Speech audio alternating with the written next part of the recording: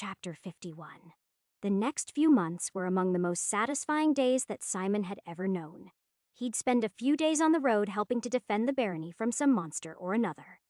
Then he'd come home to spend weeks with his wife as they slowly turned their strange situation into a life together. She was never happy to see him leave, but she was always overjoyed to see him come home. And that was enough for him. Little by little, they made 1,000 minor touches that slowly turned their life from bearable to amazing. Simon learned to redo the plaster walls, and though he never quite mastered the brickwork, the man he hired did a good enough job that Freya never complained about smoke while she was cooking again. It seemed like every time he left Crovar, he came back with some souvenir.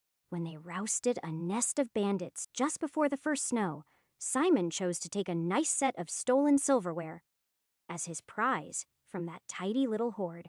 After that was Knoll Raiders, where he found a lovely necklace for Freya, which she swooned over. In the spring, he was called upon to defeat an actual goblin infestation, and then to put down a tax rebellion. In the former case, he finally found a lovely spinning wheel in a house where the occupants had been murdered. In the latter, he actually chose to give a few gold coins from his stash away to resolve the situation peacefully when he decided that the Baron was in the wrong. He didn't want to spend those coins, of course. He knew they'd never get that sort of windfall again. However, his only other option was to crush the skull of the headman and hang every poor bastard without a coin to their name or join them and overthrow the Baron. Simon was fairly sure he could do the latter, but the chaos that would have been introduced into his life would have been awful. He needed peace to enjoy this time with Freya more than he needed a couple of gold coins anyway. He felt like both of them were improving and growing closer all the time, which made their time apart that much more unbearable. While she learned to spin yarn and knit it into a blanket to replace the threadbare one that had barely got them through winter, he focused on other things that were almost as important. Simon spent the winter getting halfway decent with his long bow and forcing the men he fought beside so often to train to work together a little better. Quite frankly, he thought their performance was a little embarrassing because everyone used a different weapon and style. Still, it took forever to improve that situation. He doubted they'd have even made the effort if they didn't secretly call him the miracle worker behind his back. That was a rumor he'd tried to quash, but it had only grown since that first fight. Even the Baron had pulled him aside to ask if it was true that he had magical healing powers. Simon had learned the hard way that the more he denied it, the more they believed. Now he just ignored it and tried not to add more fuel to the fire. Still, it was hard to do that when you watched someone bleeding out on the battlefield and knew you could save them with a few whispered words. These days, he tried to heal just the internal part of the wound. That way, he left it bleeding, but no longer life-threatening to allay suspicion. However, even with that little trick, people still noticed that of all the Baron's patrols, his routinely came back with the fewest casualties. So, they tried things his way and practiced things like shield walls and short bows. And by spring, he had a halfway capable fighting force. By spring, everything felt like it was starting to fall into a routine for the first time since he'd entered the pit. That was when Freya told him that she was pregnant. Really? Are you sure? He asked. That was apparently the wrong answer because after she stopped crying, she wouldn't speak to him for hours. That night they had a fight, and he apologized, but he wasn't really sure what he was apologizing for. He was the one with his mind blown after all. He was only 30 after all. Was he even ready to be a dad? It wasn't a conversation he'd ever planned on having in his life. Still, eventually he acted excited enough to placate her while he processed his own feeling on the subject. Simon tried to look on the bright side. This was among the smallest curveballs Hylades could have thrown him. It was only a few days later that they heard the news that the orcs were coming. 2 days after Simon got the Baron to agree to let him take some time off from the field, a messenger came to let them know that a warband of orcs had been sighted in the east and seemed to be heading this way. For the last month, they had been dealing with increased centaur activity, and suddenly everything snapped into place. The centaurs were moving further west and warring with the humans because the orcs were displacing them. It was grim news, and though the Lord of Crovar kept it a secret for as long as he could, so as not to cause a panic, the panic still came when refugees fleeing the path of danger arrived in the walled town. "Are we going to leave?" Freya asked. "They say that the Horde has thousands of warriors. There's no way anyone could defend against that. If everyone is saying something, it's almost certainly wrong, Simon sighed, slumping into bed with her. He explained that the reality was somewhere between dozens and hundreds of orc warriors. While that was still enough to kill 3 times their weight in men, Krovar had more than enough men that could hold a sword or a crossbow to fend them off. In truth, Simon was more than a little worried. Not just for his wife, but also for his unborn child. That was just starting to grow inside her. He couldn't leave, though. The road hadn't been a good place when it was just the two of them, and there was no way they'd be able to manage as her body began to swell with life.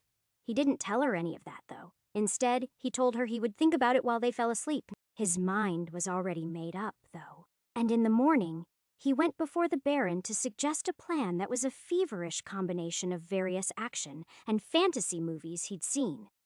"Sire, we must defeat this army, but the only place we can hope to do so is here. We must let them come here, and even lure them here if necessary, and then we must break them against the eastern walls," Simon said as passionately as he could. "The eastern walls, you say? And why is that?" The Baron asked. "My son thinks we should be prepared to retreat to the tower and wait for them to lose interest. Rumors say their army is too big to hold back until the Count, or even the King sends reinforcements."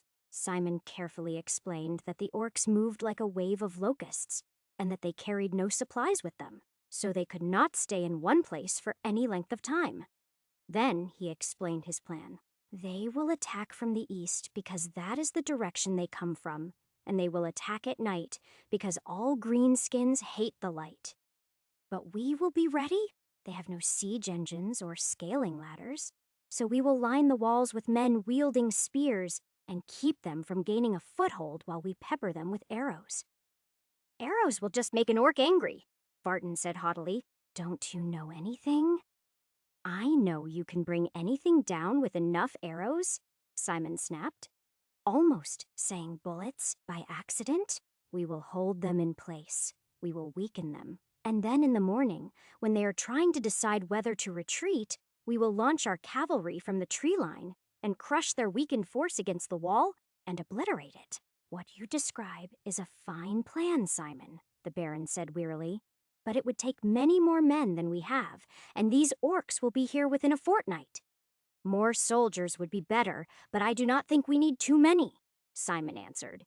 "We will keep most of them on their horses in the wood while we put a bow or a spear in the hand of every farmer and refugee that's old enough to wield them, and we shall tell them that they are all that stands between their family and a gruesome death."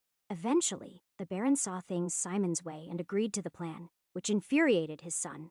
"This plan is reckless to the point of danger." "No man will follow it," Vartan declared, storming out of the room. Simon didn't actually think he was completely wrong. It was reckless, but only a little. In the movies, the orcs would have had giant trolls to knock down the walls or catapults. But here they were just savages using salvaged weapons to murder and devour everything they could find, and Simon would be ready for them.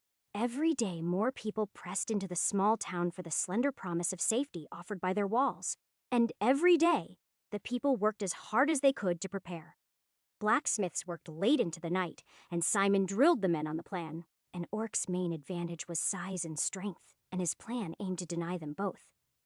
On the day the horde was sighted from the tower, Simon pressed a dagger into Freya's hand and promised to keep her safe even as she cursed him for not fleeing when they had the chance. She was almost 6 months pregnant now, and travel beyond the market would have been impossible.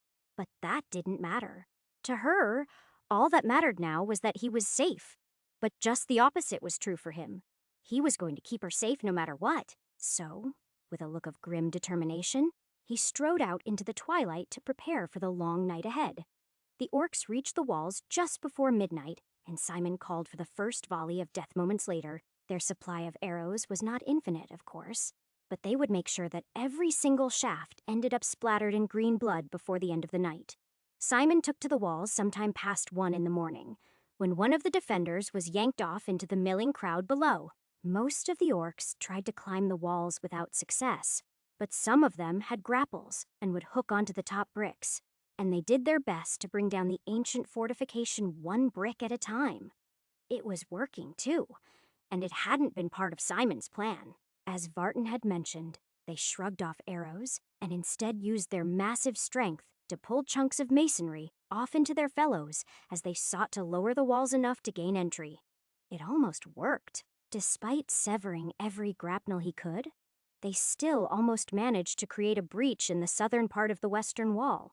In the end, it was only dawn that saved them. As false dawn began to light up the eastern horizon, the warriors began to have second thoughts about whether or not to continue the assault. It was too late for second thoughts, though, because, even as they turned to leave, the horn blew, and the cavalry appeared on the far side. Simon ordered the gates open, then, and sent every man still capable of swinging a sword outside to join them.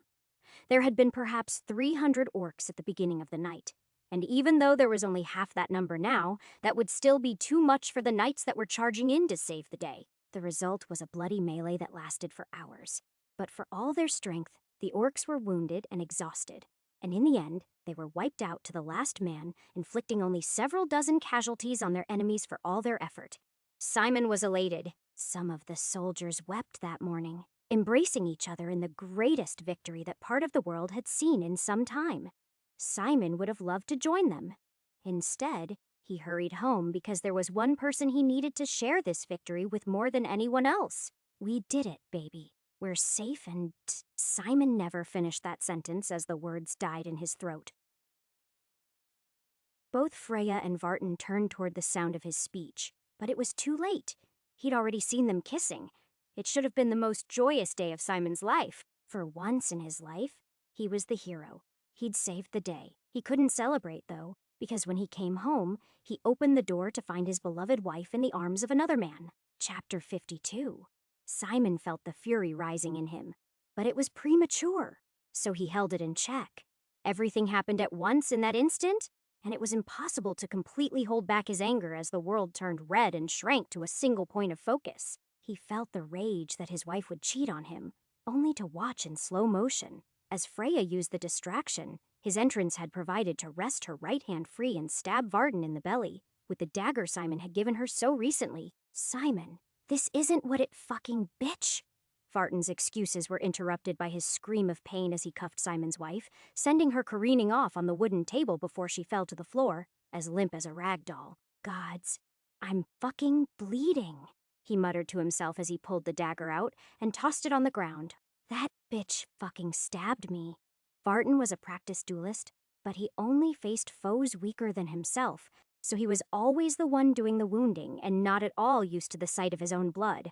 Simon's lip curled in pleasure at that. For better or worse, he'd been on the wrong side of a blade dozens of times now.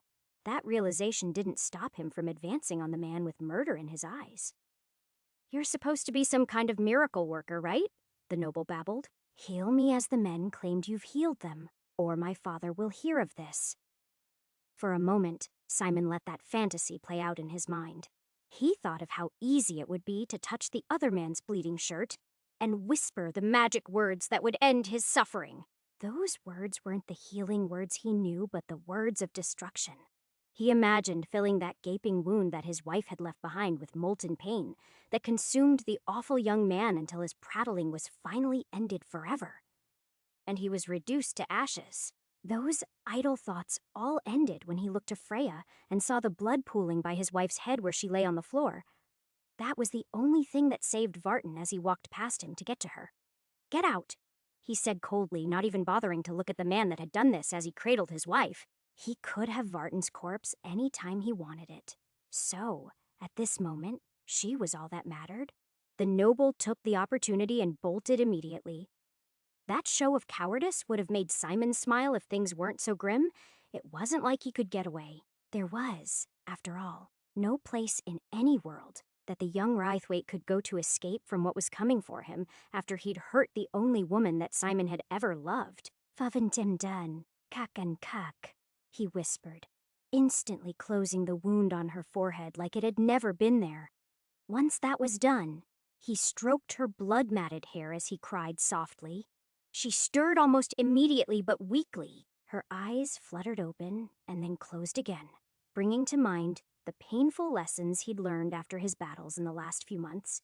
Closing the most obvious part of the wound didn't necessarily solve the problem. A couple months ago, A man in Simon's unit had died after his stomach had been ripped open in a battle with goblins.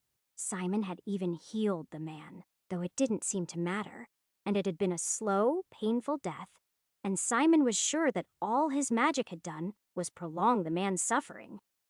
At first, Simon thought it had been caused by internal bleeding. Still, even after a second round of healing, his belly continued to swell. Eventually, they'd had to put him out of his misery because some vital organ was punctured, and Simon didn't know enough about it to fix it. "It's going to be okay, baby," he said soothingly as he picked up Freya and set her on the bed. "I'm going to find out what's wrong, and I'm going to fix you, I promise." Simon spent the next few minutes studying his beloved, looking for anything that might offer a clue as to what was wrong with her. At first, he thought it might be blood loss because she'd always been a little anemic, and it had only gotten worse after she started to show. Freya's pulse was steady, though, and it didn't seem like her neck was broken. It was only when he peeled open her eyelid and saw her pupils were of wildly different sizes that he realized it might be a concussion or something like that. "Those aren't fatal, though, are they?" Simon struggled to remember anything he could about his brief exposure to first aid treatment. All he could remember was to keep her hydrated and cover her with a blanket to prevent shock. After she hadn't shown any additional signs of recovery for an hour, Simon decided to risk trying to heal her brain directly. A concussion was supposed to be like a bruise on the brain, after all, and bruises he could fix. But he felt certain he wasn't qualified to be poking around in anyone's brain. And as he whispered, "Fums found Joan Joe. Hack, hack," he was extremely cognizant that he could make things worse. A moment later, she opened her eyes again. "Simon, I'm so sorry," she whispered weakly. "I didn't, but he wouldn't stop. He said that." "Shh," he soothed her, squeezing her hand tighter. "I know this isn't your fault, baby. I know. It's going to be okay." "The baby," she said suddenly, trying to sit up. "Oh, God's the baby, is it?" "It's fine," Simon said, trying to keep her calm. "Everything is going to be just fine." "It isn't," she said, starting to cry. "Simon, I have to tell you. I can't. I'm not." That Freya seemed to be having trouble holding on to what she was trying to say concerned Simon to no end. But he tried to keep the worry off his face. He didn't know if he'd done something to make things worse, or if there was some other internal injury he hadn't discovered. But it felt like with every word she spoke, she was expending a small part of her rapidly waning strength. "Be still, darling," he said, no longer able to hold back his tears as they cascaded silently down his face. "Don't speak. Save your strength." "I didn't want to, Simon," she whispered, ignoring his caution. "But I always loved you."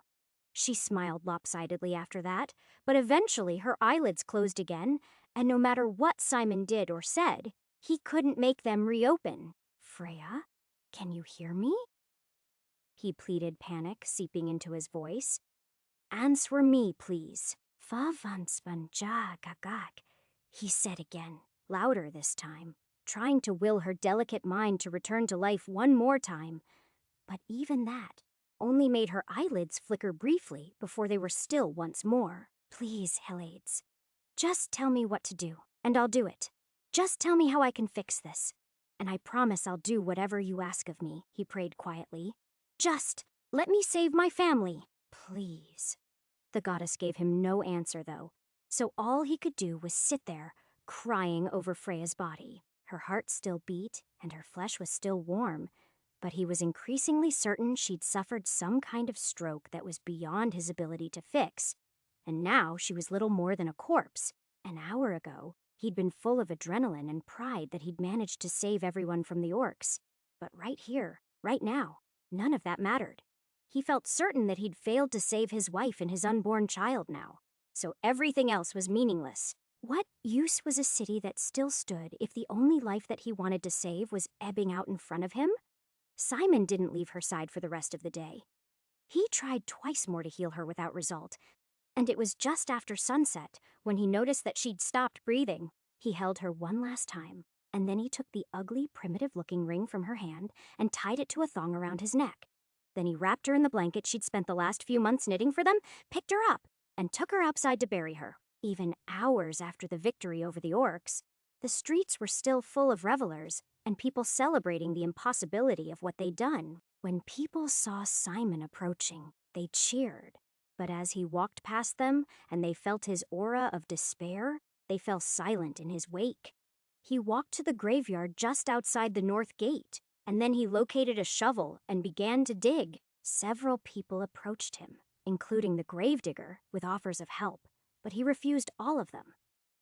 This single-minded focus was the only thing that could keep his mind off the rage and despair that warred within him. Was this really all his life was now? He wondered. A constant stream of disappointments? Was he just supposed to find the girl again, only to lose her? What sort of life was that? Simon was in better shape than he'd been in his whole life. He was even more fit than when he sparred with Gregor almost every day after being here in Crovar for almost a year. But even so, digging down foot after foot into the clay soil was backbreaking work. And the exhaustion was all that kept him from breaking down into racking sobs. When the hole was at last deep enough, sometime after midnight, Simon arranged her into the pit and stood staring at it for a long time before he could bring himself to fill it in with dirt. He couldn't help it. He was paralyzed by all the happy memories they'd shared together, and putting that first shovelful of earth on top of her would truly be saying goodbye for the last time. It wouldn't be the last time, of course. He knew that. He could just kill himself and go find her again. He could kill himself 100 times if that's what it took to locate her again. But it wouldn't be this Freya or this life. And as tempted as he was to just lie down in that grave beside her, he gripped their ring that now hung around his neck, and he knew that he couldn't do that. He couldn't give in to despair. So he filled in her grave and then impaled his sword in the earth as a crude grave marker. There was nothing fancy about the steel blade, but any one of the Baron's men could look at it and see that it was his. Perhaps one of them would make something a little nicer for her in the days to come, he thought. Exhausted, Simon vowed that if he survived what was to come, that he would use the rest of their gold to hire a mason to build a grand monument to her, though he doubted that he'd ever be around to see it. He lay there on the cold, wet earth in a vain attempt to be close to her, one last time, and he slept, knowing that some small, vital piece of who he was had been buried in that grave with her. Chapter 53. Simon awoke from his troubled dreams, shivering from the cold in the pre-dawn light. For a brief moment, he wasn't sure where he was. He dreamed that he'd been off to a war against the orcs and, well, it had been a true nightmare. When he woke in the field, though, he breathed a sigh of relief that everything he'd experienced was a dream. It wasn't, though.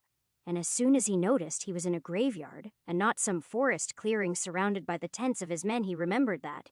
Then everything came rushing back. His grief hadn't gone anywhere. It had merely ebbed for a moment, and now it was back with a vengeance. Even as he tried to cope with that pain, though, it was overwhelmed by something else. His desire to wring the neck of his wife's murderer. That need had invaded his dreams, too. That was what confused him. He'd fought barehanded through an entire army of orcs led by the Baron to keep him from getting his due. Simon regretted letting her murderer escape, but that was only in retrospect. If those precious seconds had let him save her, then he would have counted himself among the luckiest men ever to live. It hadn't been enough, though, so he was a fool for not leaving his lord a body of his own to bury. He doubted that Baron Raithwaite would make what had to happen to his heir next very easy. But Simon wasn't worried. Not only was Vartan likely to pass away from the gut wound he already possessed in this primitive world like this, but there wasn't a force in this world that could keep him from ripping the man's head off with his bare hands. More than anything, Simon wanted to watch the light leave his eyes. So he rose and stretched and started walking back toward the north gate. It was there he found his way barred. "I'm sorry, Simon, but I have orders from the Baron," the Night Watch commander said. "He said that your services are no longer necessary and that you are free to depart in peace. He also gave me the order that if you try to force the issue, I'm to have you arrested and hanged without delay on the charge of assaulting his son and heir, Vartan Raithwaite." Simon stood there momentarily, considering the words and deciding how best to proceed, so the commander continued. "That can't be true, though, can it? You just saved the city, so there has to be some kind of mistake, right? Heat of battle. Something like that." The Night Watch commander was a good man, Simon had learned that much over the past week while they'd worked hand in gauntlet to prepare the city's defenses. He had no wish to strike him down, but fortunately, he lacked a sword just now, which greatly reduced the temptation. Actually, it isn't true, Simon said, letting the other man breathe a sigh of relief before he continued loudly enough that everyone on watch near the gate could hear. My wife stabbed that low-life son of a bitch while he was trying to rape her. I just happened to interrupt. That's terrible, the older man said, shaking his head sadly. Well then, surely she can go before the Baron and... She's dead, Simon said flatly. Head wound. Nothing I could do. All the men on duty tightened their grip on their swords when they heard that. But none dared draw on him, and they were surprised when Simon walked away. Where are you going? The watch commander called out after Simon. Away, Simon lied. It was still dark enough that climbing the eastern part of the wall in one of the places most damaged by orcs would be child's play. And that's exactly what Simon aimed to do.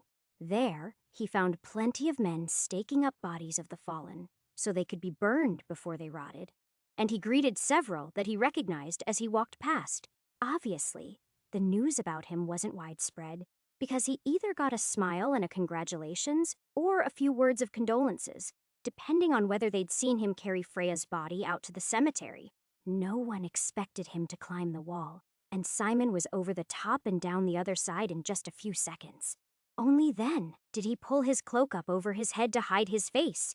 He'd been in Crovar long enough for it to start feeling like home, but now it was enemy territory. The first guard to confront him was a man named Mitchell, whom Simon had never cared for. He was one of Vartan's men and bore a long, ragged scar along his jawline. You there, halt! He ordered Simon as he drew his sword. Simon stepped inside the other man's guard, tripped him, and then stomped on his throat. Then Simon left him in the darkness near the well before helping himself to the man's long sword and leaving him to suffocate.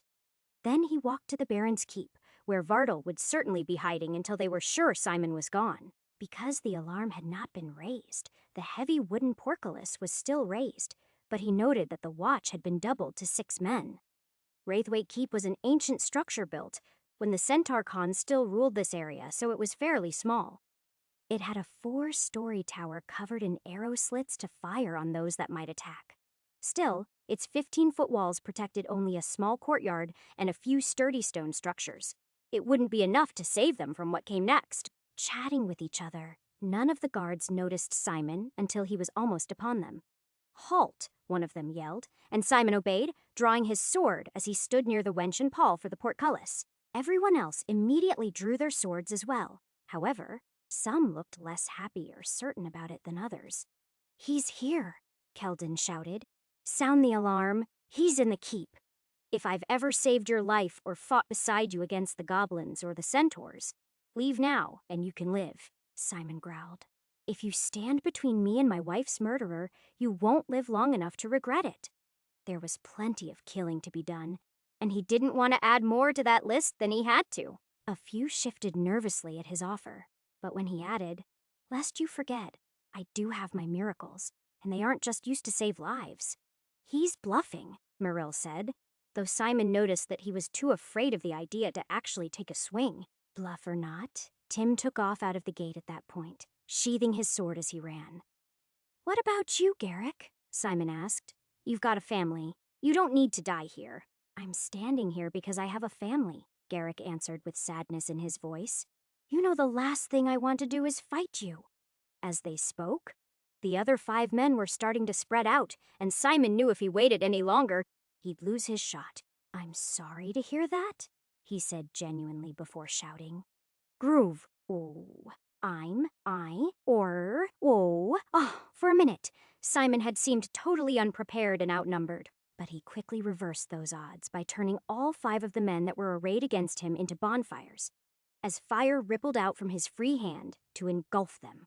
Then, with a swift chop, he mercifully beheaded Garrick, leaving the other 4 men to burn to death before he lifted the pall on the portcullis ratchet, sending the thing crashing down to the ground. The fortress was a hive of activity now, but no one was quite sure what was happening. Simon used that to charge through the side door into the Wraithwaite home as they started to bar the main door and send crossbowmen up on the walls, looking for who was attacking them. That left Simon entirely free to approach the bedrooms of the Baron and his boys. On his way, he only encountered a single guard who was smart enough to shoot Simon as soon as he saw him coming, but not smart enough to draw his sword as Simon staggered forward with an arrow in his shoulder and ran him through. You never get enough time to shoot twice with one of those things, Simon grunted as he yanked the quarrel out and healed himself. Once he'd regained the use of both of his arms, Simon reloaded the weapon and continued down the hall. Shortly before reaching Vartan's room, he found the Baron standing in his sleeping gown, holding a dagger. I understand that you're angry, Simon, and I'm willing to pay to smooth over this misunderstanding, the old Baron said calmly, like he was negotiating a business deal. But if you want to kill my son, you're going to have to go through me and I'm surprisingly okay with that, Simon answered with a manic grin, pulling the trigger and releasing the bolt into the Baron's chest. He would probably have killed the old man anyway. But listening to him talk about how gold might be used to clean the slate after what his son had done just stoked the fires of Simon's fury. That much higher. The Baron's weapon clattered to the stone hallway, and his body would have joined it. But the quarrel had pinned the slender old man to the wooden door behind him. He weighed too little to break the shaft, so he hung there painfully, gasping for breath. You should have just let me kill him, Simon said as he walked to the Baron and moved to open the door. Son or not, you know he deserves this. Predictably, the door was barred from the inside, so Simon shouted, Come out, Vartan! You can't save yourself, but you can still save your father. If you surrender, I'll heal him up good as new. Go on, old man, Simon said as he moved further down the hall to fetch a battle axe mounted on the wall that he could use to cut through the door. Convince him to save your life? Maybe he'll listen. All Baron Raithwaite could do was cough up blood as he gasped. The man's mouth moved, but no words came out. Simon didn't care either way.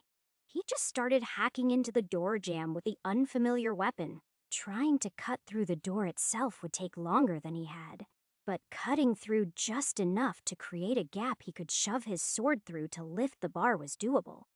Here's Johnny, Simon shouted as he finally damaged the door enough to force it open. No one but him would get the joke, but he didn't care. He laughed grimly as he found Vartan lying in bed. The man was still bleeding, but he held his sword in his hand. Your bitch of a wife cut too deep for me to be able to fight you properly, I'm afraid. But if you'd like to heal me, I'd gladly allow you to join her in death, the spoiled young noble spat.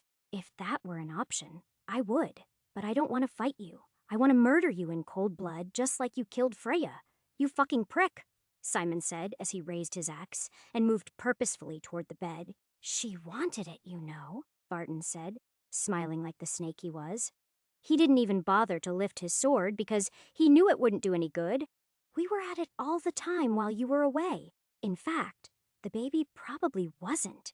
The noble's cruel words were cut off abruptly as Simon buried 8 inches of steel axe blade in the other man's skull while he yelled in rage.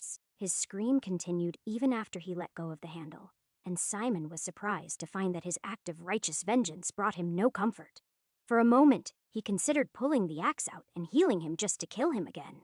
However, he realized that would be too far and stopped himself from seriously considering it. Instead, satisfied or not, that's when he turned around and found Vartan's younger brother standing there in his nightclothes with a sword drawn.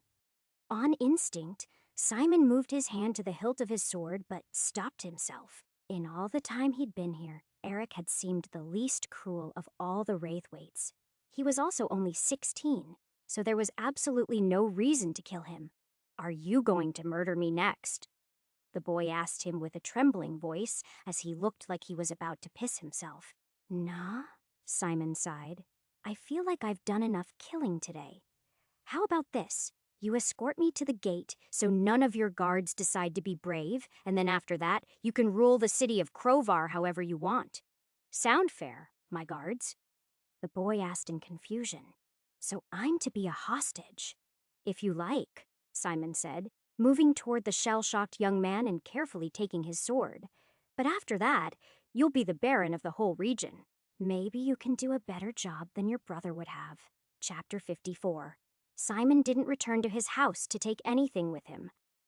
Nothing he'd left behind was worth the ghosts he would see there.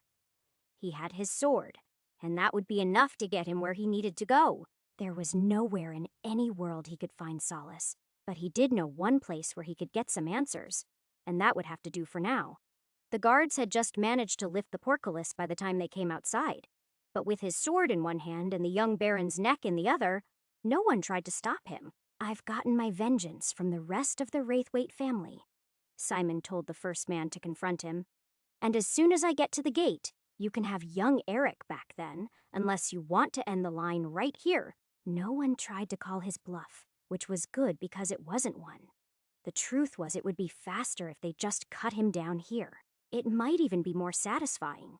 But if he died, then he wouldn't have her ring anymore. And that meant more to him than walking all the way back up that mountain to the Wyvern. The trip back was uneventful. As they'd ridden south together, Simon and Freya had feared that the zombies were nipping at their heels and would sweep across the world. They'd never come that close, though. After the fall of Schwarzenbruck, they'd become an endemic threat. They'd pop up periodically, but the people of the area knew how to handle them.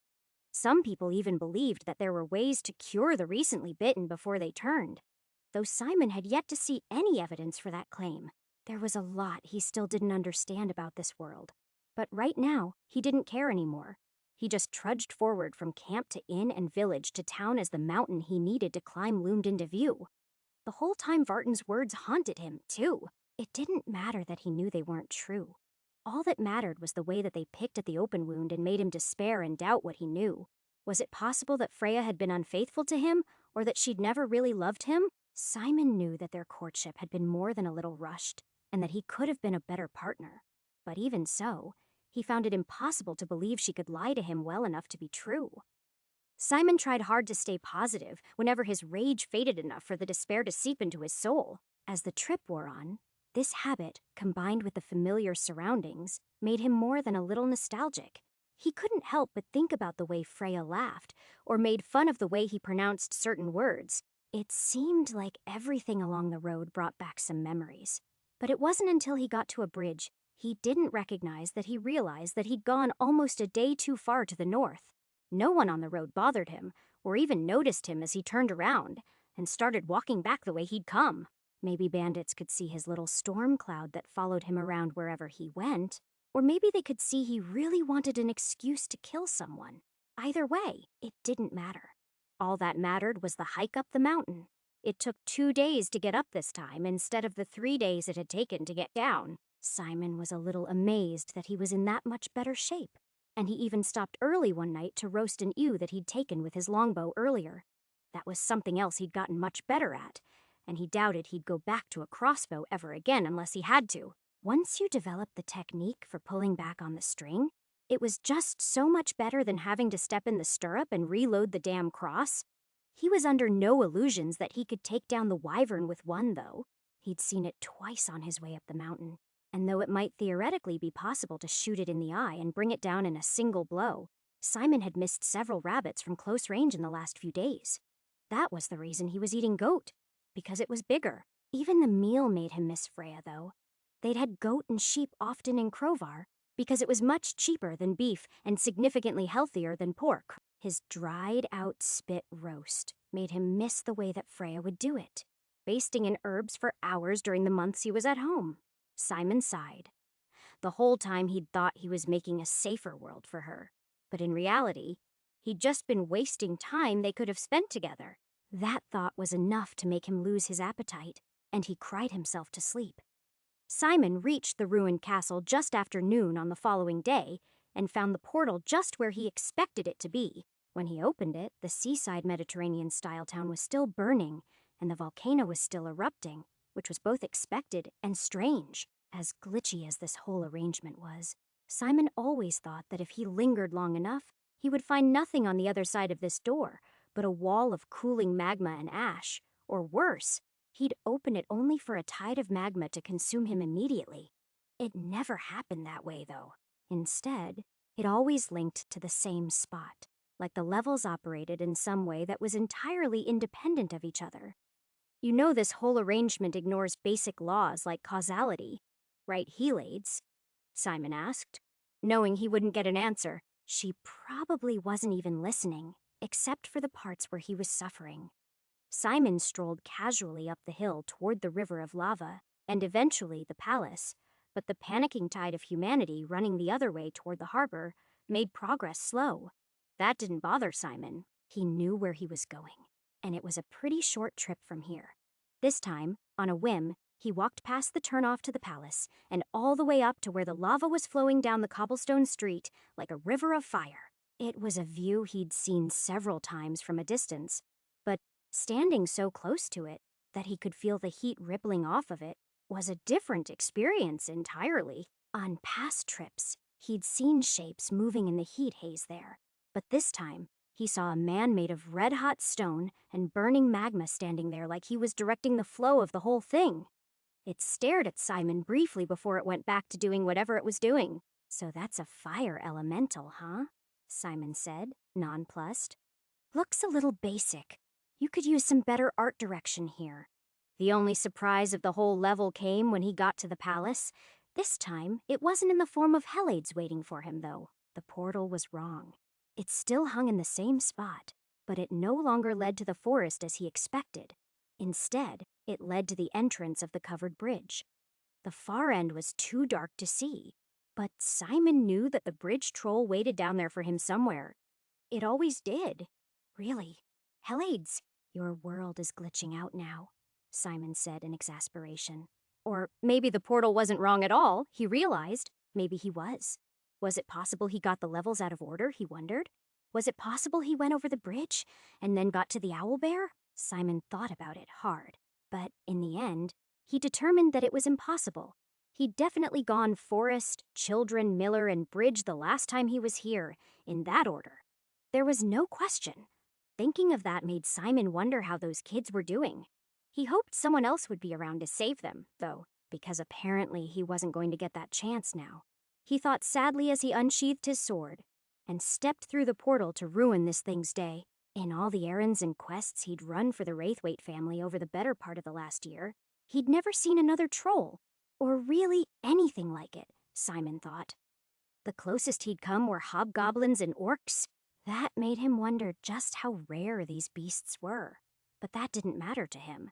It wasn't like anyone would cry if this endangered species went extinct. "You and me have unfinished business," Simon said, as he strode toward the thing in the near blackness of the wooden bridge.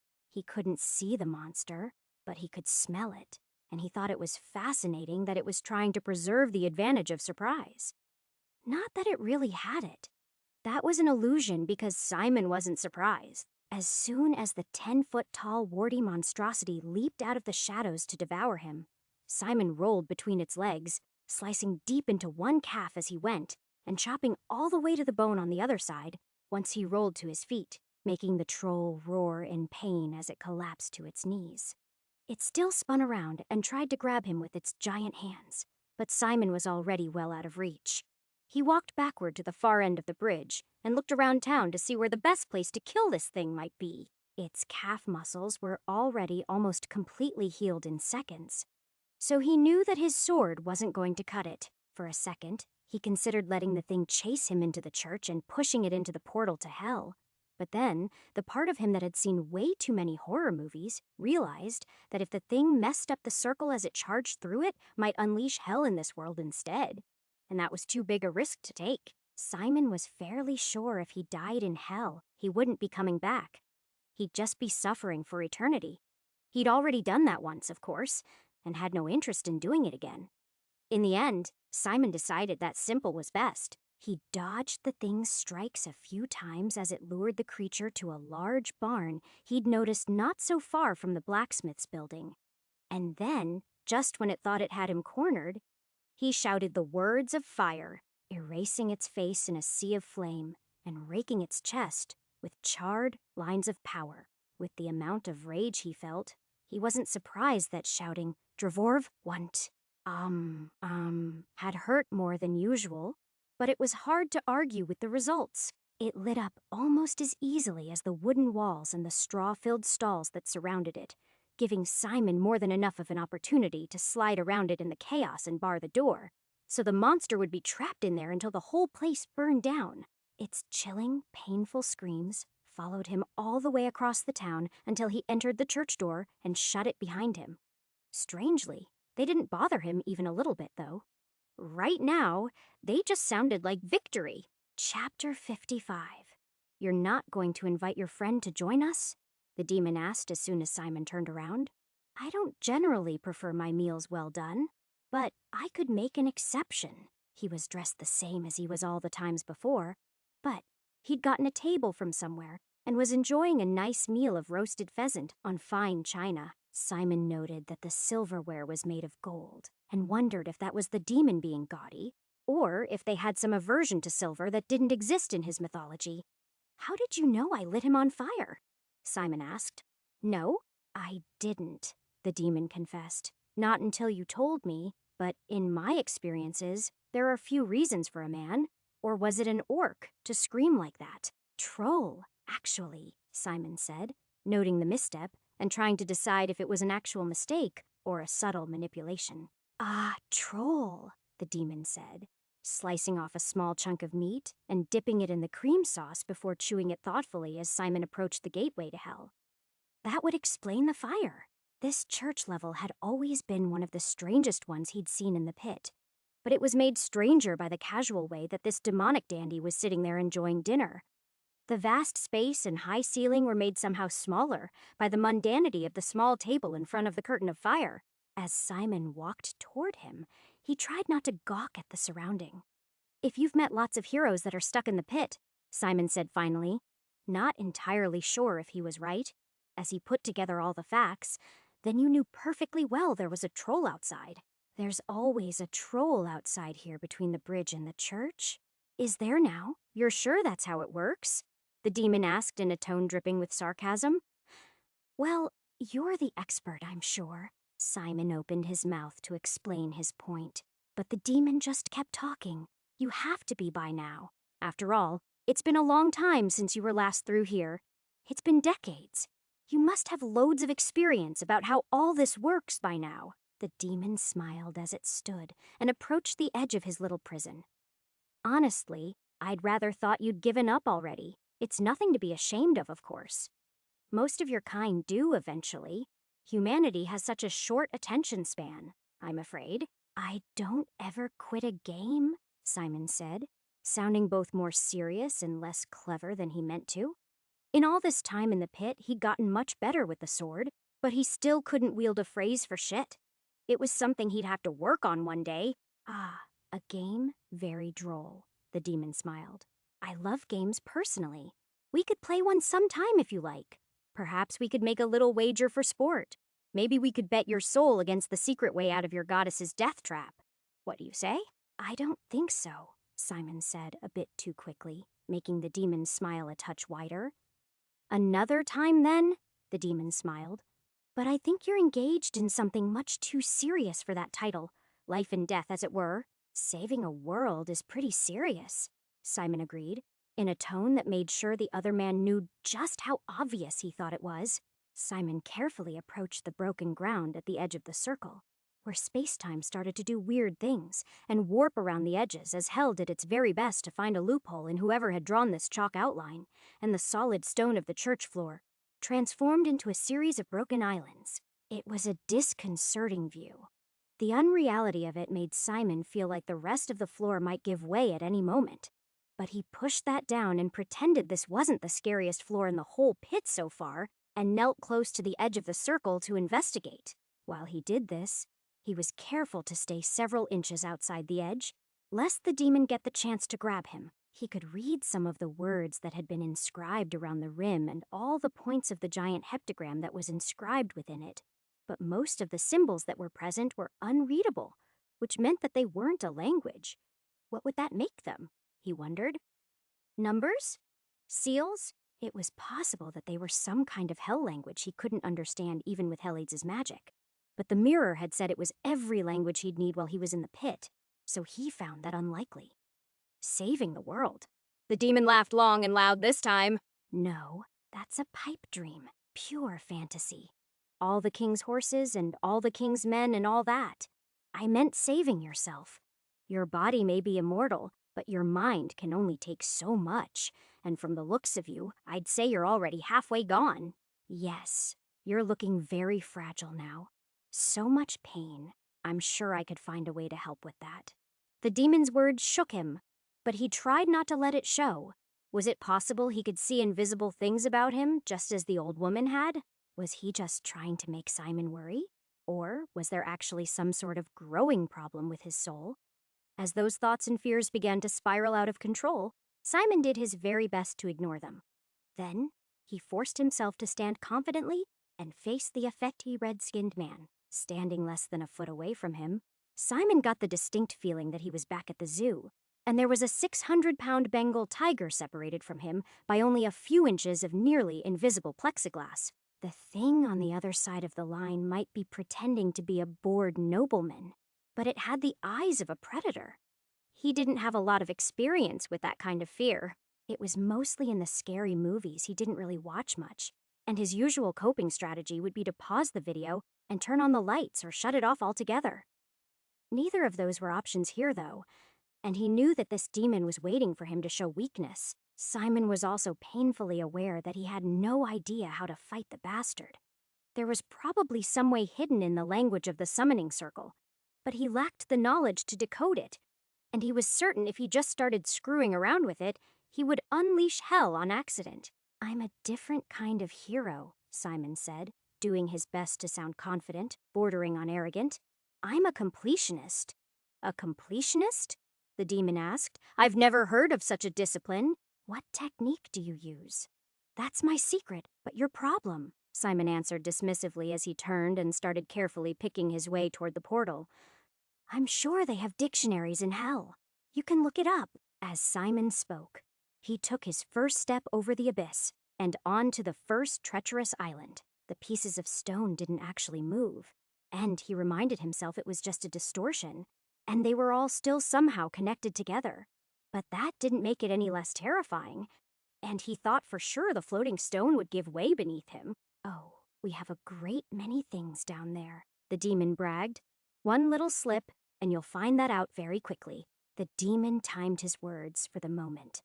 Simon was stepping over one of the largest gaps into the fiery nether world, like he'd slip and fall like some kind of cartoon character. Simon ignored the sudden spike in his heart rate, though, and continued further down the fractured stairway until he walked through the darkened portal that led to the haunted mansion. He thought about doing some more exploring here, but all it took was peeking through 3 doors and finding one hallway of paintings that looked at him as he walked, and he changed his mind about that. He wasn't about to fuck around with the place either. He just walked 20 feet down the hall, grabbing the longest tapestries he could, and once he had enough, he threw them down in a pile and began to cut them into long, thin strips that he tied together to create a particularly knotty and garish multicolored rope. Then he threw a small cabinet through the closest window and tied his rope to the massive handle of a nearby door and tossed the rope over the side.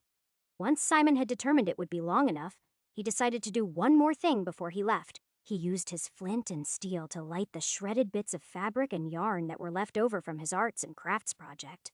And once he had them going, he used that slender flame to light other flammable objects on fire. First was a rug, and then some curtains. But once he had the end table going, he opened up a nearby door and tossed it onto a canopy bed. That should do it, he told himself as he grabbed the knotted rope and started to rappel down the side of the building. The sandstone walls weren't hard to find traction on, but he did have to be careful to work his way slowly around the windows on the lower floors. By the time he reached the bottom, he could smell smoke, and as he reached the hedge maze, he could see the fire visibly spreading. It wasn't moving as he would have expected to, though. In a house fire, the flames would spread from room to adjacent room. Here, though, a room on the 4th floor seemed to catch a room on the 1st floor on fire, which in turn caught a room down the hall on fire before the flames jumped back up to the 3rd floor. It was pretty random, and it confirmed Simon's suspicions about the first time he'd been here. Then he'd been wandering for hours and never seemed to find an end. At the time, he'd thought he was going crazy, but it turned out he'd been entirely right. The house really was broken on the inside in some fundamental way. It didn't matter, though. By the time he'd finally arrived at the entrance, the whole thing was going up in smoke, Simon wondered briefly if that level of destruction would be enough to damage the portal, but it was right where it was supposed to be, and it led down into the same cave it had last time. Now I just have to figure out how to steal that book without getting pasted, he said to himself, as he walked inside and made his way through the growing dark as he drew his long bow and tried to be as quiet as a mouse. Chapter 56. The first time he'd been in this cave, he'd stumbled through the darkness toward the same sounds of chanting as he was now. But he'd been cocky. He hadn't thought the mage, warlock, or whatever the old man was hadn't looked like much. And that had almost cost him a death with the giant stone golem rumbling out of the darkness. This time, he was more circumspect. And no matter how much his anger made him want to go deeper into the pit and skip over this petty bullshit, he forced himself to wait in the darkness and let his eyes adjust as he tried to understand what was happening. Nothing was different from last time. The black-robed man still had a scraggly beard and was still gesticulating to the roof of the cavern while he offered the gods whatever it was they wanted if only they would grant him his wish. "You have but to grant me my boon, and I will not stop with the village. I will burn the whole kingdom to the ground in your name," the man begged, sounding like he was ready to grovel as his tone went from haughty to pleading instantly, like he was on the verge of a nervous breakdown. Simon shook his head. This dude did not look like an all-powerful wizard. He would have likely just shot him in the back again, had it not been for his knowledge that the strange-looking rock formation across the room from him was capable of murdering him in a heartbeat. There were many things Simon would eventually have to kill that he didn't completely understand, like the wyvern. He was sure he'd figure out a way eventually as he continued to learn new tricks, though. The troll was a good example of that. Simon was sure he'd never be able to beat anything so big, but burning it alive in a barn had worked just fine. This, though, he wasn't sure about. How in the hell was he supposed to kill 5 tons of limestone in the shape of a man? It didn't exactly have any weak points he could take advantage of. He'd have to trick it off the edge of a cliff or something and see if the fall shattered it. Or he could just skip it, he thought, hopefully. The stairs were right over there, and if he was quick and quiet, he was sure he could get past them without too much trouble. But if he took the easy way out, then he wouldn't get a chance to steal that book. And that could be a goldmine of information if this creepy old guy really knew how to do more than just rant to the gods and beg them for eternal life or whatever he was doing. Simon thought about it for a minute and then drew his dagger, advancing on the wizard from behind.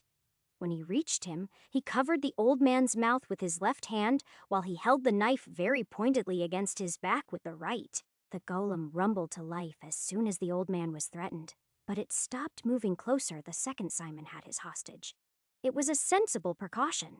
There was no way the stone giant could crush him without smashing both of them. You try to utter a single word of power, and I'll slice right through your heart before you can think to say the healing words.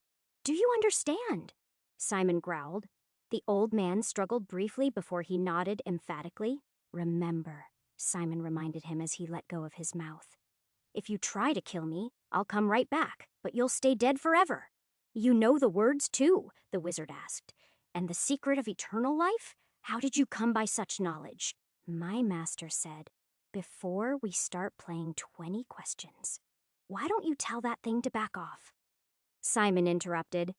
The mage was silent for a moment, then uttered the phrase, "Be still until you have been given further orders." The thing froze into a literal statue immediately. But the man who gave the order might have been reciting a dead language. He was like a student struggling with a bit of Latin, and it was clear he had no idea what he was saying. This only deepened the mystery to Simon. Why would a crackpot that presumably created a golem barely be able to control it? "The guardian will not interfere now," the man said, with a voice full of fear. "Now can you tell me? I'm the one with the knife, so I'm the one that will be asking the questions." Simon talked over him. "Now tell me, who are you, and what are you doing here?" "My name is Andronican," he answered, shifting uncomfortably from the way Simon held him. "I was the student of the great Festovian until his untimely death, and I seek the mysteries of the..." The man continued to go on and on about irrelevant details, but Simon let him babble while he tried to work things out. Was it possible that his master had done all the magic to create the golem and everything else, or was something else going on here? Each level was supposed to be some terrible event, but this guy had gone down pretty easy last time, so he hardly seemed to be capable of controlling his golem, let alone starting a zombie apocalypse. How were you going to slaughter the village you mentioned earlier? Simon asked finally. Were you going to raise the dead or start a plague? The old man cackled at that. I wish I knew how to do such wonderful things, but those secrets are locked away in my master's grimoire, and I don't read the old language as well as he did, so they are forever lost to me. I'm pretty good with languages, Simon said. I could check it out for you. Why shouldn't I turn you to ash the moment you release me? Andronican asked with a sneer, suddenly remembering to at least pretend to be the bad guy. But there was something seriously off here to Simon. Well, if you kill me, you'll burn the book, and you'll be out the secret of eternal life, Simon said, wondering if this guy would be dumb enough to bite. Very well, he said after a moment, prompting Simon to relax his grip. Show me your magic, and I will let you glimpse my master's terrible wisdom. Make me young again. Everything about this guy's body language made Simon sure that the wizard was just itching to betray him. He just oozed comic book villain vibes. But despite that, Simon decided to play along a little, and he released the old man. All right, Simon said, bringing the knife to his forearm and cutting deep enough with his knife to make himself bleed immediately. Watch closely. You will see me channel pure life force to close this wound. Favam tam poum ja kaka. He muttered under his breath, making the wound close instantly before he wiped away the blood to prove it had vanished, without so much as a scar. If this wannabe wizard knew healing magic, Simon would be in trouble. But as he watched the other man's face light up with undisguised glee, he knew that it was not a spell. The old man knew he had him. Marvelous, Andronican muttered. Simply marvelous. Tell me, what is the secret?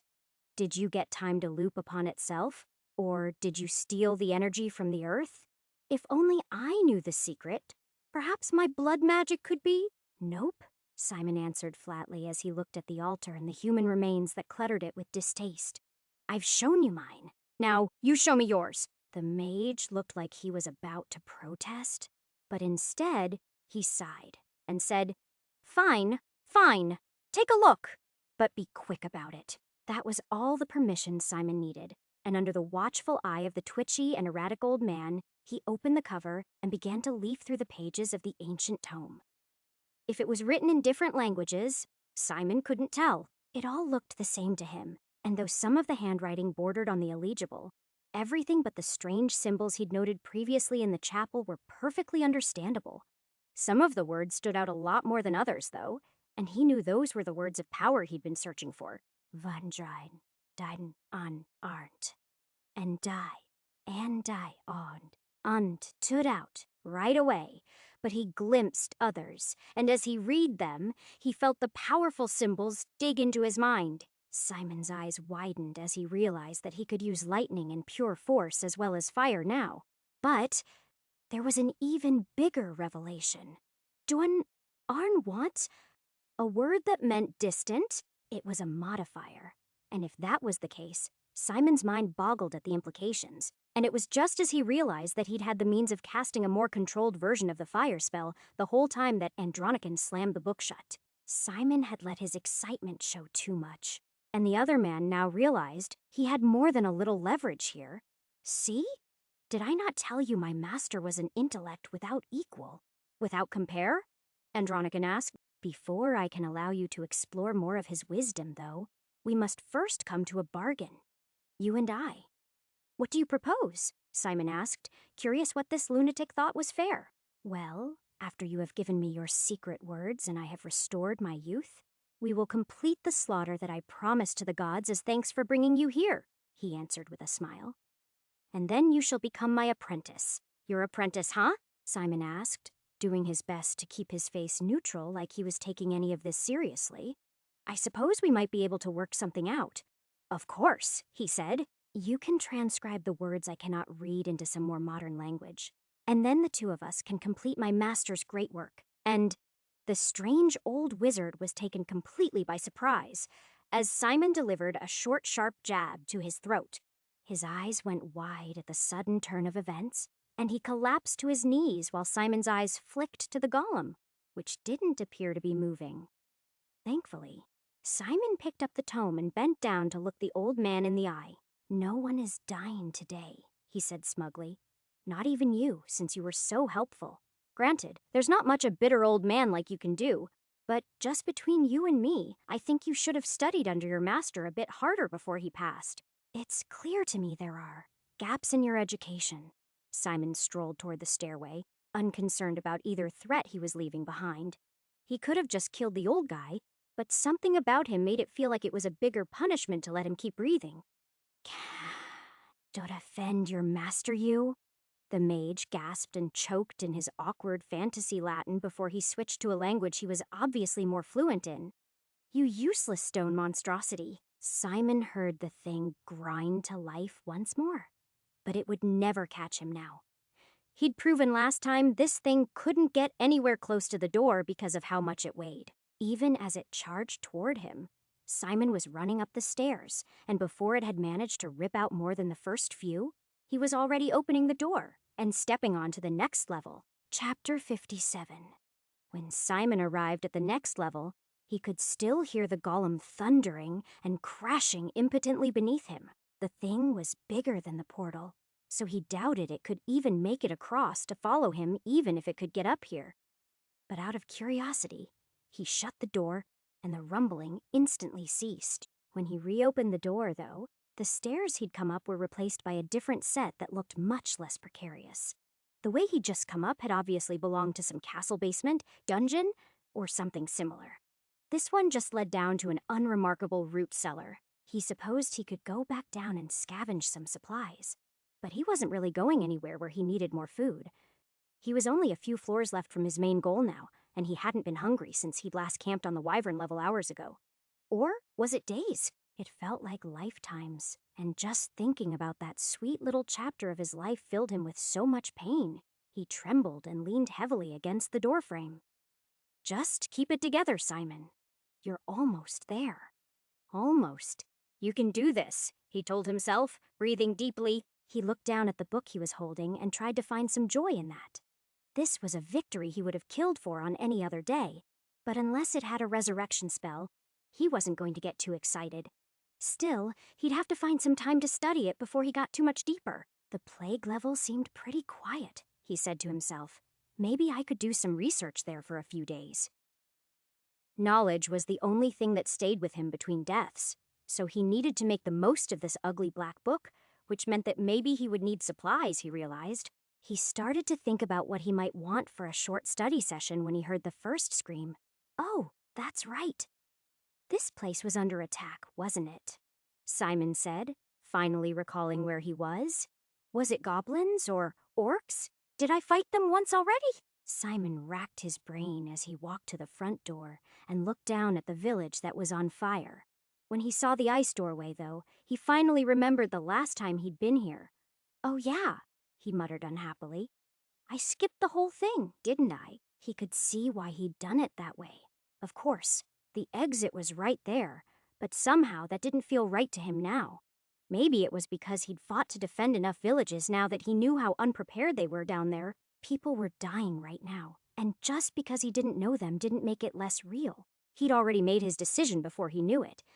There was only one answer, even if the past version of him hadn't realized it. That was okay. He'd redo this as many times as it took to get it right.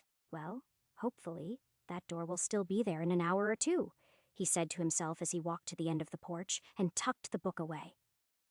He didn't think this would be too much trouble, and honestly, killing something that could fight back sounded pretty good to him right about now. Simon drew his sword as he advanced on the village and took in the carnage. There were some shapes in the dark that told him he was definitely dealing with an orc raiding band. The fact that the village hadn't already been leveled told him it was a small one, though. So maybe this was the beginning of an outbreak. It was also the chance to try out his new spells, he thought. Hopefully, as he advanced down the hill, the situation wasn't looking too good. Half the houses were on fire, so he hoped that the people here had evacuated first, but that seemed unlikely given the number of bodies in the streets. Simon sighed, wondering whose job it was to defend these people. The community had neither walls nor any sign of fortifications, so they clearly weren't expecting this. When the first orc near the edge of the settlement finally noticed him, it roared, "Fresh prey!" in approval. That had been one of his stranger discoveries in this life. Goblins didn't seem to have a language, but orcs did. Most monsters he'd fought during his service in Crovar did. Actually, gnolls, orcs, and even centaurs did, though that last one made more sense to him than the other two. Orcs didn't communicate anything but very simple ideas, though, and right now, its only concern seemed to be hunger as it advanced on Simon with a crude club. That was okay. Simon's only concern was on testing out his new powers. Dun ar tunvars. Aye, he shouted.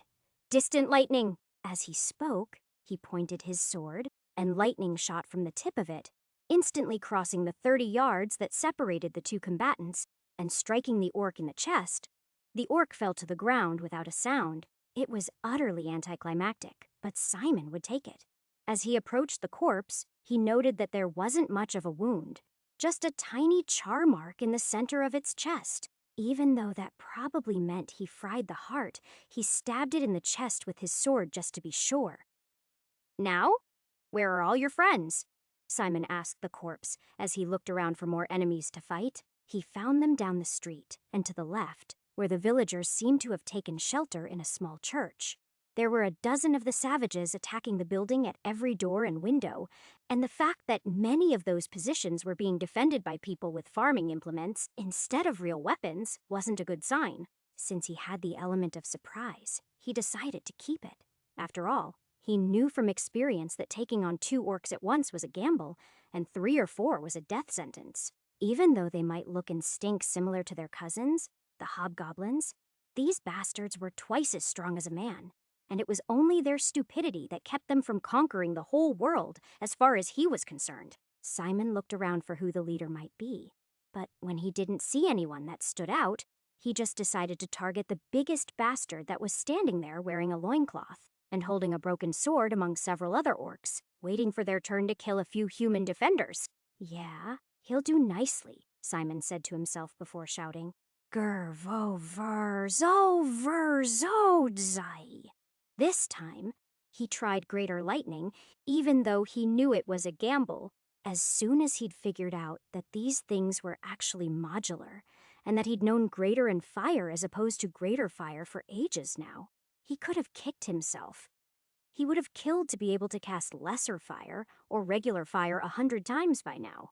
That was especially true when he still hadn't mastered flint and steel. Now, he didn't even need to use it for those occasions, especially because of the way the word greater exhausted him. But he absolutely needed it for this experiment, because he was going to do something he'd always wanted to do since he'd first started playing role-playing games in junior high. He was going to summon lighting from the sky. Simon told himself he was doing this because it would be more deniable in case the people of this town were the magic-hating types. But really, he just wanted to see if he could. There were few ideas more magical to him than the idea of summoning a bolt of thunder to smite his enemies. And as the jagged bolt of electricity leaped from the dark sky to the ground and the thunder shattered the night, he felt like he was somewhere between Zeus and Thor in the grand scheme of things. For a moment, the night was shattered by his spell, and he could feel the heat even where he stood 20 yards away. But as he approached the monsters, they all stayed standing inexplicably for several long seconds, and he worried he'd done something wrong. Then he realized they'd just been paralyzed by the electricity and had stood there perfectly rigid before they all started collapsing like dominoes. That brought a smile to Simon's face, and he took advantage of the confusion to strike down the first orc in his path before it knew he was there. That roar of pain caught everyone else's attention, though, and soon it was him versus the only 2 left standing, beside those that were still attacking the townspeople's last stand. It was a short but vicious fight, and the motherfucker closest to him broke his shield and probably his arm too on his second swing. That wasn't enough to stop Simon from running the orc through, though. For as long as he faced 2 enemies, he kept circling slowly to his right around his target, always keeping the second one in an inopportune position to coordinate their attacks. Simon had learned it from some bandits that had been particularly frustrating to kill and much more talented than these orcs would ever be. But it served him well here. Shit human. The second orc growled as the first one slumped over dead. Tough meat is the tastiest. After he was down to a single opponent, Simon relied more on parries and feints, but mostly because he didn't trust his left hand until he'd had a chance to heal it. The feeling of painful numbness was spreading, and he wasn't sure if that was because of the strength of the blow or because the orc had managed to cause some nerve damage. It didn't matter. It was a later problem, and even fighting defensively, he was still sure he could take this big, ugly bastard down. A quick glance at the rest of the fighting showed that no one was in mortal peril, so he kept whittling away at the orc while dancing out of reach. A slice here, a cut there, and soon enough, the monster could neither grip his weapon nor move quickly as Simon cut important tendons in the thing's wrist and heel. After that, it was just a matter of finding the right opening and delivering a coup de grace. But eventually, Simon thrust 2 feet of steel through the orc's heart and let it stand there confused for a moment as it bled out. Then, he turned toward the last orc standing that was currently fighting 3 wounded farmers. He noticed he was limping as he walked, but he ignored it. He just needed to help bring the last one down so they could end this and focus on the fires. He didn't see the blow coming. He'd thought that he'd killed them all, but one of the bastards must have gotten back up from his lightning strike, because as he walked to the church to see if there were any survivors he might be able to save with a little healing magic, he was suddenly struck hard in the back of the head. Simon whirled around, disemboweling the creature before it could make a second strike, but the first one had done enough damage. He staggered back, dropping his sword as he raised his hand to his head and tried to remember the word to fix it. Wait, should he fix it? He wondered. Brains were delicate, and it was his magic that had probably ultimately killed. Mercifully, the world went dark, and he collapsed to the ground before he could finish the thought. He lapsed into unconsciousness. Chapter 58. Simon woke up slowly, and feeling the lumpy bed beneath him, he sighed. Despite all that, he'd been returned to his cabin, which meant that he was dead again. Only if that was true, why was he still in so much pain? His eyelids shot open at the thought, and he stared up at the ceiling. It was not his ceiling, though. This one was thatched instead of shingled. It took him a moment to notice that he was only seeing it through one eye, though. For a moment, he worried he'd been maimed, which would have been a first for him. Up until now, he'd always been fine or dead after an encounter. It had been a binary thing. To be terribly wounded but alive, though, he wasn't sure how he'd be able to deal with that. Fortunately, he didn't have to. The blindness was merely due to the way someone had wrapped his head in thick bandages, which was a huge relief. Simon tried to sit up and felt the whole world spin as he did so. He flopped back down after that, but even that soft blow sent a shiver of pain through his body. He groaned softly, catching the interest of someone, because they were on their feet and walking toward him almost immediately. Hard-soled shoes clicked across the wooden floor, and moments later, a cute young woman was leaning over his bed. With her baby face and big doe eyes, it would have been impossible for Simon to guess her age, and he was in no state to try. She was adorable in that Disney princess sort of way that he'd long since outgrown when he hit puberty. "No, please don't move. You mustn't try to get up," she said nervously.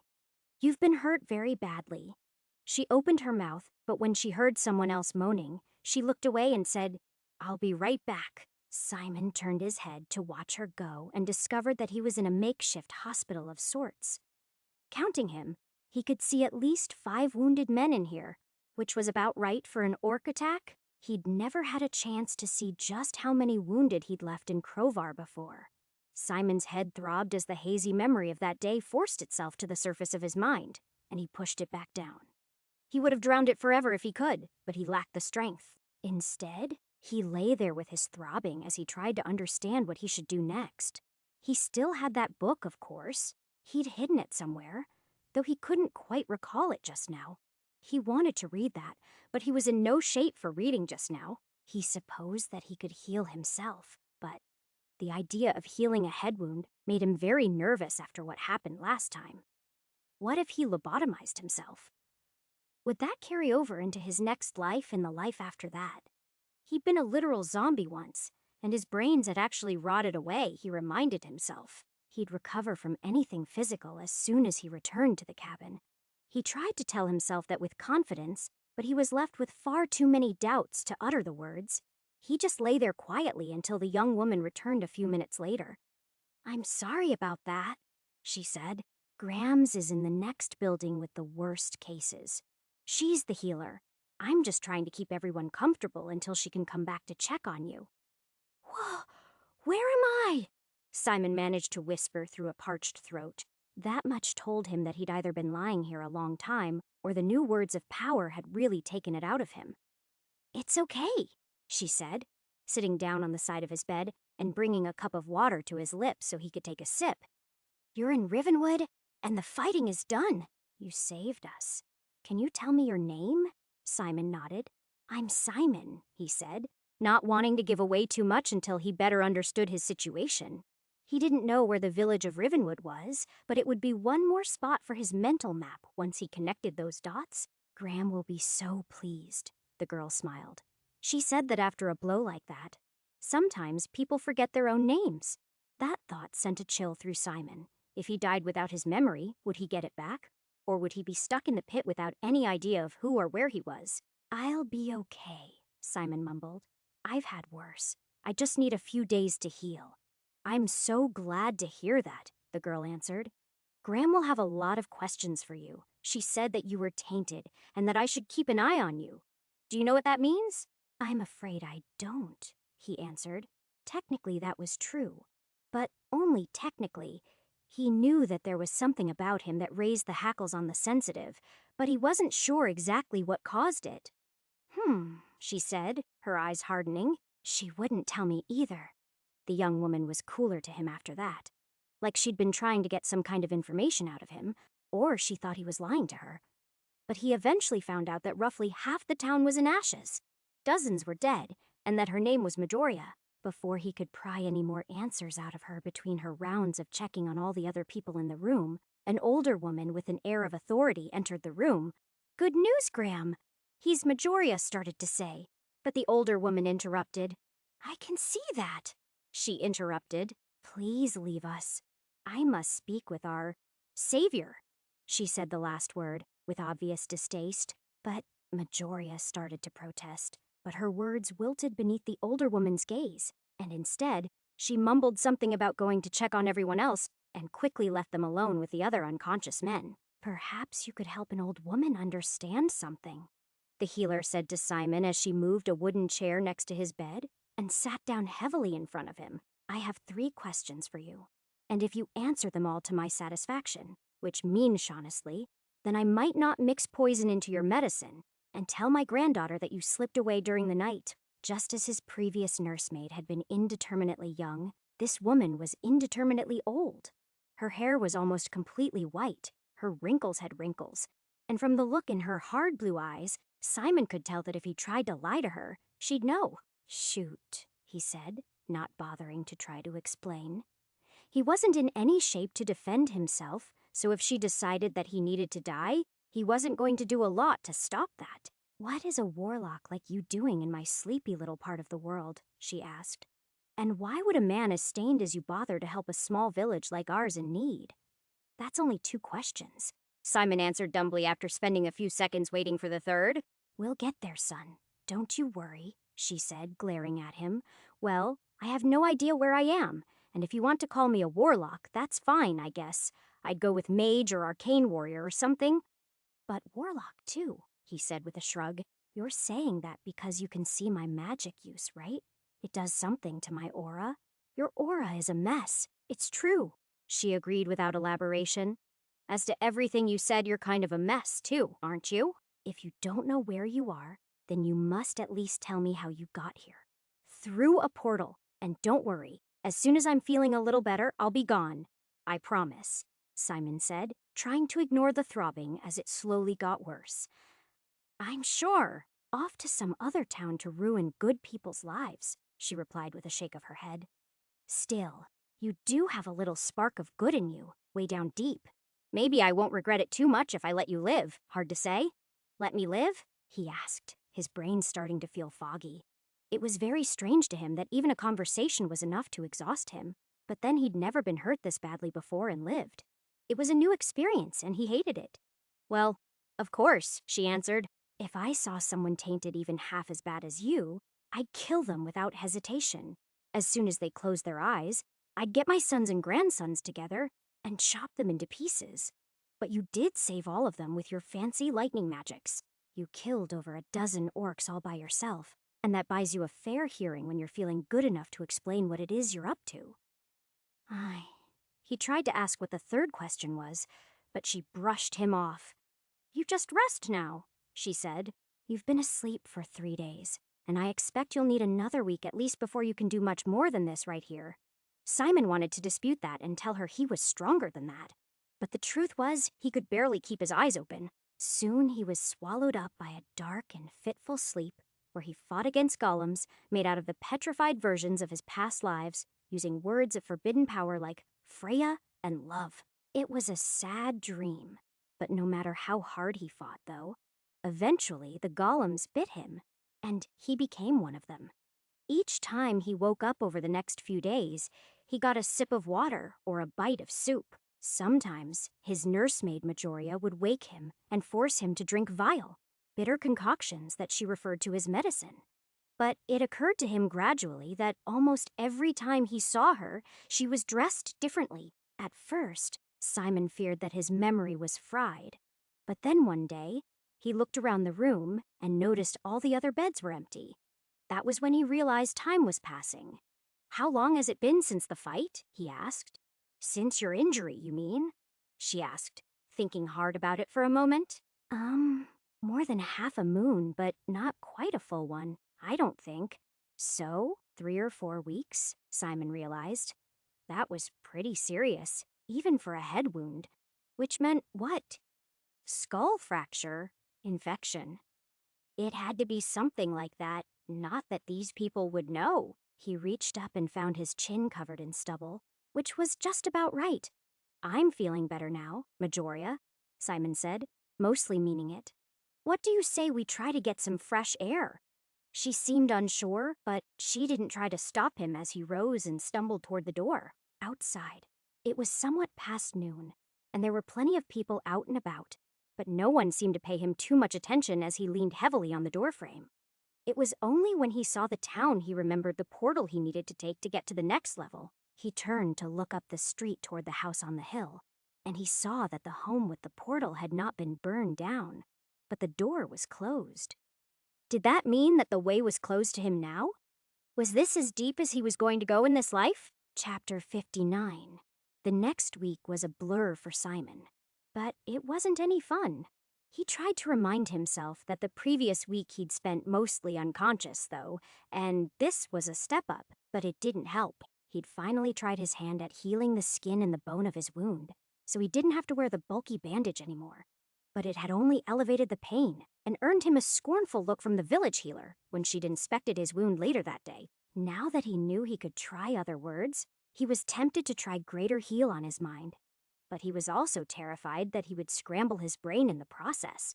So instead, he suffered, and he drank since that was the closest this place had to anesthesia. Gran, or Hybician, as she was called by those that weren't related to her, which seemed to be half of the village, eventually had her threatened meeting. But it wasn't as bad as he feared. She just wanted to know who he killed, if he consorted with the dead, and other things like that. Even though he told her nothing but the truth, and she seemed to have some charm, she kept consulting to determine if he was lying. Despite that, she still had trouble believing him. Are you sure you aren't leaving anything out there, Simon? She demanded eventually, but he just laughed. Yeah, he smiled.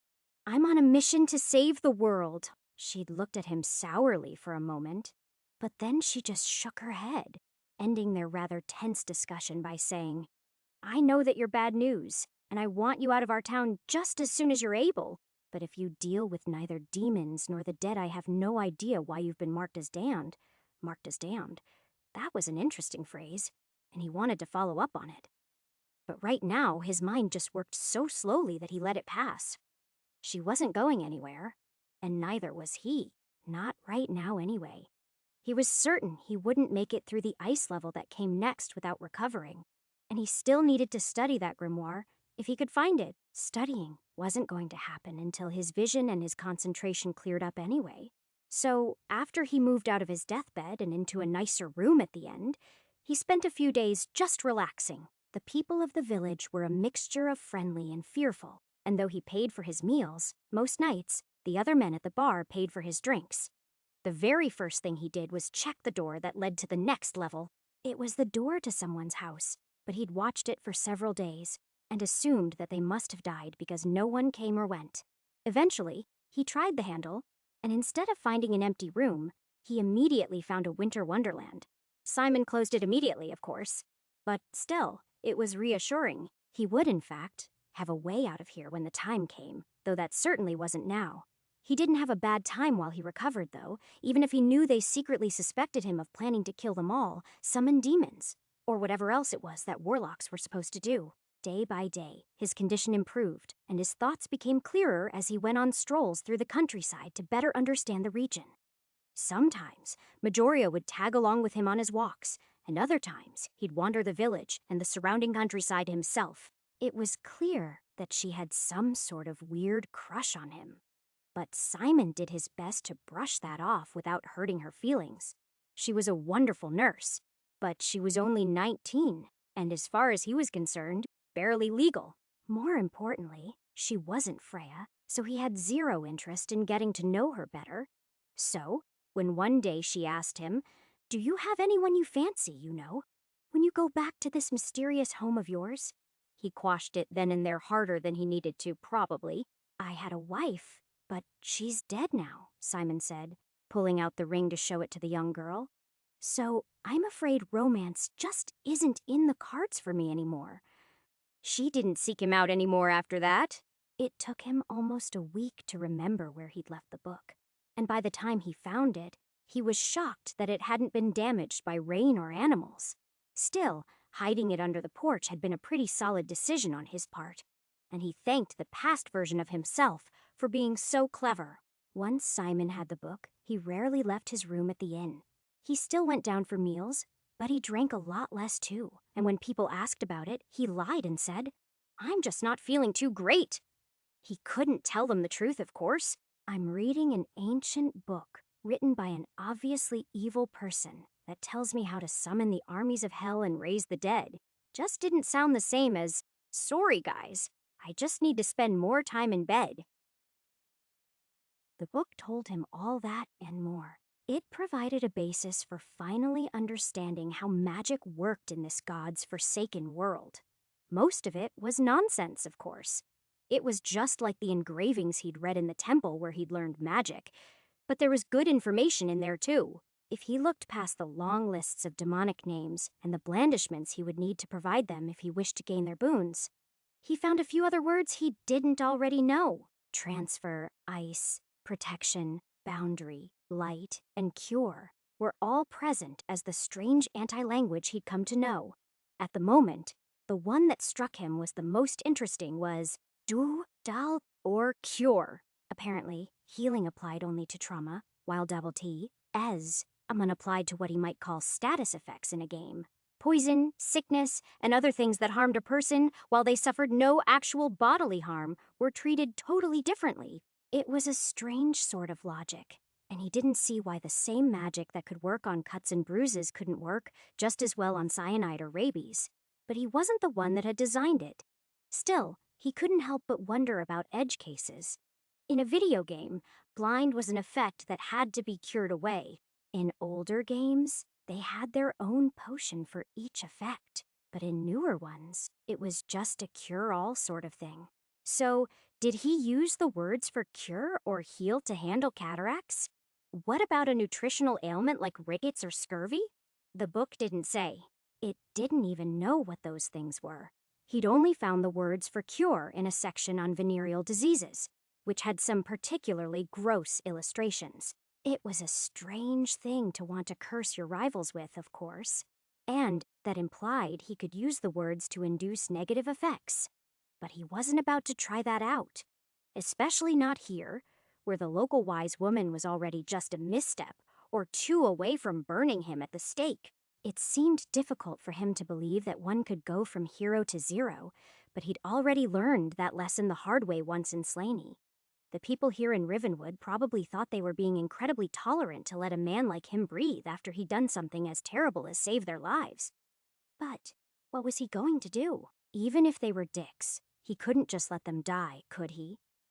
Though he knew that he couldn't save everyone, increasingly, it was his opinion that even if that was true, he owed it to them to try. He learned other things from the book, too, but they were more complicated.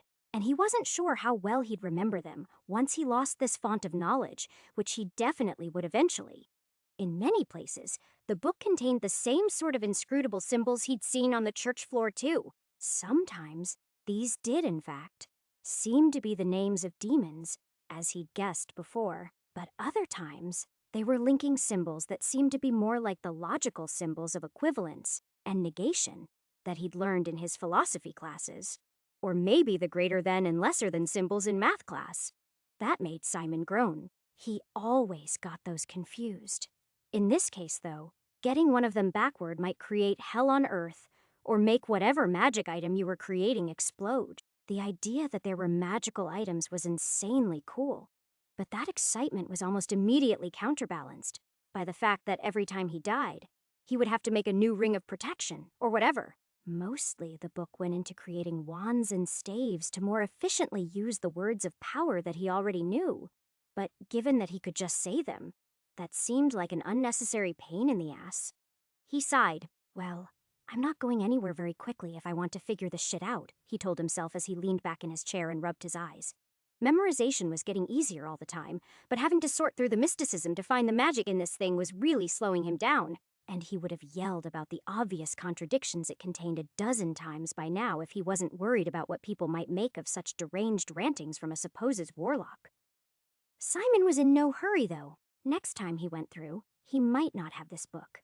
So if he had to go back through the cold level again, this time, he might as well try to do it with a little planning and preparation rather than just running through and hoping for the best.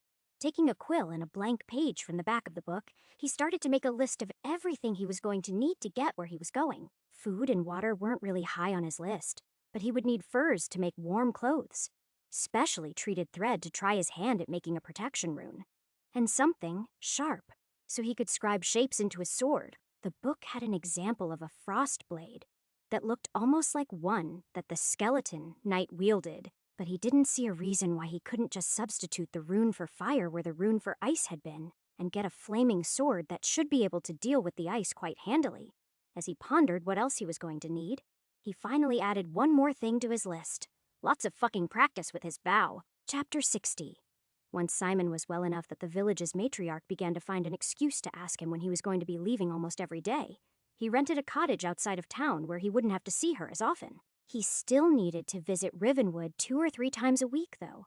Not only did he rely on the townspeople for food as always, but no matter how careful he tried to be with his targets, he was always going back to the Fletcher for another bundle of arrows. He had to visit the smith fairly regularly at the beginning, too, of course. However, once Simon had the old man make him the tools he needed, that part at least was done.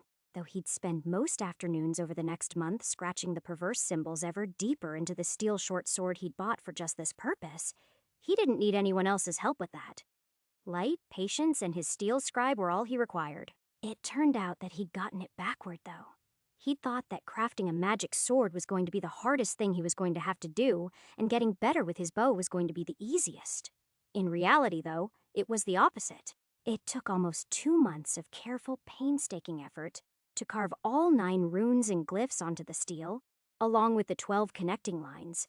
But that had merely been time-consuming. Learning to improve his skill with the long bow, on the other hand, was supposed to be easy, but even after a full moon, he felt like he hadn't gotten much better at all. Sure, standing there, he could hit the bullseye every time, even for fairly far-away targets. That wasn't too hard, but shooting like that would only be enough to get him killed. And that wasn't enough. He was trying to master shooting and moving the way that they did in the movies, and it seemed to be almost impossible. He was never going to be a Legolas, but he would have settled for at least a Robin Hood. Apparently, those skills took a lot longer to practice than a few months, though. In the end, he had to settle for learning how to arc his shots over cover and shoot blindly at his targets. But even that was hit or miss, and after spending weeks of time practicing the technique, he could hit a target on the other side of his cottage only 1 in 4 times from 50 yards away. His other experiments went even better, though, especially with Thidvev down bound. Though fire and lightning were cool, Lesser Force quickly became the most useful of all his trump cards. He could apply it to himself, letting himself leap impossibly high and even granting him a double jump-like effect. Though Greater Force would likely be enough to turn an enemy into paste, or at least break every bone in their body, Lesser Force had some real killing power too. As long as he was willing to lose the arrow, he thought with a grin, "Thum spamon pan gum mam button," he whispered as he let go of his arrow. The projectile was too fast for him to watch with the naked eye, of course, but he found it just where he knew he would, embedded in a nearby tree all the way up to the feathers. "Pretty cool," he said to himself as he examined his handiwork. But figuring out how to bend the shot would be even cooler. That was one trick he hadn't been able to figure out. Running and jumping while firing his bow wouldn't become a necessary skill if he could just figure out how to shoot more effectively around corners. But sadly, that was harder than it looked, because this magic system wasn't very magical. Sure, it might look that way, but when it came to Lesser Force, all he was doing was injecting a little velocity into the system, and in this case, that was somehow added by his mind at the moment he spoke the words. But he had no idea how, and making the timing anything close to exact was impossible. It was really only doable on slower things, like his jumps. But even there, he'd ended up with a few nasty bruises over the last few weeks. He'd never be one of those parkour guys you could see on YouTube, even with magic. That was for sure. The people of the village didn't seem to dislike him for any of this, though it was true that they didn't see any of his magical experiments. He was sure everyone had heard the rumors by now. Still, most mornings, when the weather was nice, he was in town helping someone lift timbers into place to help put all the ruined lives back together, and no one had been anything but kind. After being in the little village for 2 months, he knew almost everyone by name. And were it not for a handful of fire-scarred buildings that remained, no one would know that this place had been a war zone recently. There had been rumors that the orcs were returning lately, but Simon had personally gone out to investigate and found nothing to substantiate them. Honestly, that was probably the reason that Hybician hadn't run him off yet, of course. Still, orcs were unsubtle creatures. He'd found a few goblin tracks once, but a village of this size would not be easy prey for a goblin nest, even without him here. The villagers had thanked him very much for investigating, but he could see they still worried behind their smiles. Even Majoria tried to get friendly with him after a few weeks, though this time, Simon was careful to maintain more distance from the young girl. The last thing he needed was for her to get the wrong idea again because he still had no interest whatsoever in any woman that wasn't Freya. He suspected he'd be mourning her for a long time.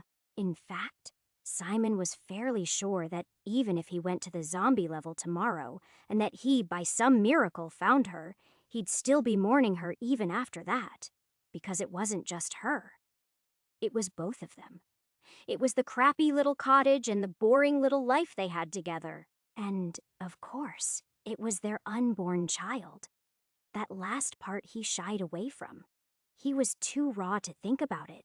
Even now, as the days passed by, though, he found it increasingly hard to recognize that life, though, or himself, for that matter. One day, while he was washing his face in the rain barrel, he caught a look in the mirror for the first time in a long time, and he barely recognized himself. In real life, Simon had always been a little chubby with short hair, but now he was gaunt with hair that went almost down to his shoulders. No, gaunt was the wrong word, he realized. Defined was probably what he meant, but he'd never thought that he'd look this way, so it was strange. Between the defined cheekbones and jawline, he definitely looked older than he remembered. That was especially true with the stubble that was threatening to grow into a beard after going for so long without shaving. His face wasn't the only part of him with this newfound definition. Of course, he'd been working out so much lately that his chest and abdomen were muscled in a way that he was sure required steroids. He hadn't taken anything like that, though, and he was still practically ripped. "I don't know why you linger," Hibician said finally to him one beautiful summer day. But you test my patience, and you must leave soon. Do you really think? Simon grunted, chopping the wood he'd been breaking into smaller billets, so hard that he left the axe embedded in the stump that was his chopping block before he turned to face his unwelcome guest. That anyone in Rivenwood would be able to stop me if I decided I wanted to settle here for good? Simon smiled when he said it, but he was incredibly frustrated by this attitude. And when he spun around, he noticed that two of her most imposing nephews were flanking her on either side with hands on the hilt of their swords. Even with this little display, he didn't regret what he said. He was fairly sure he could take Rolf and Vig without breaking anything important, but he was completely certain that unless Hibician had some secret magic power she'd never shown before now, none of them would have a chance against him. He let the threat hang between them for several seconds before she spoke next. We all have to sleep sometime, she said grudgingly. Rolf smiled at that, showing off a couple of missing teeth in the process, but Simon shrugged it off. The man had tried to intimidate him before, and he was plenty strong, but he moved like an ox, not a warrior, and Simon had nothing to fear from him as long as he could see him coming. You know, I knew another woman that could see my aura like you can, Simon agreed. She killed me in my sleep rather than just trust me too? I'm detecting a real pattern here. We've been more than fair with you, Hibician said slowly, but you're coming dangerously close to wearing out your welcome. Well, where I'm going is almost as dangerous as trying to fight me would be, he said evenly as he looked at the old woman. Even though he was certain he could swat her like a bug, he still had trouble meeting her flinty gaze. She was a harder person than he would ever be, but his preparations would still take a while longer. All I've done is help the people of your community get back on their feet while I get some exercise. And as soon as I'm ready, I'll be gone. I hope that's in a week or two, but whether we part as friends or enemies, that's a choice I leave to you. She glared at him for a few more seconds before she finally turned on her heel and departed. Simon breathed a sigh of relief at that. He honestly wasn't sure 2 more weeks would be enough, but he hoped it would be because the last thing he wanted to do, despite his bluff, was to fight the people he'd already saved once. After all, Hibician wasn't wrong that he was trouble. Trouble followed him like a loyal pet and hurt everyone he got close to. He needed answers, though, and the only way he was going to get them was to be ready for the challenges that lay ahead. He needed to be ready to fight an unnatural blizzard, a deadly plague, a tribe of lizardmen, and of course, that fucking basilisk. He'd come too far to cut corners, especially when it came to that last one. When the time came to kill that lizard, he needed to be more ready than he'd ever been for anything in his whole life. Chapter 61. It was only when Simon began to sew the runes of cold protection into the rabbit fur-lined gloves that he had made that he even understood that he'd need to sew the runes of fire protection as well. Until that moment, his plan had been to make a set of cold-resistant armor and a fiery weapon. But then, as he imagined how he would use them both, he recalled the frost sword that the skeleton knight had wielded against him so many times, and pictured all his carefully crafted magical furs going up in smoke as his sword caught his clothing on fire. The truth was, he would need not just protection from both frost and fire, and he wasn't exactly sure how to do that. Well, he was pretty sure how to do one or the other. He corrected himself. But both. It was entirely possible that they would cancel each other out or interfere in some weird way that might be even worse. Simon gave it a great deal of thought, but eventually he was forced to set the gloves aside and focus on the simpler task of the armor instead. It was something that he could copy directly from the book like he had the sword schematic, and it was a lot less work. The only problem was that in the end, when he was done, he had no real way to test it. Sure, it had only taken 2 days of diligent effort, with the thread to apply the mark in just the right way. But the only way to know if it succeeded would be to put it on and brave the cold. Even at night, it didn't get particularly chilly out, and there was no way he was going to go jump in the river wearing full armor and see if he stayed warm. So, whether he liked it or not, he was just going to have to hope the whole thing worked and test it when he walked inside the door to the next level, which meant that he would have to set aside the crude thing and finish empowering the sword next. It was an ugly thing, with crooked lines and handiwork that would never be confused with that of a skilled craftsman. Despite that, though, he was pretty sure it would work once he completed the attunement ritual with blood and molten silver. But as he prepared to do that, he realized that once he completed the spell, it would burn forever. He had no way to stop it. Make up your mind already, Simon, he chastised himself. He would have liked to have blamed the head injury he sustained, but his balance had been perfect for weeks, so this wasn't that. It was just a lot to think about. He needed to finish his flaming sword, but that was awfully complicated. So he decided to work on the armor first, but since that was done, he needed to focus on the scabbard. And he sighed. He wasn't sure if he'd always been like this, or if this was brain damage from his injury. But the amount of things that needed to be done before he opened the next door seemed almost insurmountable some days. I should just make a list, he said to himself. But even as he spoke, he knew he wasn't going to waste any time with that. He only had like 3 things left to do besides get good with his bow, so a list would be pointless. Finally, after beating himself up enough, he turned to the scabbard itself. That at least came with instructions, much like the sword had. In the grimoire, the sword had required over 20 carvings, but the scabbard that would nullify its power required only 6, which would have made it simple if the recipe for the ink hadn't been so complex. He had no idea what the difference was. Why did it take 3 times as many runes to power a flaming sword as it did to put it away? He had no idea, but then he'd never done anything like this before. It was magic. How much sense could he expect it to make? He didn't know why the fire glyph connected to the source glyph, the boundary glyph, or the 3 unreadable ones, whereas almost everything else only connected to 1 or 2 symbols as a primitive sort of circuit, but it did. By contrast, the clothing was the simplest of all. It mashed all of the symbols together into one bizarre spidery shape that he'd sewn into the lining. He sighed, finally putting everything down. Jumping from one project to the next, he wasn't going to get any work done. He needed to focus, and focus meant swordplay. So, Simon went out into the yard without even bothering to put on a shirt and spent the next few hours alternating between beating up a random selection of trees and using up all his arrows, trying to arc them over his cottage. It was a familiar routine, and if he did it until he was completely spent, he found he'd be able to do a much better job concentrating on the important things. He wasn't sure if this was a byproduct of his recent recovery, or just his deep-seated fear that if he stood too still for too long, then he would turn back into a statue. Sure, it was irrational, but that didn't make it less real. He still had nightmares about it, whenever his mind grew tired of reminding him that he used to have a wife and that she was dead now, of course. Those were the only 2 topics that seemed to be on his mind when he slept. He didn't wake up screaming when he was turned to stone, at least. Then, he only woke up and found himself practically paralyzed for several minutes as he struggled to remind himself that it wasn't real. The reality was that, no matter how long he practiced, the gear he needed wasn't going to finish itself. Yet, he still procrastinated because he was afraid. Of what? He wasn't sure. Afraid that he would fail? That didn't matter. He could just try again. Afraid that it would explode and kill him in the process?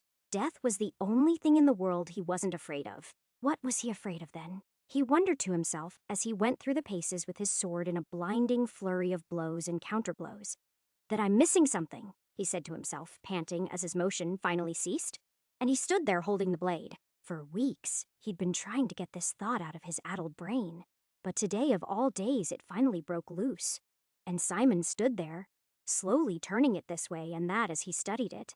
Things finally made sense as he held that ugly little fear in the forefront of his mind. There was so much about this world that he didn't understand, but magic was at the center of it. He didn't know how it worked or why it worked. What he did know was that it was exhausting if he used too much, and it seemed to mark him as evil to anyone that had the ability to see magic. That pretty clearly indicated that it was at least as bad for him as smoking or something, but he had no idea how much worse it could be. Could making these items trigger something like what he'd seen in the cathedral? Was that deranged series of symbols the result of some attempt to craft gone awry?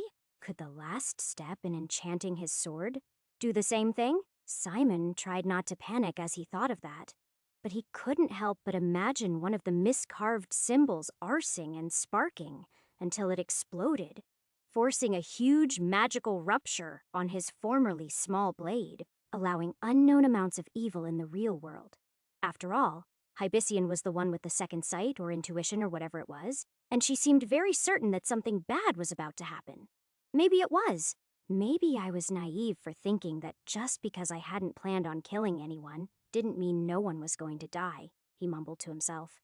I mean, the instruction book I'm using is a pretty evil book. Maybe the whole thing is a trap.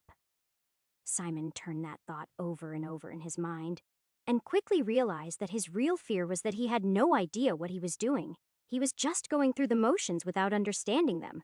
And if this was chemistry, he probably would have blown himself up already. That realization was enough to make him stop what he was doing. He wasn't going to give up on making the magic weapon, of course. Not yet, anyway. He might if he still couldn't figure it out, of course, but he really wanted it just in case.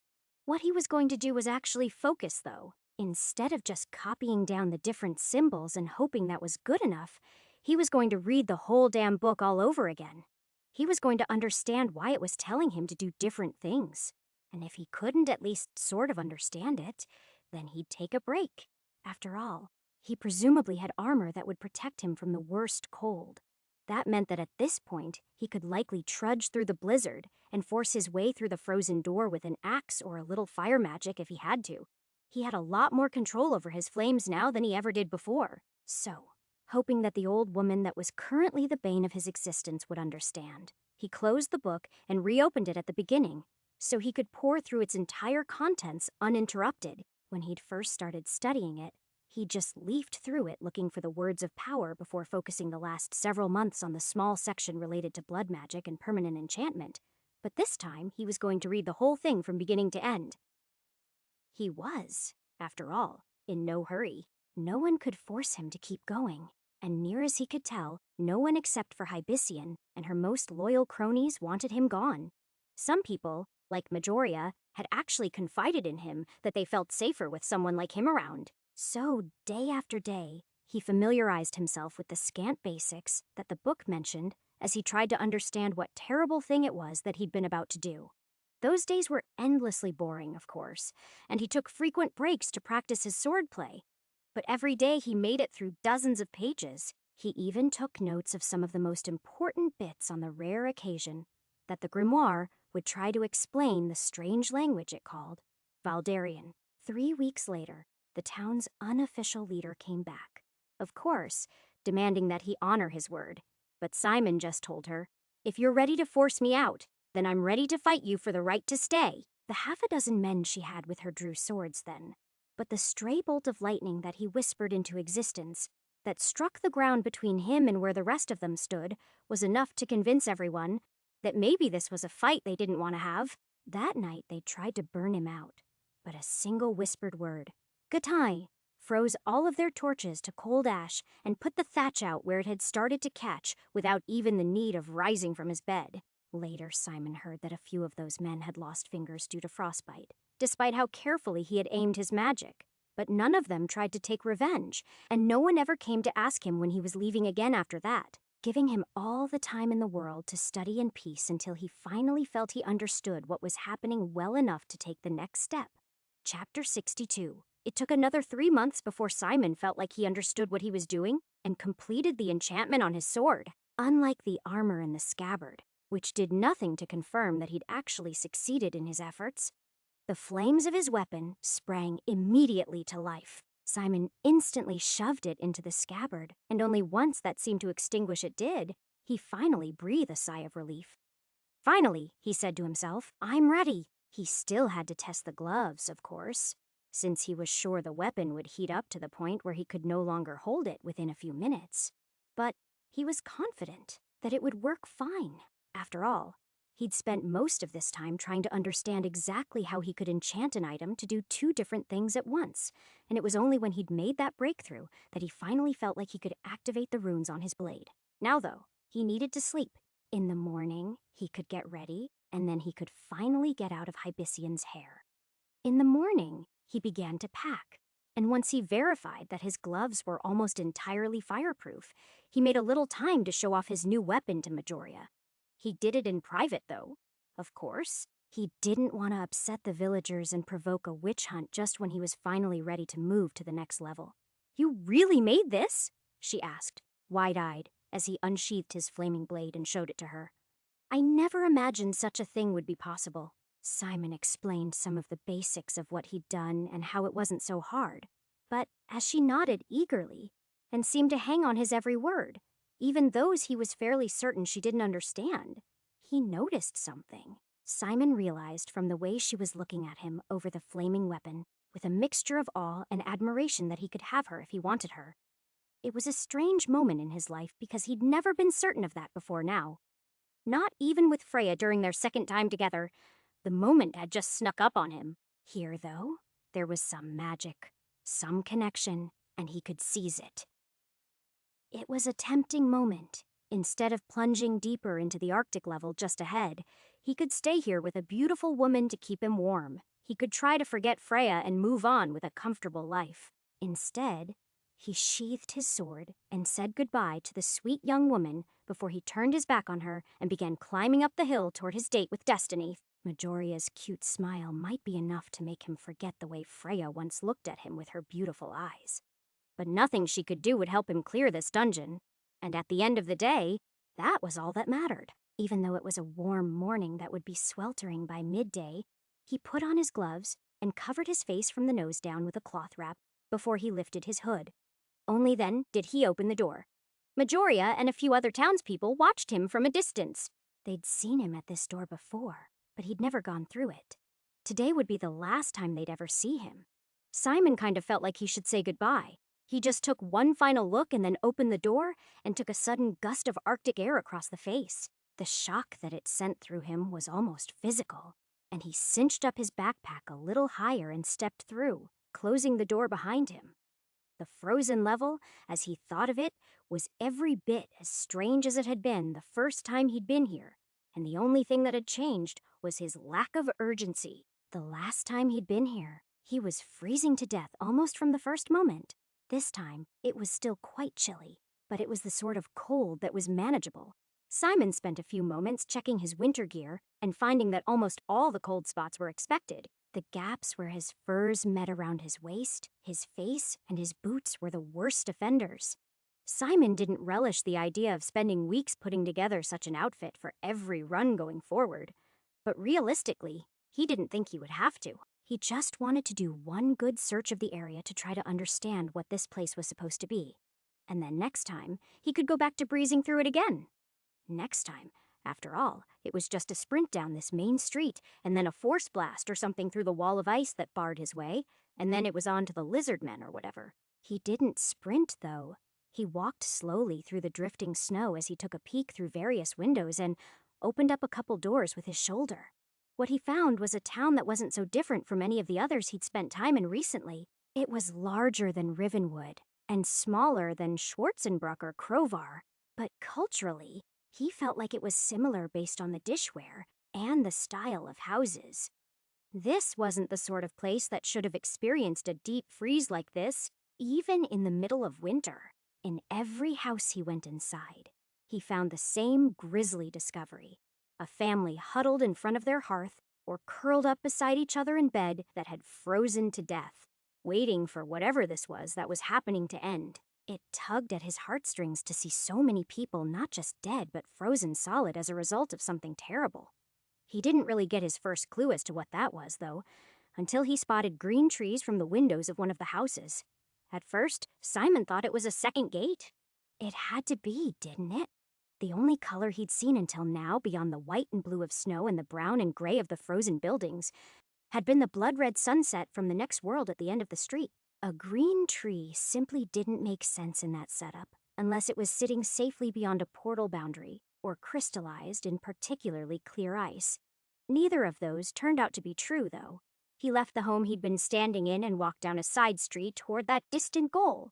He found the strangest thing of all, a boundary line.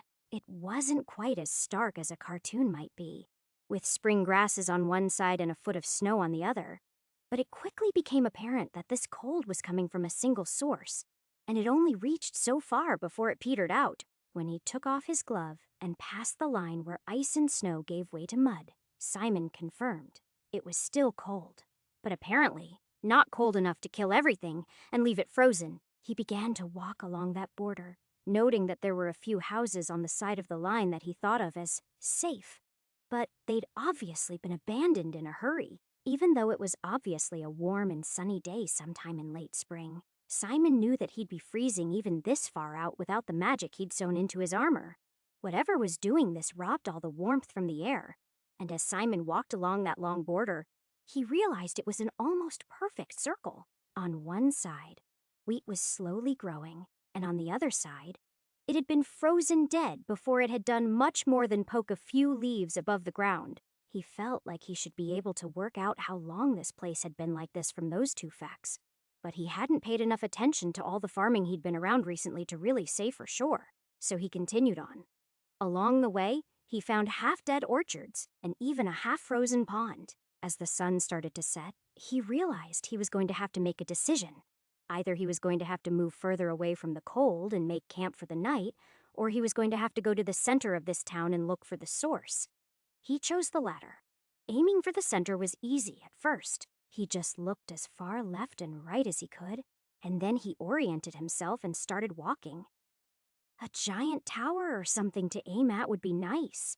He mumbled beneath his scarf as he strode forward. Near as he could tell, it was likely coming from one of 2 or 3 large houses toward the center of town, but none of them seemed much more likely than the other.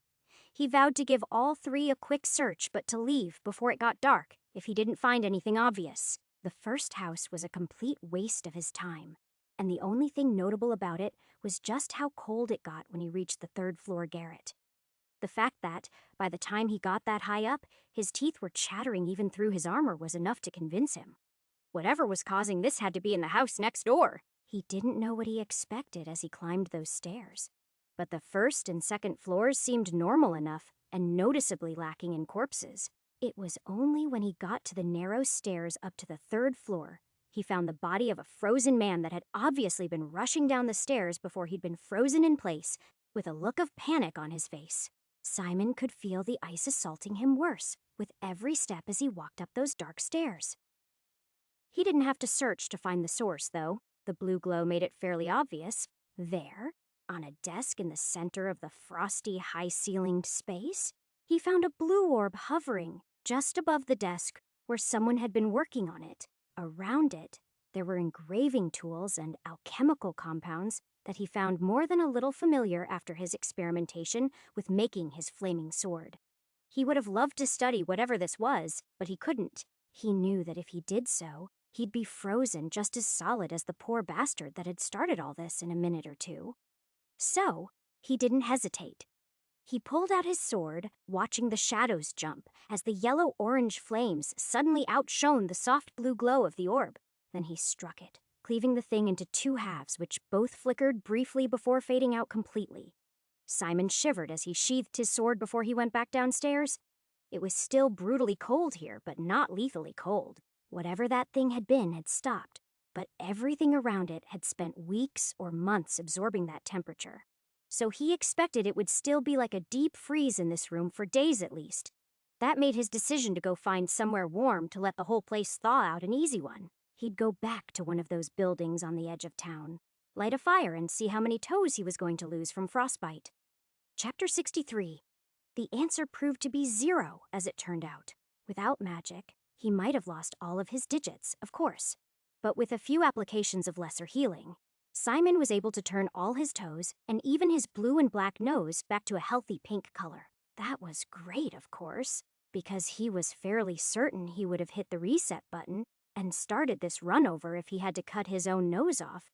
That was too disgusting for words. The home he'd chosen to spend the night in had no bodies, but it had plenty of meat and vegetables that were suffering from only a little freezer burn. The fact that they were edible after he turned them into a stew that he'd let simmer for hours while he soaked in the heat from the small cook fire only proved that this had happened recently. But why now, though? He asked himself as he took another bite. If Helids had truly wanted to stop this tragedy, couldn't she have had the portal open up in the moments before the mage had completed his experiment? That frozen look of panic flashed unbidden in front of Simon's face as he contemplated the moment. Clearly, the man had just enough time to figure out the fact that he'd screwed something important up to run away. So why couldn't Helids have sent Simon here at that moment, or even 10 minutes before, to do what he'd just done before everyone else who lived in this town had paid the price? At least some people got away, he said to himself, poking the fire absent-mindedly before taking another bite of his mushroom and mutton stew. It wasn't as good as Freya would have made, he decided for the dozenth time, but he instantly forced the thought out of his head before he allowed his mind to wander to all the painful places an errant thought like that could lead. After his somber, tasteless dinner, he searched the small 2-room hut twice for alcohol but found none. So, he decided to go to bed early. He'd cleared this level as far as he was concerned, but he still wanted a day or two to poke around and see what could be learned from this mage's mistake. In the morning, Simon woke up sweating in his furs, and when he went outside, he found the snow had receded quite a bit. It was still present in a ring around the village proper, and the rooftops of the central buildings still glistened with ice. However, the fields between here and there had melted, and there was only a line of slightly darker mud to mark the radius that had previously been a winter wonderland. As he walked toward the center of the village, he started to feel a little chilly. But until Simon got to ground zero, he felt nothing that even resembled the bitter chill he'd been forced to struggle against yesterday. When he got to the house that was the epicenter, it got colder still, but this time it was merely as cold as a walk-in freezer, rather than the inhuman cold it had been suffused with yesterday. He barely felt it through his furs. This time he could take his time, and he very deliberately went room by room looking for clues to what exactly had happened here. Judging by the state of the larder and the quality of his silverware, the man that had lived here had obviously been well off, though not as wealthy as either of the barons that Simon had served. He'd been rich enough to have 2 servants, too. The maid had frozen to death on the kitchen floor by the stove, and the footman had died in front of the hearth. Both had sought warmth to protect them from something that could never be held back by mere flames, and though Simon didn't know what that was yet, he was going to find out.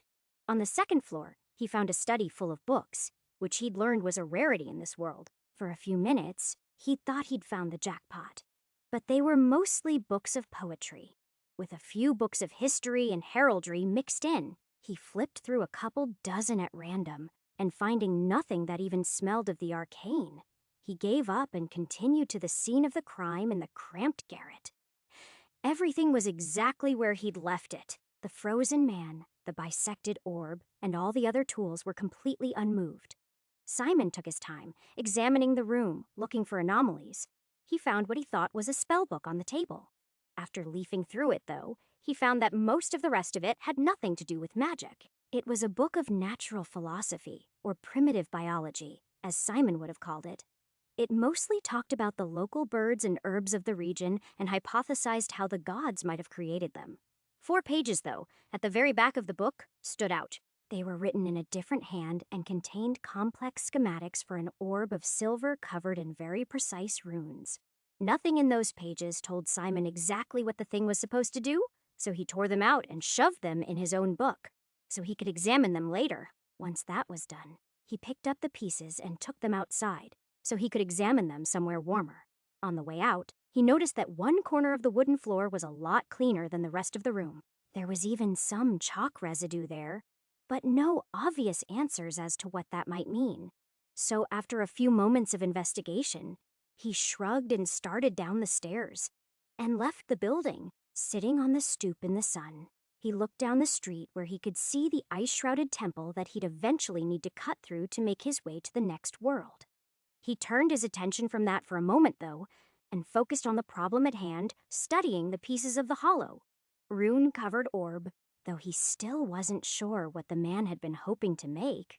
Whatever it was he'd been doing, he'd screwed up. There was a single drip of magical ink that had dripped from the cold rune he'd been painting, and it had dribbled down the side and connected with a trace between some sort of recursive element and a symbol that Simon didn't understand, resulting in a short circuit. Simon had no idea where the orb had been pulling all the power that would be required to freeze this place solid, but he was pretty sure that if no one interfered, it would have been something that went on indefinitely.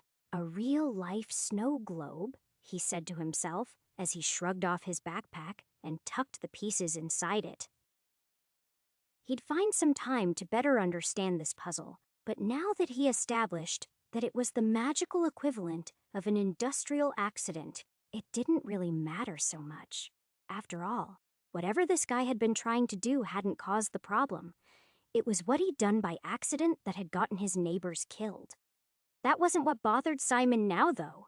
What bothered him was how this guy had learned any of this in the first place. That, more than anything else, was what stuck out to him here. A book with pages that didn't belong in it.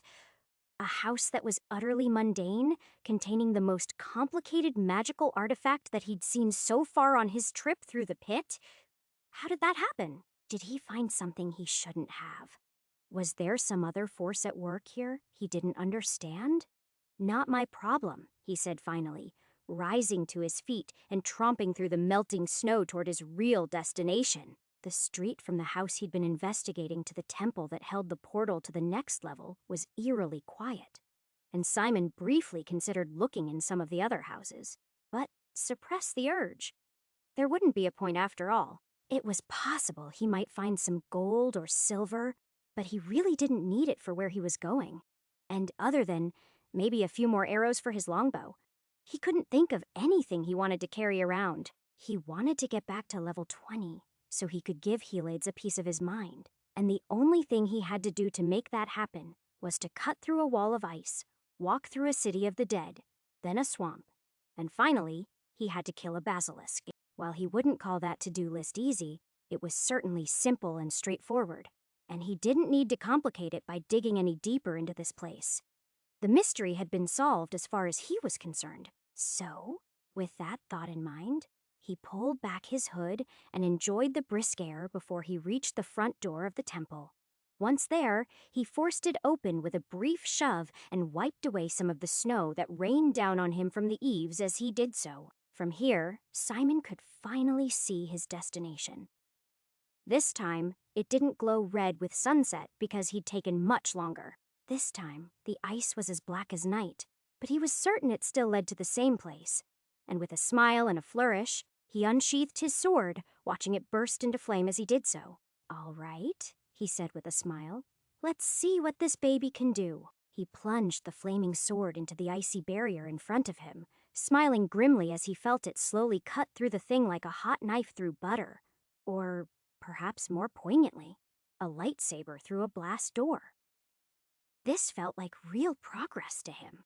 The last time he'd been through here, he'd blasted his way through mostly with pure desperation and barely managed to avoid freezing to death. This time, though, he was very deliberately cutting his way toward the dead city that lay beyond, with a tool he'd made with his own 2 hands, and that was extremely satisfying. He studied his reflection in that melting block of ice as he started down the second side of what would eventually be a doorway. Even taking into account the distortion of the ice, he looked as different as he ever had in his whole life. In truth, he barely recognized himself. Losing all that weight had given him cheekbones. He didn't even know he had, and it left him looking angry and older than he remembered, and the snow in his hair only intensified the illusion. For a brief moment, he had a good idea of how he'd look when he was his dad's age. Honestly, he wasn't sure he liked it. Despite the number of times he'd already died, he really didn't like the idea of getting old. That was something he wouldn't have to worry about for a long time from now. It didn't really matter, though, did it? He decided the only person his look should ever matter to, old or young, was dead. He could become one of those greasy, unshaven mountain men now for all he cared. Well, I could, except for the lice, Simon corrected himself with a laugh. He was at a point where he didn't really care what he looked like, but he definitely still cared if he itched or stank, so that wasn't going to happen. Once he finished his third cut through the ice block, he sheathed his sword, noting the cloud of steam it created as he put it away. Then, he put his back into it and shoved hard, pushing the block of ice out of the way and into the dark cobblestone street beyond. This place, at least, hadn't changed a bit. It was a city full of the dead, and he had no idea what it was the goddess wanted him to do with it. Chapter 64. There were a lot of parts about his last journey this deep that were a little hazy to Simon. For instance, it wasn't until he was standing at the block of ice that he could really remember if the swamp level or the plague level came first. One thing he was certain of, though, was that he wasn't staying in the same house he'd slept in last time, just feet away from a corpse. That shit was vile, he muttered to himself as he started walking down the street, groping blindly in the dark for the next door. Even after a minute, the night was so dark that he had trouble seeing much more than the vague shadows of corpses on the ground. So, eventually, he pulled his flaming sword just to have a torch to see with. "This is an awfully complex flashlight," he said with a laugh. As he spoke, he noted how crude the lines of his glyphs and runes were compared to the handwork of the orb he'd examined only a few minutes before, and the way the fire sizzled unevenly across the blade. But hey, whatever works, right? The flaming sword gave him enough light to navigate and see. But every home he tried was either barred from the inside or contained corpses in varying states of decay. It also made him unbelievably hot, and after a few houses, he was forced to stop, sheath his sword, and then shed his armor before he could continue on. God, if I have to make a whole set of magic equipment for every level, this shit is going to take forever. He grumbled as he started off again. He tried to do the math in his head. He'd really only spent 2 or 3 weeks working on his enchanting project. The rest had all been recovery, so it didn't really count. But even so, a perfect run would be like 5 years at that pace. Ain't nobody got time for that, he sighed. Less than 10 minutes later, Simon found something that stopped him cold. It wasn't another disgusting dead body, though, or even a house that was empty. It was a mirror. When he'd seen his distorted expression in the ice, Simon had thought that the cold and the weight loss had made him look older. But when he finally found a fine, silvered mirror in the house of some well-to-do craftsman, he could tell it was more than that at first glance. For starters, he had gray fucking hair and wrinkles around his eyes. He had trouble recognizing himself most of the time these days, but usually that was in a good way. This was most definitely not. He was probably 30 now, but he might be 31, but he looked like he was 45 easy. Is that from the magic I've been casting? He asked himself as he touched his skin with his free hand. Is this from that fucking orb? He had no idea which was the more likely culprit, but he was fairly sure that he hadn't looked like this before now. Surely someone would have mentioned it in Rivenwood, or Freya would have told him that he was looking a little rough when they'd lived in Crovar. He cursed himself for not bothering to buy a mirror for that house. They were expensive, and he hadn't thought such a luxury was necessary at the time. Now, he dearly wished he'd had the baseline. Surely, if it was some byproduct of the magic, he would have noticed himself changing a little week by week and month by month, wouldn't he? Simon tried hard to remember the last time he'd gotten a good look at himself, but his recent head injury made memories in that time frame muddy and difficult to remember with real certainty. Whatever, he said, feeling somehow cheated. This doesn't change anything anyway. Simon changed his plan, and instead of searching the rest of this dead city in vain for a corpse-free home, he simply went upstairs and found a spare bedroom that no one had died in and decided to call it a day here. Technically, Simon didn't really need to sleep yet. He'd only been awake for 6 or 8 hours and wasn't particularly tired. But he wasn't going to explore a city full of corpses in the dark. That was just asking for a zombie to pop up and bite him or worse. Besides, he had the word for cure now, so he doubted something as simple as a plague could do much to harm him at this point. He was hopeful that the spell would work on whatever it was that zombies did when they bit you too, of course. But as he blocked the door with a chair and stripped down to his small clothes, he admitted to himself that he was not looking forward to finding out if that was true or not. He'd honestly prefer not to find out.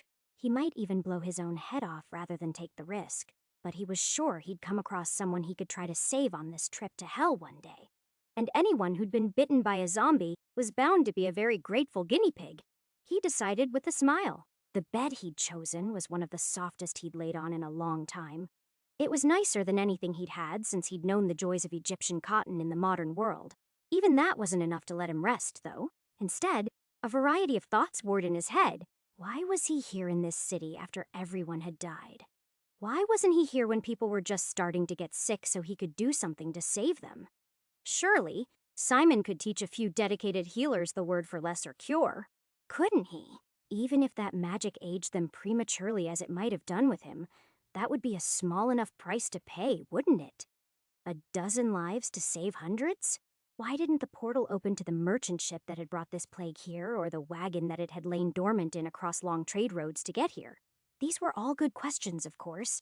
Good enough to torment him as he lay there in the dark, wondering what the point of all this was. He didn't have any answers, though. He didn't even know for sure what had caused him to age like this, or when it had happened. It was frustrating, and ultimately, it was that simmering frustration that had let him nap until dawn finally colored the sky. He slept fitfully, and he remembered only pieces of a dream involving Freya and the son they'd never had. It had been so happy that Simon woke up with a smile on his face until he remembered the truth. She was dead, and nothing could change that. Not even tracking her down and trying to make it work all over again. It was a heartbreaking moment as he tried to reconcile the false, joyful existence with the grim reality. He sat there on that stranger's bed, trying to put those raw, ragged emotions back into the box deep inside himself. He hadn't killed her, and he'd done his best to save her. But he should never have left her alone. He knew that now. He knew that put her blood on his hands to some degree, and that there was nothing he could do to fix that now. He should have fixed it by fleeing the orcs, rather than neglecting her for days and days as he tried to defend the Crovar. No. He should have taken her from that place as soon as he'd realized what a creep the lord of the area and his son were. He would probably have been better off taking her to some deserted piece of country land and building her a log cabin. Monsters would no doubt have attacked them eventually. He knew that. At least they would have died together, though. That wouldn't have been a death that tormented him half as much as the one he was forced to remember now. Only when he'd gotten himself under control did Simon finally rise with renewed purpose. He was going to figure out just what the hell made a city of the dead a worthwhile stop on his whirlwind trip through hell. No matter how many times he had to heal himself of this disease until he found it, the city was no friendlier in dawn's light than he remembered it from his last visit. Here and there, doors were daubed with red X's that meant they contained bodies. But Simon knew the truth after his vein search last night.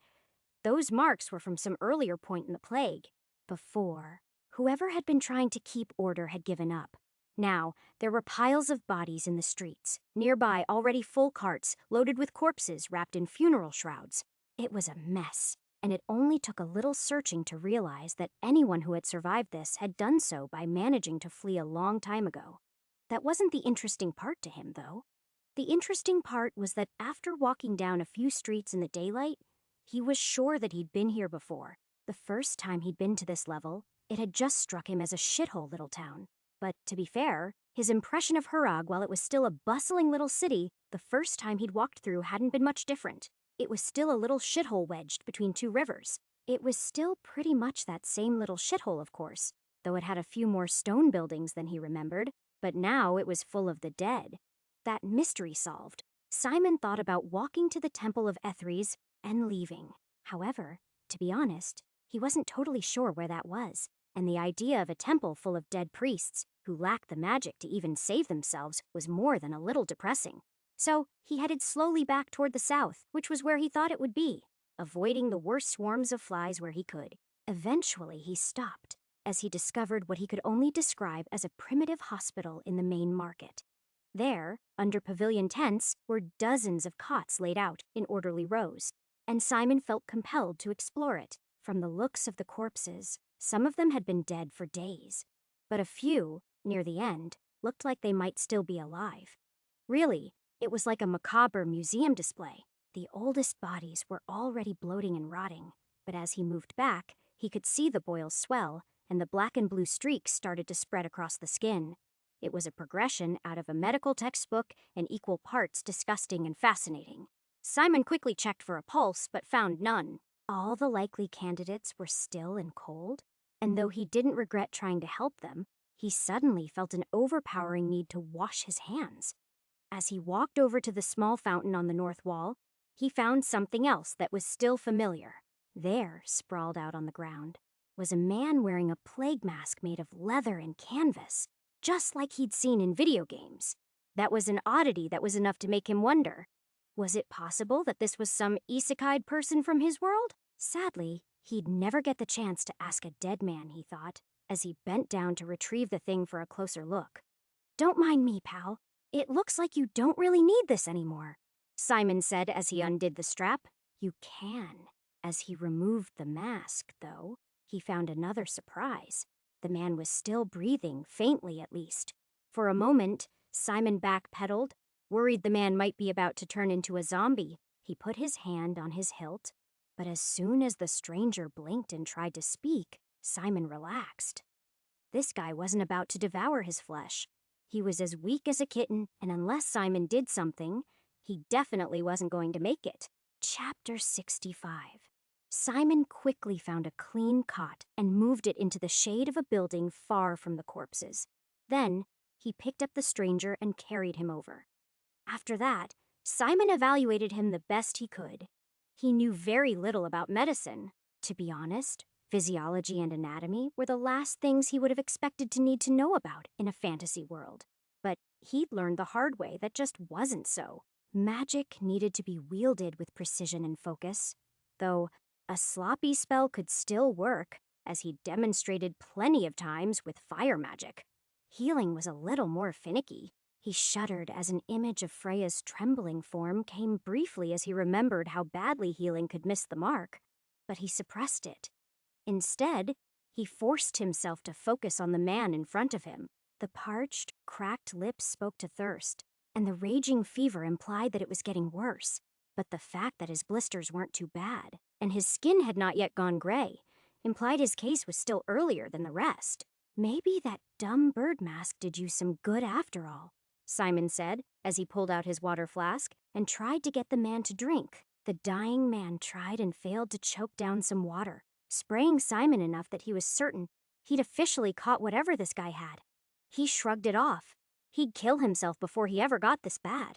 But he was certain it wouldn't come to that. Now would be a fine time to use himself as a guinea pig, and then afterward, he could cure the dying healer. Centering himself, he imagined all the bacteria that were crawling all over him now, trying to make him sick. He was sure that if he tried to purge all the bacteria from his body, that would have some kind of terrible consequence, because he was pretty sure there were supposed to be good ones, too. So instead, he focused on the plague bacteria and imagined them as little black bugs desperately looking for a way inside his body. Once he had that image fixed, and he could feel a connection to it, he finally uttered the new word he had yet to use before. Dalsdom. Cure. Simon felt a slight tingle as the word rippled through him. But once it passed, he felt no worse, so he turned his attention back to the dying man. Dal. Some, he repeated, focusing on the stranger's body with the same care and attention he'd done on his own. Nothing happened immediately, but then Simon hadn't expected it to. He followed that up with healing, trying to heal the worst of the man's physical symptoms, which seemed to be mostly successful. Between the two spells, he looked almost as good as new, though he passed out almost immediately as a result. Simon was more than a little bit familiar with how hard a recovery from death's door could be, even with magic on your side.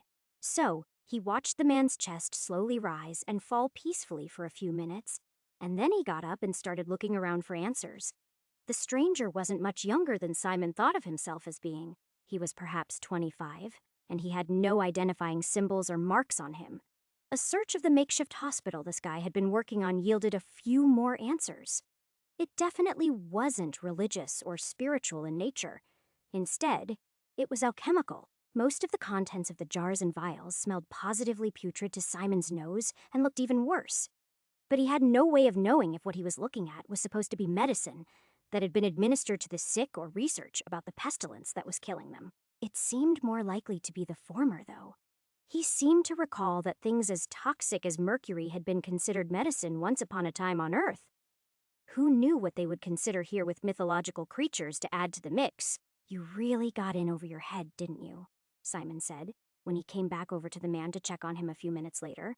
The Black Plague is a little advanced for people that haven't invented microscopes. The stranger stirred, but not enough to wake, and Simon set his water skin down next to him just in case he woke up and was still thirsty, and then went in search of the ingredients for the most powerful medicine he knew how to make. Chicken noodle soup. Inside the bounds of the small city, everything was rotten, but he found a string of garlic, a jar of salt, and some dried herbs in one of the nicer houses he explored. Later, He found carrots and celery, too. And though he never did find anything resembling noodles because they had yet to be invented in this world, and he had no idea how to make them, he did find a live chicken in an abandoned farmyard just outside the city walls, standing in the shadow of the gates with the word death painted across them. He beheaded it and plucked it, using the same techniques that his wife had shown him a couple times. While he did so, he tried not to cry. Man, if I'd known how much work went into nuggies, I would have appreciated them more. He sighed to himself as he washed the skinny, ugly-looking chicken with some well water he probably wouldn't have, though. Truthfully, more than anything, it was the dipping sauce he missed. Ketchup would have been nice, of course, but he would have fought a whole band of centaurs for some sweet and sour, or some honey mustard. Failing to invent microscopes is one thing, he said to himself as he started walking back to the square, but not inventing sugar unforgivable. If he was ever going to be one of those isekai protagonists that invented all the crazy shit they missed from the modern world, he was going to use it to invent sugar or chocolate. Though that was hardly an immediate goal, today's goal was simple. Keep the alchemist from dying and have dinner ready when he wakes up. Simon would probably add, figure out what to do about these bodies as he watched the clouds of swarming black flies increase along with the stench of death as the temperature rose. But that was a later problem. For now, he found a kitchen free from dead bodies that was close enough to his sole survivor that Simon could keep an eye on him. And then he filled up a cauldron and started to boil some water. Cooking was probably something that he was never going to be good at, Simon decided, but he'd come an awfully long way in the last 2 lifetimes. He could dice vegetables, roast meat, and even make bread, though it never really came out right. Soup was easy enough, though. Maybe he would save the bread for tomorrow, or perhaps never. While he tried to decide how long he should stay here, he cubed the chicken and set it aside before adding the fleshy carcass to the pot. Then he started dicing some vegetables. He'd let that simmer along with the salt for a while, then toss in everything else later. Several hours later, he was almost done, and he was really wishing he had some crackers to go with this when he heard the sound of his patient stirring outside. "Take it easy, man," Simon said, walking out as he wiped his hand with a towel. "You've been through a lot." My mask," the man said, reaching up to his face in a panic as he realized he was no longer protected from the plague. "It's over there, but I wouldn't worry about that too much. You're immune now, probably," Simon said with a shrug. "You got a name? Immune?" the other man asked, processing the world. "Is this magic?" "Nah," Simon lied. "Biology, antibodies. I'd explain it, but I don't really understand it myself. But all my experiments," the man answered, "they showed that the plague couldn't be defeated. Not with tinctures of Suvalin, or even with drops of enlightenment. Nothing worked. Listen. I'll show you a potion that will really save lives. But before we do that, I'd like to get your name," Simon said, starting to get frustrated that the other guy wasn't listening and probably wouldn't enjoy it if Simon had to keep referring to him as the alchemist or the soul survivor. "Oh, Robin," he mumbled. "It's Robin Clare. Well, Mr. Clark, today's your lucky day," Simon said, helping him into a sitting position and handing him the water skin. "I found you when you were dying and nursed you back to health." "Thank you," Robin exclaimed. "But what about my master and patients? Surely no one else made it," Simon said as he walked to the kitchen. "Sorry about that." He took a few minutes longer than he needed to, strictly speaking, to give the man some time to deal with his grief alone. But when he returned with the chicken soup, he wasn't crying. He still seemed to be in shock. Simon let Robin feed himself, and it was only several minutes into the meal that he finally said, "I thought you were bringing me a potion. This is just soup." "It is," Simon agreed. "And since cough syrup hasn't been invented yet, it's the only thing that's likely to keep you healthy anywhere near here." "But that doesn't make sense," Robin protested, though not so forcefully that he ever stopped eating. "There's no magic in chicken." "Well, obviously, you've never had it fried," Simon said with a laugh, suddenly craving something extra crispy. "Seriously, though, there's a kind of magic you've never heard of, and it's called nutrition.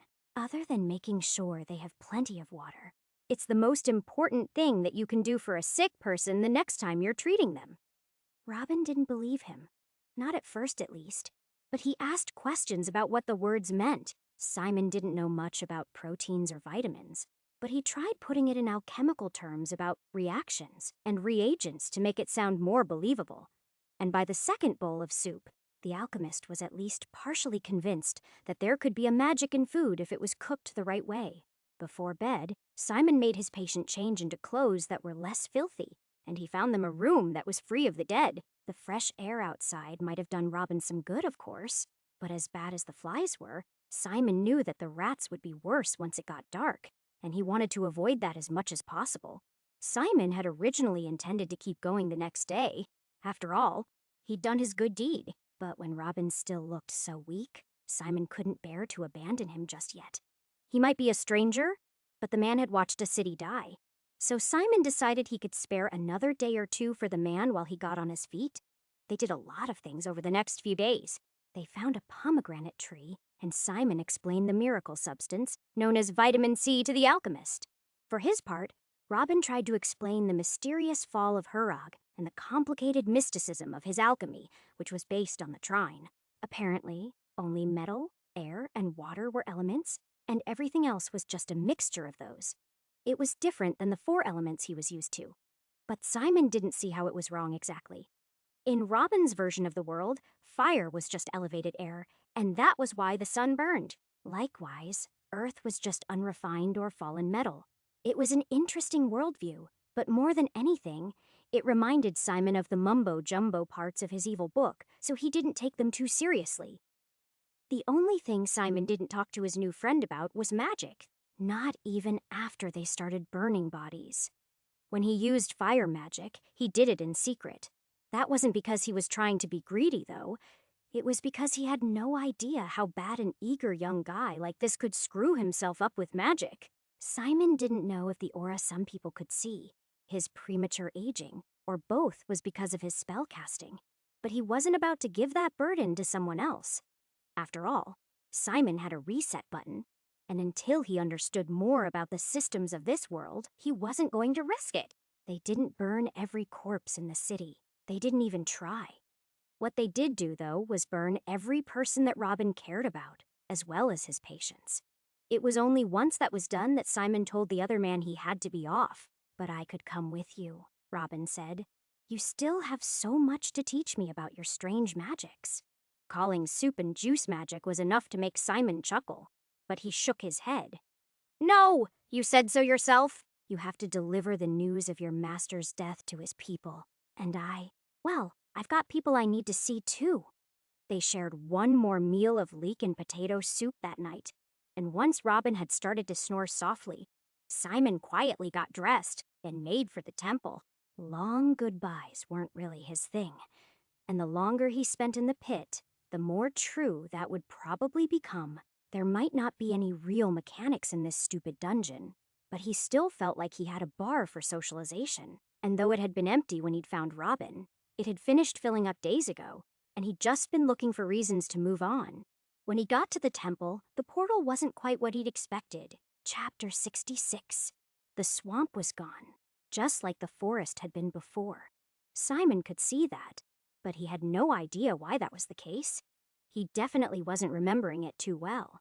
If you had told him that last time it had been swamp than Plague City, he might have believed it.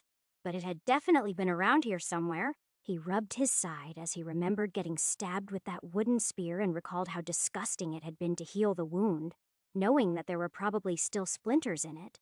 Knowing what he knew now, that would have almost certainly become a fatal infection in time.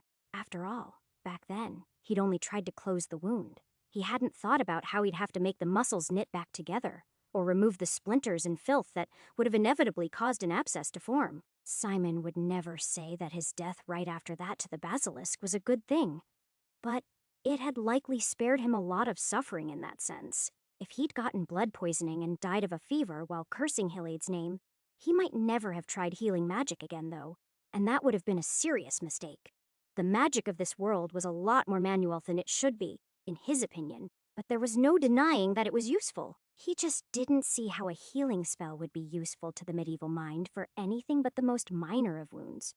Why should magic require advanced anatomical knowledge?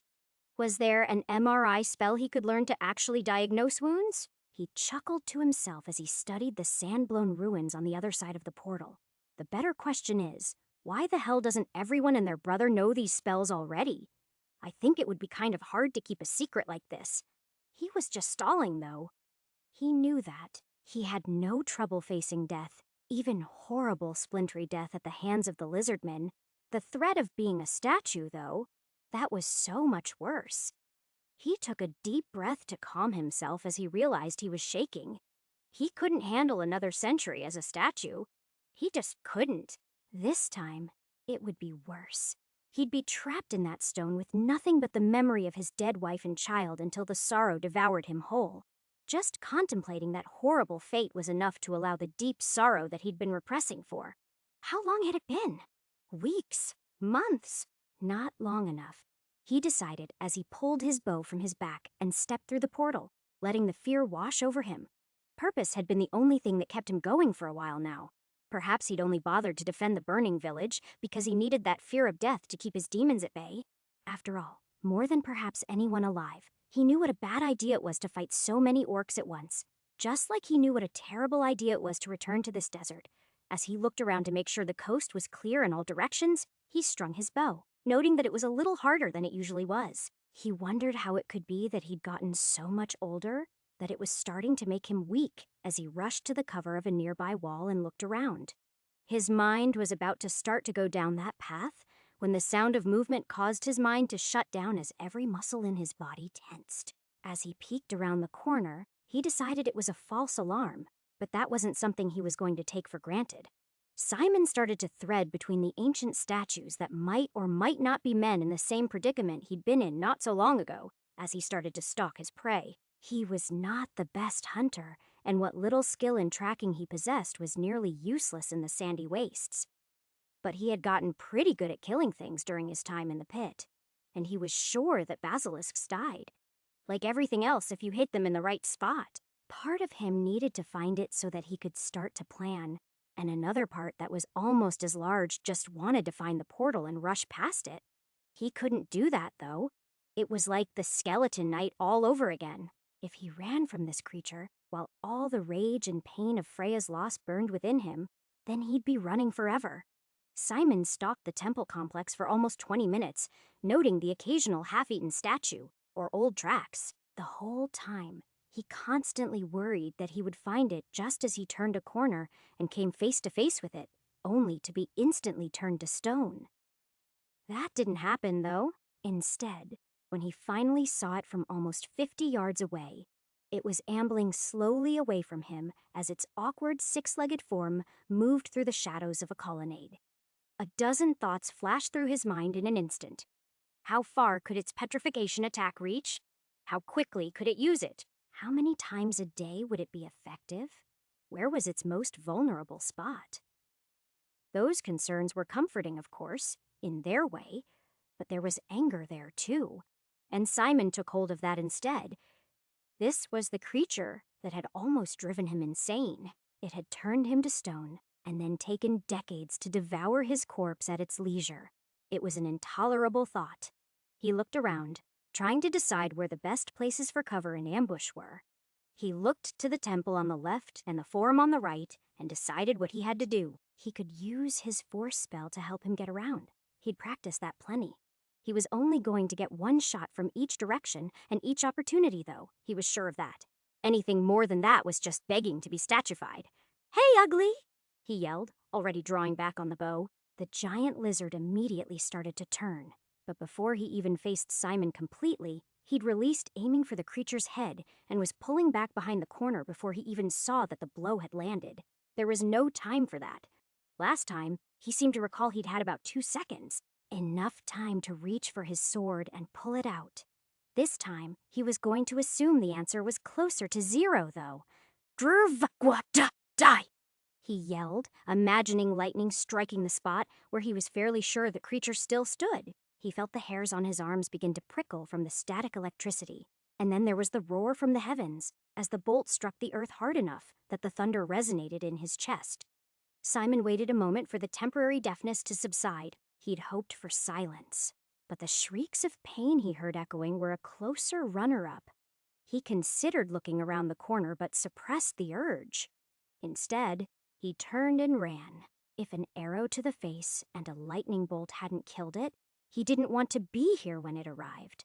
Haft, brum, have, baum, tauen, he said under his breath.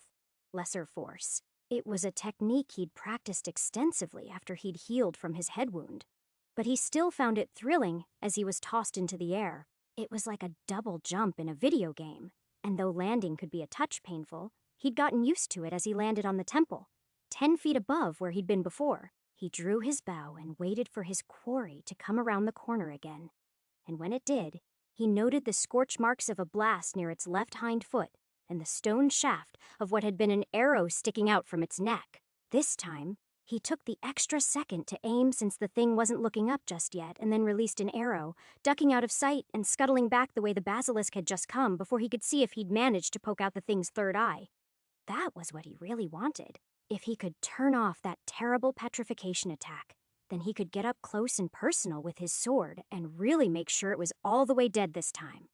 The thing howled in pain again, and for a moment, Simon thought he'd finally succeeded. Then he saw a stone bird fall out of the sky and knew that either he'd missed or the creature didn't need a third eye to ruin his day. Once Simon got far enough behind it that he didn't think the creature would hear him over the noises of rage it was making. He dropped down into the soft sand. From here, he could see the back half of the creature, and he doubted very much that his bow would do much to the thick, stony scales of the creature. So this time, he tried a different tactic, and as he ran for the pillars, he summoned fire instead. Gerswood tun ein. Warn, he yelled, throwing a wave of fury at his opponent that was probably hot enough to fuse the sand the thing was standing on. But it had a giant muscular body, so he wasn't going to count on the idea that he might be able to freeze it in place any more than the idea that he'd killed it. He caught his breath in the shade of a pillar as the edges of his vision grayed, and he had trouble standing. Using 2 greater spells back to back was incredibly taxing, and he wasn't sure he'd ever used so much magic so quickly before. He might have another couple of minor spells in him, but that was about it. If he pushed himself much harder, he was going to collapse, or worse. Still, the thing he was fighting didn't seem to be doing much better than him, though. Its screams of anger had become moans of pain, and though it was approaching him yet again, it was in bad shape. Not only was it moving much slower, but it was dragging at least 1 or 2 feet. Part of Simon was tempted just to run for it. He'd probably already done enough damage to this thing that it wouldn't survive, but he couldn't. Letting it die of blood loss or trauma or whatever finally did it in wouldn't be good enough. He needed to be the one to strike it down. So he dropped his bow and pulled out his flaming sword while he waited. It got so close that he could hear the sound of its labored breathing and smell the coppery scent of its blood while he stood there holding his breath. It was only when the thing's ugly whiskered snout appeared around the corner that he whispered, "Favamsam and used the minor force to kick up a cloud of dust on the far side of the creature. The basilisk whipped its head around and hissed at what it thought was its attacker. But all it did was expose its thick neck behind the larger scales, letting Simon bring down his blade with all the force he could muster. The first chop largely bounced off the scales, chipping a few of them, but little else. Even the fire magic wasn't enough to make a difference. The thing turned back toward him, but he was already in motion, now jumping on the thing's back. He was committed now. He had a wounded tiger by the tail, and if he let go, he would be lost. If the armor had been too thick for a chop, then he would try a stab instead. This time, he brought the tip of his blade down hard at an angle between 2 thick scales, and was rewarded by the sound of sizzling meat as his flaming weapon slid further and further into the thing's flesh. The basilisk let out an unearthly shriek as it tried to shake him from its back, but Simon held on. When that didn't work, it rolled over, trying to grind Simon into the sand and crush him to death. All that did was expose its soft, vulnerable underbelly, though, and as Simon jumped off, he was able to almost disembowel it with a slash, releasing a slurry of gravel and flesh bits on the ground when it finally completed its roll. It still moved after that, but weakly. It had no strength left. And as Simon started hacking off its head, the thing no longer put up a fight. Chapter 67.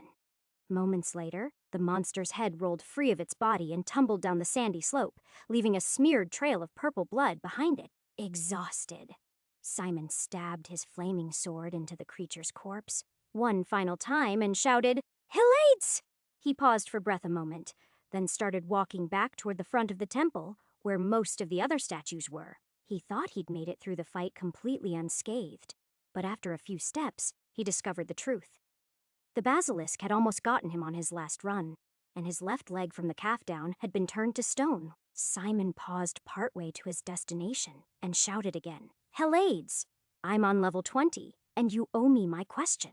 Then, before he kept moving, he tried a couple of middle-powered spells to see what could be done about his foot. Healing did nothing, but curing returned it to flesh, though he noticed that he'd lost all feeling, which made it worse than before. As a stone limb, it had been like walking with a peg leg, but now it was like walking with a dead piece of flesh, which it probably is, he muttered to himself as he staggered on and tried not to think of the leg rotting while it was still attached to him. It was fine. He'd rest and then use a greater heal or something in a few hours. As he limped up the slope, he wondered if it might be smarter to cut the possibly dead limb off and create a new one with greater heal.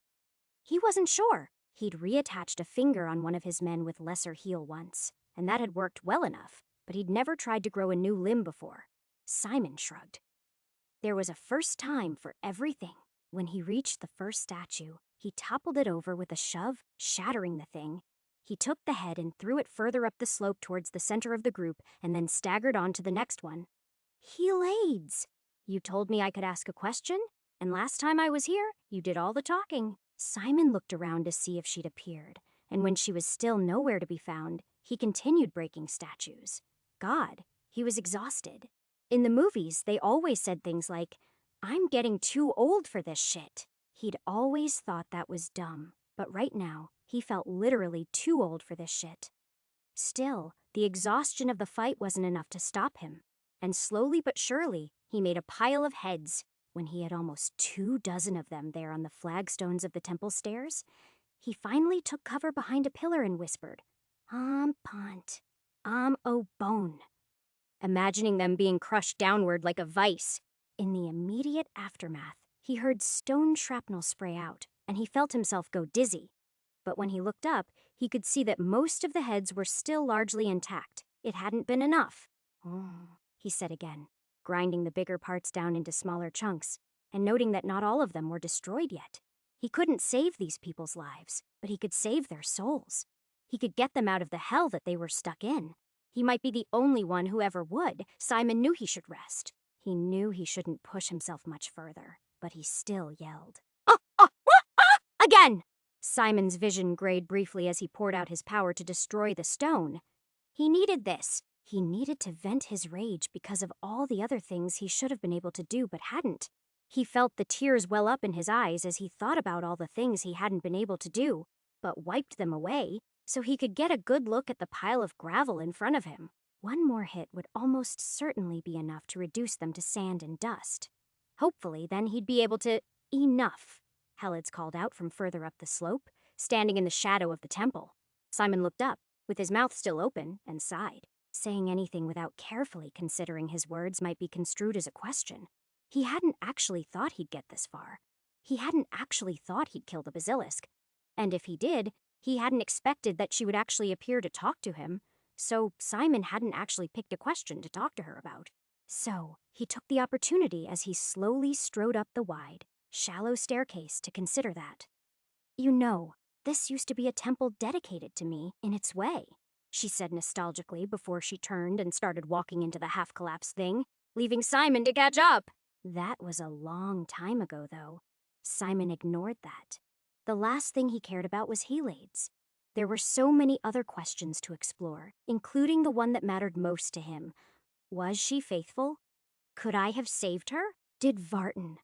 They were unthinkable questions that were enough to make him tear up all over again, and he wiped his face with his sleeve even as he tried to focus. He knew that this was a valuable opportunity, and he shouldn't waste it trying to make himself feel better. but he couldn't help it. Asking about the aura some people could see, and their strange reaction would be a better choice.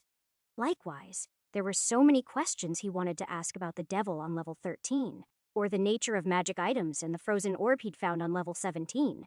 Then, there were the missing floors.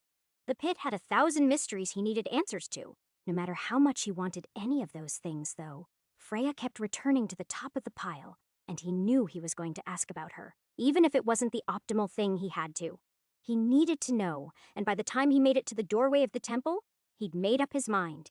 Helade's how he started to ask, but she cut him off. "It used to be beautiful once here, you know," she said, gesturing broadly at the wall behind him.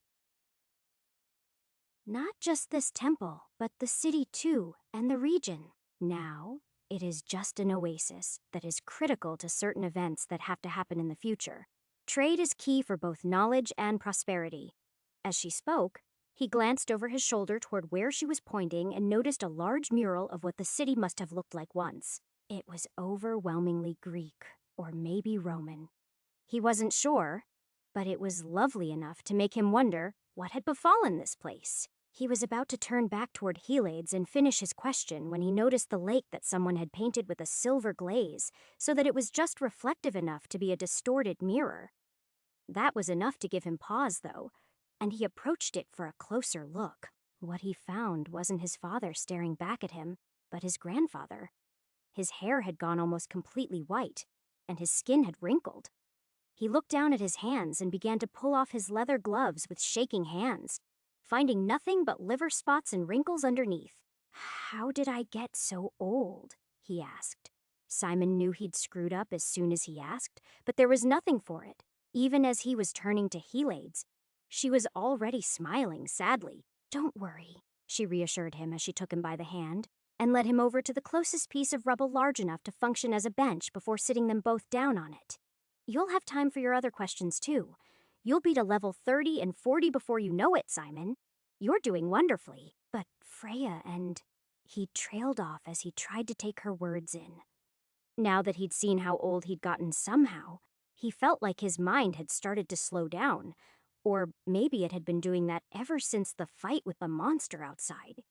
He honestly couldn't say for sure. "Shh," Helade soothed him. "Your wife was a good girl, and she's in a much better place. We aren't here to talk about her today. We're here to talk about you and how time flies." "How could this have happened?" he demanded piteously. "Only a day or two ago, I was fine, with just a touch of gray. And before that, well, you have used an awful lot of magic in the last couple of days," she chided him gently. "Like it was going out of style, so to speak." "Well, I've been casting spells the whole time I was in the pit," he said, "and it's never mattered before. More specifically, you've always died violently before it's gotten around to mattering," she corrected him gently. "But this time you lived for, well, almost a year. That's a lot of soldiers to mend and a lot of monsters to slay. And then there's the sword." "What about the sword?" he asked, feeling like she'd mentioned something important. "Well, Simon, when you copied those runes, you tied it to the only source of power you had available. You." Halade saw his look of shock. She added, "Where did you think all of that fire was coming from exactly? Nothing is free in this world, not even magic." Simon started to speak, but he forgot what he was going to say, and for a moment, he felt like he was going to faint. "It's fine," she said, pulling him down into her lap. "Spells themselves aren't so bad. They take perhaps a month, but..." "A month?" he gasped. "Each? That's worse than smoking. Well, the minor command throttles the life force. They're more like a day," she said with a shrug. "It's not an exact thing." "What about the greater spells, then?" Simon asked, not sure that he wanted to know the answer. "A year," she answered without hesitation. "That's a lot for anyone but you. With magic items, most of the evil mages throughout history will use the life force of less than willing victims or other clever tricks. But between your sword and your armor, you're bleeding more than a week a minute from your soul right now. That's why you've gotten so much older. Magic can be very dangerous." "Like the orb in the Hellgate," Simon said, feeling exhausted. He felt more at peace now that he understood what had happened. "Yes, she agreed, reaching up to stroke his hair softly. No matter how much the good men of the world try to purge the magic of the past, there will always be someone out there that discovers some old secret. Nothing can stay buried forever. Simon wanted to ask her about that, but he was too weak to do so. He was all used up. All he could do was lay there and appreciate the cool stone beneath him as he looked up at the beautiful goddess. "You'll figure out all of that eventually, Simon," she whispered. "I have faith in you. You've become what you always wanted to be, a hero." He closed his eyes then, imagining that Freya was the one who was holding him and telling him these things. He'd often wanted to die in the pit, but never more so than he did right now. If he were to die right this moment, he was sure that he'd be reunited with his Freya in the afterlife, and then he'd finally have his answers. Instead, he was going to have to do all of this all over again. Simon reached up and clutched the ring around his neck as he felt himself start to slip away. This wouldn't stop him, he decided, as he imagined that flaming sword burning down like a candle somewhere outside. No matter how many times he died, he was coming back to finish this thing. He'd go as deep as he needed to until all of his questions were answered. His hand gripped the small piece of jewelry around his neck, and then it slackened and fell to the floor as he experienced an entirely new death in the pit: old age. Chapter 68. Simon woke slowly, unsurprised to find himself in his own bed. He didn't even leap to his feet to check the mirror. He already knew what he'd see. His hair would no longer be gray, his hands would no longer be wrinkled, and his life would no longer be at its end. The ring he'd worn since his wife had been murdered would be missing, though, and he couldn't bear that disappointment just yet. Instead, he lay there contemplating what the goddess had told him while it was still fresh in his mind. Magic was fueled by life force. Specifically, it was fueled by his life force. It was a grisly, but not entirely unexpected outcome. A year seems kinda steep, though, he mumbled to himself as he opened his eyes and stared at the ceiling. Miracles apparently did not come cheap, but Simon wasn't really sure if that was going to change how he did anything. That realization hurt. A moment ago, he'd assuaged his rising grief with the fact that at least he'd asked a more useful question than demanding the truth about Freya. It wasn't, though. Dead was dead as far as he was concerned, and there were a lot worse ways to go than old age. He still didn't know the truth, though, and it was going to eat at him until he did, which made getting to level 30 the priority. The sooner he got there, the sooner Helades could tell him the truth. Getting on his feet and moving around was a chore and a half, though. He could barely squeeze into the leather armor that he'd had to bring in with some tighter lacing and a few alterations months ago. Now he really needed to cut some slits into the damn thing just so he could move right. Not that he could really move right until he dropped 40 pounds. I'm like that dude in Hades. Only instead of pushing that boulder up the hill, I gotta just keep losing weight for fucking ever. He sighed. It was a frustrating and, at this point, undeserved punishment. He'd already gotten into great shape twice in the last year or two, and now he was going to have to do it all over again. Fucking sucks, he complained as he belted on his sword, grabbed a few odds and ends, and tried to remember if he was forgetting anything. At least he didn't have to lug around that damn crossbow anymore, he thought with a smile. It was then his eyes fell on the mirror. At first, all he could see was himself and just how much he'd let himself go to shit before he ended up here. After a moment of looking at his stupid fat face, though, he looked past it to the mirror itself. When was the last time he talked to the thing? The last death? The death before? It felt like years. It was with that thought in mind that he decided he didn't need to be in that much of a hurry and sat back down. "Okay, mirror, show me my character sheet," he said calmly, not sure what he would find. As always, it wordlessly came to life in a series of faintly glowing blue letters. Name, Simon Jacoby level, 20 deaths, 32 experience points, 1,074 skills, archery, above average, armor, light, great, armor medium, below average, athletics, average, cook, average, craft below average, deception, below average, escape poor, healing below average, investigate above average, maces average, ride, average, search average, sneak average, spears, average, spellcasting, above average, steel pour, swimming, below average, and swords, great. Words of power, Gervual, greater, Marin, fire, Offerum, minor, Hiak, healing, Razig, lightning, Dinarth, distant, Onbatit, force, Zavan, transfer Gelthic, Koresh, protection, Uvelum, boundary barome, light Delzom, cure. Simon's eyes widened as he saw just how much everything had changed. It was a lot to take in. He'd shaved almost 200,000 experience points off his debt, and it was hovering at just under -1,000,000. He'd brought up almost every skill, at least one, but even more than that, he'd learned a ton of new spells. And now I even know that they're modular, he sighed, shaking his head in disbelief that he hadn't noticed that for such a long time. He hadn't even tried half the words or 10% of the combinations yet. It wasn't like he was running out of time or anything, though. All right, Mirror. I see my experience has gone up an awful lot. Can you tell me what's up with that? Simon asked. I do not understand the question. The thing typed because of course it did. This time, Simon didn't let himself get frustrated, though. He'd been expecting it.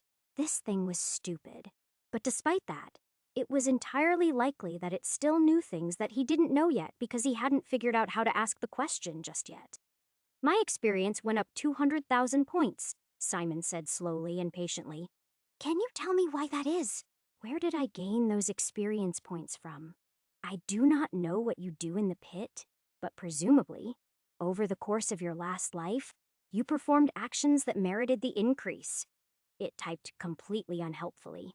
Can you list some examples of what might cause experience to increase? He asked, reaching for the wine bottle as he made an effort not to curse at the stupid thing. Acts of bravery, heroic deeds, major accomplishments, events that cause you a great deal of satisfaction, events that make the world better for one or more people, selfless acts, things that it typed, going on in a list that was likely going to be endless unless he intervened. Okay, I get the idea, Simon said. You can stop now? Thanks. As the mirror stopped mid-word, he took a moment to reflect on what else he might ask about besides why they hadn't just bothered to call experience karma. He was basically still at -1 life. But again, that wasn't something that seemed to actually matter. Okay, Simon. What does it actually matter then? He asked himself, looking for any thread that might engage him enough to keep him from dwelling on Freya and her end again. Fortunately, there were a lot of loose threads for him to pursue. There were the missing floors, the strange aura, and, of course, all the new magic information he'd picked up, though he doubted the thing would tell him anything about crafting magical items, which, quite frankly, seemed like a terrible idea right now. He wondered if maybe it would tell him more about the words of power on display. Well, I've got all of these new spells, Simon said to himself. Hey, Mirror, what can you tell me about my spells? Can you offer any more details there? You do not have any spells, the mirror displayed indifferently. Okay, fine. Words of power then, Simon sighed, annoyed at just how pedantic this thing could be. Can you tell me anything else about my words of power? All words known or displayed, it answered unhelpfully. Yeah, I can see that, but can you tell me? I don't know. Simon faltered because he realized if he said the word out loud, he would cause an unintended effect. What does the word of protection do? Or maybe what other words there are that I don't know. I cannot, the mirror showed quickly. I can only show what you already know in this regard. I see, Simon said, taking another drink. God, this thing is so stupid. Can you tell me about my aura at least? Simon asked. I think it's from casting spells, but his words trailed off as he read off the screen. Magic is very damaging to the people that cast it frequently, so that is a possibility. It agreed. But you can't say for sure, he asked. What about the experience points? Could that be causing it? -1,000,000 experience is kind of a lot, and Heled's compared experience to karma, I think, didn't she? I cannot see the aura you describe, the mirror typed.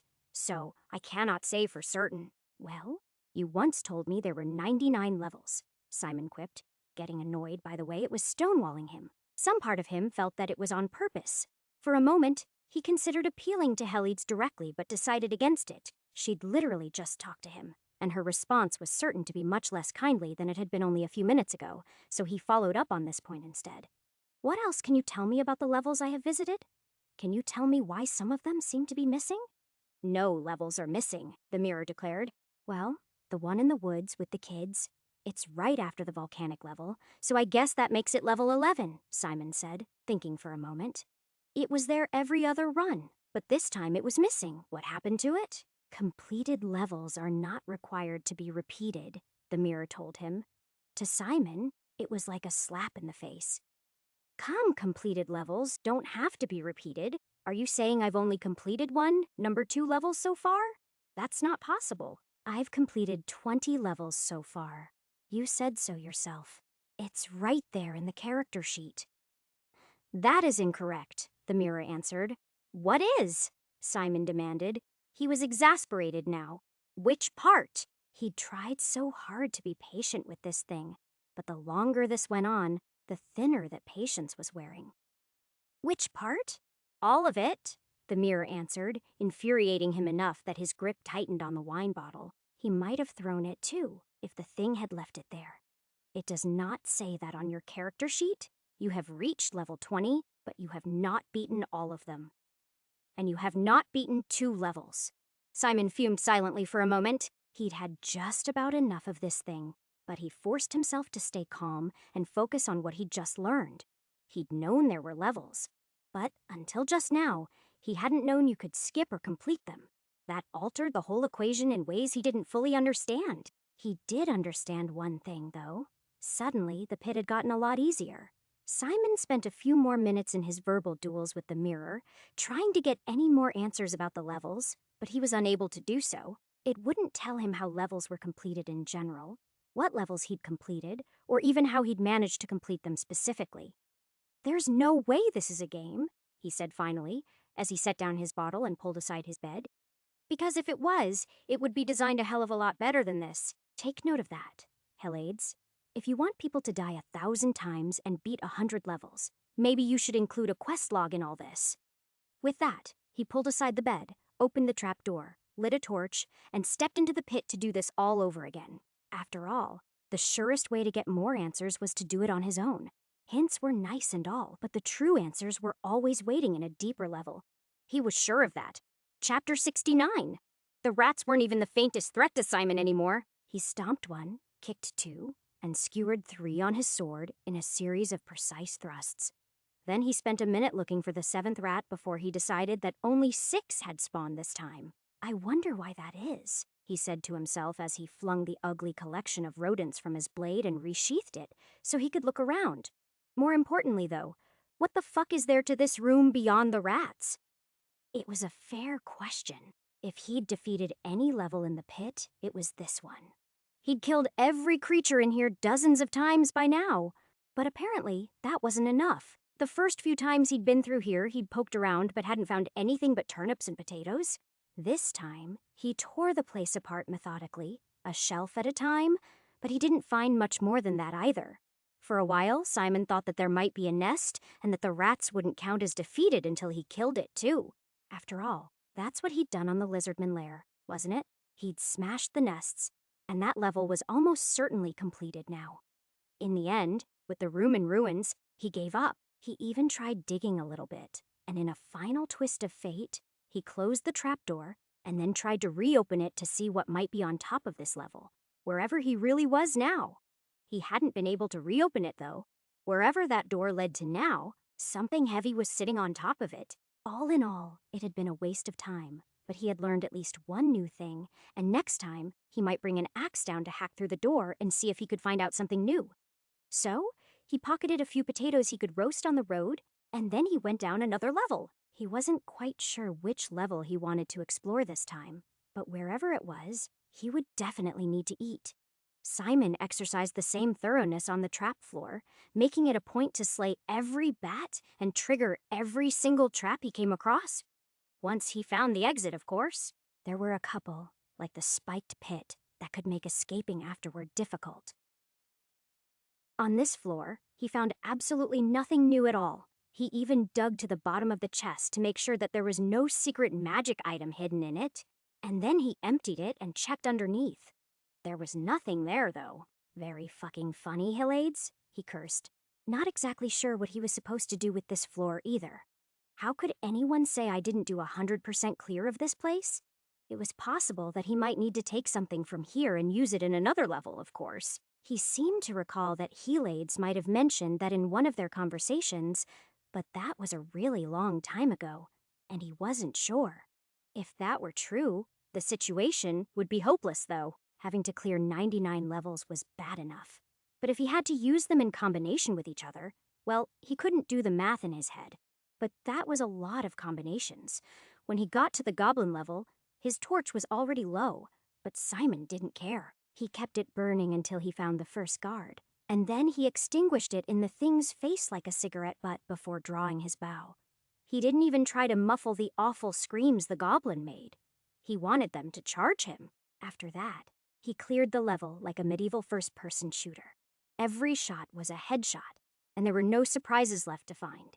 When he reached the mouth of the cavern, he saw the last 2 goblins running away, and he took them out with 2 well-aimed shots in the back for good measure. Once that was done, he recovered the arrows he could, though he decided that there was no way he was walking all the way down the slope to where the last 2 goblins were just for 2 lousy arrows, because it would mean walking back up again. Ultimately, he decided that even if the thing he needed to do to beat this level was somewhere down there, he was going to skip it this trip because he wanted to go deeper.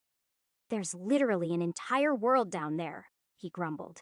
The gates should be somewhat close to the thing I'm supposed to do, right? That would have been the logical thing, but he wasn't so sure that logic always applied to the pit, or to Hillades for that matter. Still, if he was going to be thorough about this, he couldn't just skip this level. So, he explored the area around the outside of the cave to get some fresh air in the hopes he would find a second goblin nest nearby. That was not the case. So once that was done and Simon had rested, he went back in, and using part of the goblin bonfire as a new torch, he went back inside, looking for something he might have missed. He found nothing, though. The only things in the cave besides the filthy goblin warren were the river, which went down to nowhere, and the tomb entrance. Simon was definitively not going back down that nightmare waterfall, so after a couple hours of searching and a quick lunch break, he descended into the tomb. Here, he was tempted to use his magical force word to shatter the skeletons proactively. But something about the idea of spending a week of his life doing what he could do just as easily with his mace made him feel dirty. He wasn't going to stop using magic, of course, but as he shattered the first skeleton and moved toward the second and third before they could rise, he promised himself he would only do it when he needed to. In the end, the skeletons of the tomb were even less of a challenge than he remembered them being, and he made a point to disarm the knight, sending its blade flying before he beheaded his old nemesis. Once that was done, he had a look at the skeleton knight's armor rather than the blade. After all, no one had made a sword that nice for the dead. This man had wielded it in life and been buried with it. As Simon suspected, the gauntlets themselves had runes of protection, and the scabbard had boundary nullification runes to turn off the sword's cold effect when it wasn't in use. That didn't surprise him, though he did wonder if he'd caused some kind of cold effect, like the temple he'd visited on all the worlds that he hadn't resheathed the sword. Hellade said that items drain a lot of life force, so who knows? He told himself as he pried free one of the gauntlets, and then put it on to put the sword away. Maybe that was all he had to do for this level? Maybe it hadn't counted before because he hadn't put this thing away. It was only when Simon was about to put it back on the tomb that he realized he was being a moron. He didn't have to put it back. He had to take it with him. Not even because that was probably the victory condition either, but because he wanted to wield a badass frost blade. He laughed at how hyper-focused he'd been about what he was missing, and that he'd almost forgotten how much he actually wanted this thing. He smiled as he belted it on, leaving his normal sword behind in its place. It was a little heavier and a few inches longer than what he was used to, but it felt good there. Since he'd first come into the pit, Simon had wanted a magic weapon, and now he had one.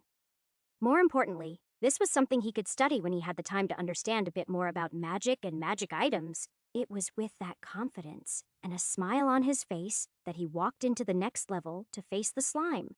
Here, he was certain there could be any number of things to do with this level, since it was open to the sky. He'd never tried to climb the walls of this sinkhole before, because they'd looked awful crumbly, but for a few months of his life, he imagined he could jump up there pretty easily. He wasn't going to, though, not today. Today, he'd thought of a new synergy he was going to explore that he'd never considered before. He turned his attention to the stream that stood between him and the door and tried to decide where the slime was hiding. He probed the water several times with the sword, leaving a little layer of ice before he found it. The clear ooze reared up to strike at him, but Simon jumped back clumsily, almost landing on his ass. Cursing the body he was stuck with, he retreated before his enemy as he circled around it and maneuvered to the door. It was only when he was right in front of it that he put his plan into motion. "Un bedit uvelum!" he shouted. "Force barrier." Idly, he wondered if using 2 words was 2 months or if it was still just one. But he didn't let that stop him from imagining the flat wall of invisible force that would spring into existence for a moment to stop the thing from eating his face. As it flattened itself out against the invisible wall, he stabbed it in the center of its mass, forcing it to keep that shape to some extent as it began to freeze solid over the next few seconds. Its periphery still writhed and reached for him, but with its center frozen, its movements were sluggish and ineffective. Soon, it was nothing but an ice cube that was round on bottom and flat on top. And that was just about what Simon wanted. He tried to push it, but found it didn't slide as well on the rough stone as he'd hoped. "Modern problems require modern solutions," he said with a laugh, using his water skin to create a path in front of the slime, which quickly froze. He repeated this several times until he had a wide, slick track of ice to move the slime on. Then, he pushed forward the frozen block of slime, like it was that curling game that people played in the Olympics. When he got to the door, he didn't even need to turn the handle. He'd gotten enough momentum that he just forced the door open and sent the 50 or 60 pounds of ice clattering across the room, where it knocked over the table. Simon was winded by the effort, but not so distracted to forget that there was almost always a zombie to his right as he entered. Even as he stepped inside, he pulled his sword free. And this time, the thing didn't even have time to charge him before he'd quickly beheaded it. He was admiring his own handiwork when the door flew open. His knuckles went white on the hilt of his sword as he heard it. He knew what that meant even before he turned around. She opened her mouth and pointed the pitchfork at him, but before she could say a word, he yelled, "Back the fuck off!" holding his sword at the ready. She made to jab him with her pitchfork, but he sliced the end off effortlessly, leaving her with nothing but a pole that was a foot shorter than it had been.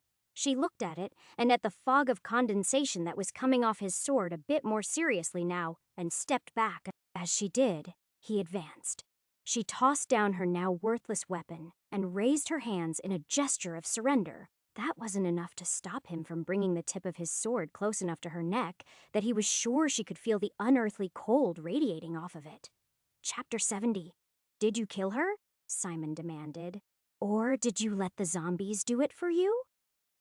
What? Brenna said, confused. Freya! Did you fucking kill Freya? Simon shouted. That was enough noise to attract attention, and he heard a moan from the next room, followed by the sound of the board on the window giving out. By this point, Brenna was weeping openly and slumped against the wall, slowly sliding down it. As far as Simon was concerned, that was an admission. But he wasn't exactly sure of what, and he wasn't willing to kill her until he got some answers. So, instead of doing something rash, he barked. Wait here? We'll pick this back up in a minute. Then, he embedded his sword in the floor to partially bar the door and pulled out his mace. The 2 zombies in the room were familiar sights, and neither one held any challenge. He quickly reduced them to corpses before he struggled to block the window with the table. It was only once all that was done that he returned to his sword and his sobbing prisoner. He ignored her for the moment, though, and instead, he pushed his slime cycle out into the main room to let it start to thaw out. He imagined that the process would take all day at least, but he was in no hurry, and he wanted to see how it endured being cryo-frozen like that because if it did as well as he expected it to do, then that was his answer to the zombie apocalypse that had been unleashed. He'd thought about it a lot since his last death. And he couldn't think of another reason why the slime level would be right before the zombie level, unless the slime was there to eat the zombies. It was something he'd never given a single thought to until the mirror had mentioned finishing a level. But now that it had, he couldn't get it out of his mind. What would finishing the goblin level entail? Killing the goblins, right? Only that didn't seem to be enough. He'd figure out why that wasn't working later. But with the zombies, there simply wasn't another answer. If he'd killed them all by burning down the city, then they would never spread, and all the chain reactions would never happen. Not only would thousands of lives be saved, but it would change all the future timelines. He couldn't imagine anything more he could do than release something that could eat all the zombies, one at a time. And while he had to admit the possibility of having to deal with a zombie slime was non-zero, it was still worth a shot. Plus, while he waited to see what would happen, he could dig into Brenna's story, execute her, and then get hammered. He had no idea how that would impact his experience points, but he didn't care, and he doubted. Even Helids would blame him for having a drink. He decided as he hung his mace from a belt loop and picked his frigid long sword back up. Okay, we're safe now, so let's start over. Are you going to try to stab me again? He asked. Brenna silently shook her head, so he continued. Okay, well, my name is Simon, and Freya she was very special to me. And the way I heard it, you threw her to the wolves, so... You don't know what you're talking about, she sobbed. You know nothing. Why don't you tell me then? Simon asked, eyeing the closest tankard, and deciding he'd rather just get himself a clean one because that one had probably been sitting there growing mold for days. I don't have to tell you anything, she said before spitting on the ground. You're a disgusting knave that threatens women. You have no honor. And you're a woman with about 3 or 4 hours left, if memory serves. Simon smiled wickedly at that, and it wasn't until he looked meaningfully at the dirty bandage on her arm. She defensively covered it with her hand. It's fine. I'm fine. It's barely a scratch. I'm sure, Simon said contemptuously, sheathing his sword. As much as he wanted to strike her dead right now, killing an unarmed woman didn't sit right with him, and he decided he might feel better about it after a few drinks. Is that what the innkeeper told you when one of these bastards got him too? That it was just a scratch? How could you possibly know that? You weren't here for any of these things, she said, her voice growing more and more shrill as she spoke. You must be a sorcerer. It's the only explanation. Well, that too, he agreed, pulling himself a pint and sitting down at the bar where he could watch his ice cube and his ice queen. But the reason I know, she started trying to talk over him, but he just spoke even louder. The reason I know is because the last time I was here, you turned me into a fucking zombie, you crazy bitch! I did! She turned pale for a moment before her denials returned. I couldn't have. That's nonsense. I've never been a zombie, and I'm not about to change that, no matter what a vile creature like you says. As Brenna spoke, she crept cautiously into the main room of the bar. She pretended that she wasn't afraid, but he could see her words had cut, and he wondered if Vartan had felt this good when he used his final moments to hurt Simon with his words. In Simon's case, though, everything he said was true, and as far as he was concerned, that made everything he said cut all the deeper. That's fine, Simon said, offering her a mock toast from where he was seated. You aren't just going to kill me? She asked. Isn't that what you came here for? I mean, you aren't here every time I come through Brenna, but once I saw you, murder was definitely at the top of my agenda, he agreed. But now that I remember how much I despise you, I've decided that's better than you deserve. So, I'm only going to grant you that mercy if you decide to tell the truth. This caused her to explode again, hurling angry words about everything from his manhood to his mother, but Simon ignored them all. She couldn't affect him, and anything she tried to do to change that only amused him more. Oh, he'd try to talk to her, of course, but it didn't work. She had no interest in telling him anything about Freya, and trying to drag it out of her with torture struck him as distasteful. He'd much rather have her torture herself and keep his hands clean. This went on for an hour, but it wasn't until his slime started to show signs of life that she threw the mug at him. To her credit, she waited until Simon appeared distracted, which he was, But it didn't take much effort to whisper avarum unbedet uvelum and conjure a weak, shimmering wall of force to interpose itself between her projectile and his face. The look on her face was worth burning a week of his life, honestly, and he laughed when she got a look of pure horror on her face. He didn't let his appreciation of the moment distract him from noticing how much smaller the word for minor had made the barrier, though. It was an interesting fact because he would have expected the minor to refer to the strength of the barrier, but it also changed the size, which could be inconvenient. The extra 3 syllables also meant he only got the shield up just in time, which meant he would probably forgo them in the future. None of that reflection made her look of shock or the follow-up reaction to run into the other room any less funny, though.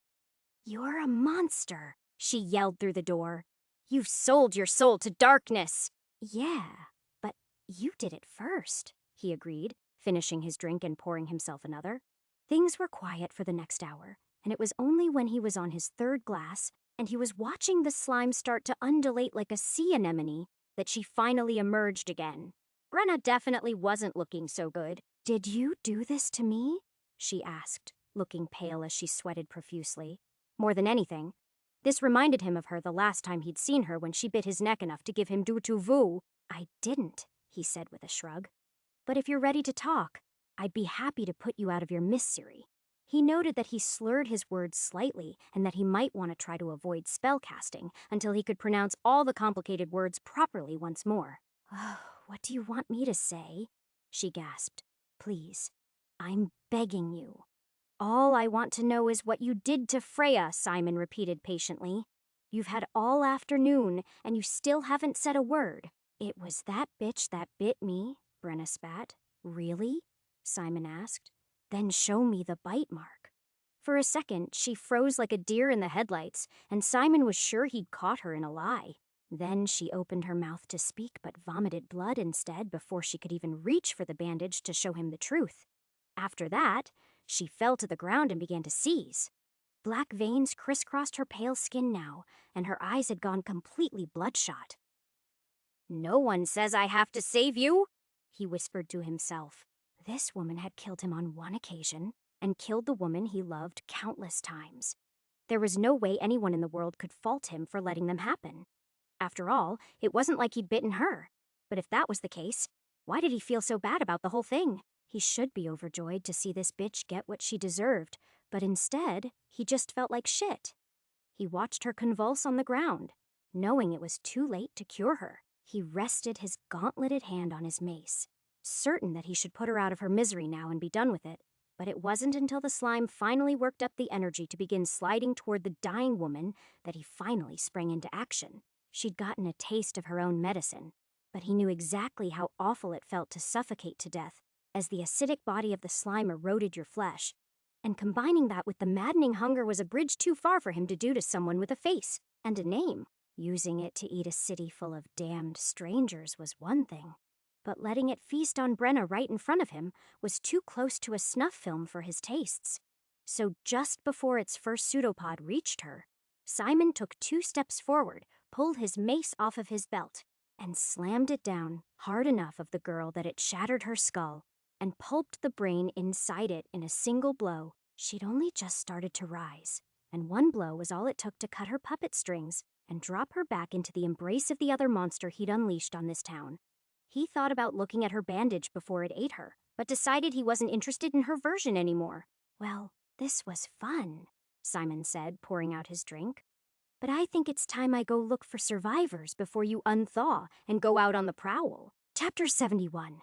Walking upstairs was a little more challenging than he'd expected, so instead of immediately heading out, he changed his mind and decided to take a quick nap in the innkeeper's bedroom since that was the safest part of the whole inn. He slept fitfully as he struggled with his regret at how he'd handled the situation, his anger about Freya's fate, and the vague anxiety about the newest hazard he'd introduced into the world. By the time he'd finally sobered up and gone downstairs, the slime had reduced Brenna's body to bones and was working on another corpse. Simon was pleased to see that it hadn't turned into some pile of necrotic sludge, and instead, it was its translucent, gooey self. As soon as he got close enough for it to bother, It reached up from its partially digested meal with a pseudopod to try snacking on him as well. I wouldn't try that if I were you, he chided, pulling out his freezing sword. Not unless you want another time out. The creature stopped as soon as it felt the chill of the blade and retracted its pseudopod. It wasn't particularly smart, but it knew what it didn't like. Besides, it hardly needed him. There were literally dozens of corpses waiting to be devoured just outside the windows. Idly, Simon wondered how big the thing would get when it had eaten them all, but he didn't stress it too much. That was a later problem. Well, you just keep doing what you're doing, Simon said, backing away slowly. And I'll check on you. Well, I'm sure we'll see each other around. With that, he was off. From the second story, he climbed out onto the peak of the tiled roof and carefully started walking down it, mindful of the way it creaked under him. Weight was a factor, but even more than that, he cursed the body he was trapped in right now for its lack of agility. He just couldn't move like he knew he was capable of, and that irked him. "Is anyone out there?" he called. Certain that there was. "I'm looking to help the survivors get out before the The itsy-bitsy spider gets out and makes everyone else's life hard." There was no immediate response, but that didn't surprise Simon. He wasn't sure he'd respond either if a crazy person started to yell in the midst of a zombie apocalypse. When he reached the edge of the building, he stood there for a couple minutes, just watching the milling mob of undead churn beneath him in a way that was almost blasé. It should have been terrifying, but he just couldn't make himself care too much anymore. Instead, he just had to resist the urge to burn them down because, ultimately, that would undermine his current plan. There was no way he could kill them all like that.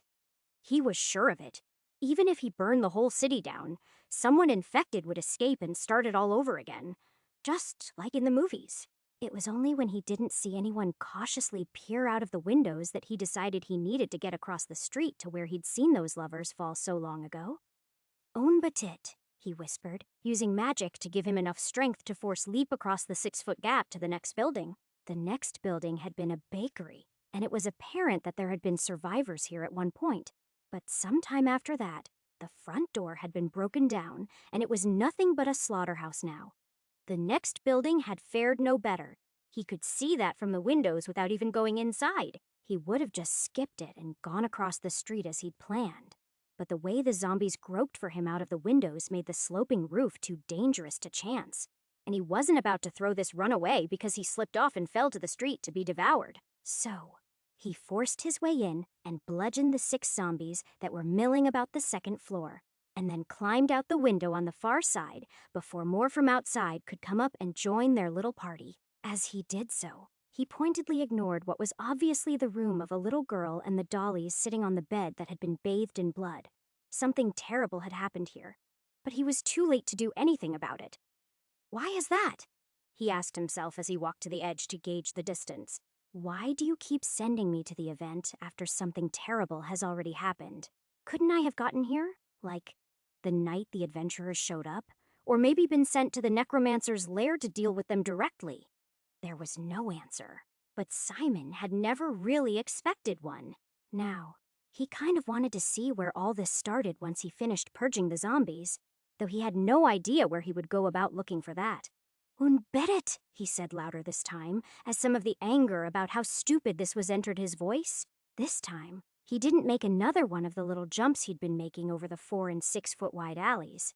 This time, he leapt across the cobblestone street, which was wide enough that a carriage could navigate it without difficulty. He was fairly sure he'd be able to clear it in almost 15 feet. But even so, it was a scary moment. He wasn't entirely sure. When he did, though, something he hadn't expected happened. He fell right through the roof.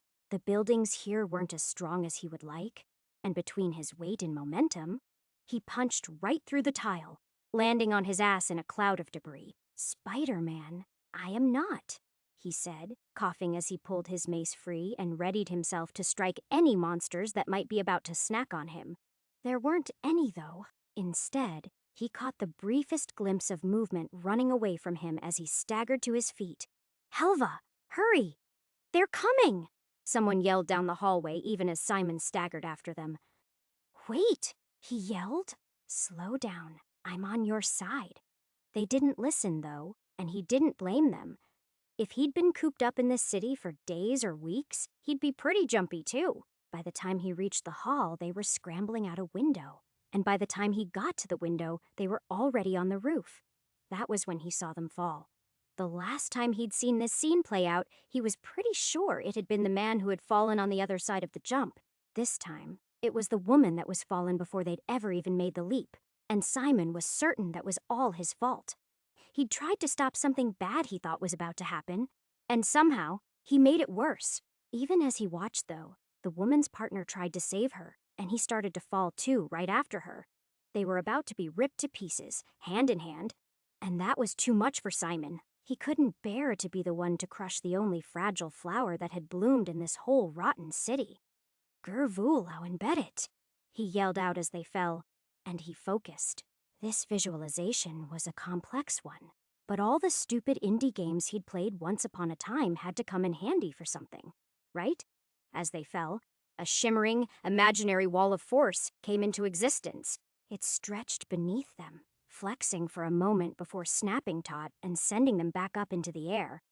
It wasn't high enough to send them to the roof on the far side of the street. He lacked the math to tie things up quite so neatly. No. This was just to get them clear of what happened next. As they sprang several feet further up into the air, that shockwave of their impact solidified and sprayed out in all directions, slicing through the necks of every zombie in the vicinity at head level and causing all the corpses to drop to the ground. The exertion winded him, and he felt his throat starting to get sore from the repeated use of magic. But that wasn't enough to stop him as he yelled out, "Get in that building and bar the door! I'll be right there." The couple got to their feet, terrified at everything that had just happened, and they looked on dumbly, even as the zombies started to pay attention to the commotion and lurch toward the helpless couple. Simon was fairly sure they were still going to die if he didn't do anything to stop it. So, this time, he used minor force to absorb the impact as he jumped down to street level and ran to them. For a second, he thought they were about to bolt away again, but instead, they just stood there frozen as he barged past them and used his bulk to slam open the door across the way, which was the same dress shop he'd already mostly cleared earlier. Then, even as the zombies surged forward, he pulled them both inside and slammed the door shut behind them. "Grab those and put them here," Simon said, gesturing to some nearby crates and corpses. The other man didn't do anything. Instead, he stared at his partner in horror. It was only after looking for a few seconds, and the door he was holding shut started to rattle, that he realized why. She'd been bitten on the leg already. "It's fine," Simon yelled. "I can save her, but not until we stop these monsters." He wasn't 100% sure he could, of course, but he was pretty confident, even though he really should probably take a break from casting any more spells. He'd already burned almost a year and a half, and he'd only been on this level for a few hours. That was enough to get them into motion. Working together, they grabbed everything they could that wasn't nailed down and started stacking it in front of the door. It was only several minutes later that Simon felt safe enough to release his grip and tend to the bleeding woman. "What's your name?" Simon asked, examining the wound. It was deep. A whole mouthful of flesh had been removed at the bottom of her left calf. And given how slow Brenna had changed, the way she was bleeding was honestly the bigger short-term problem. "Helva," she whimpered. Simon could have kicked himself as he realized he already knew that. "Okay, Helva," he said, trying to figure out the best way to handle this so no one wanted him dead.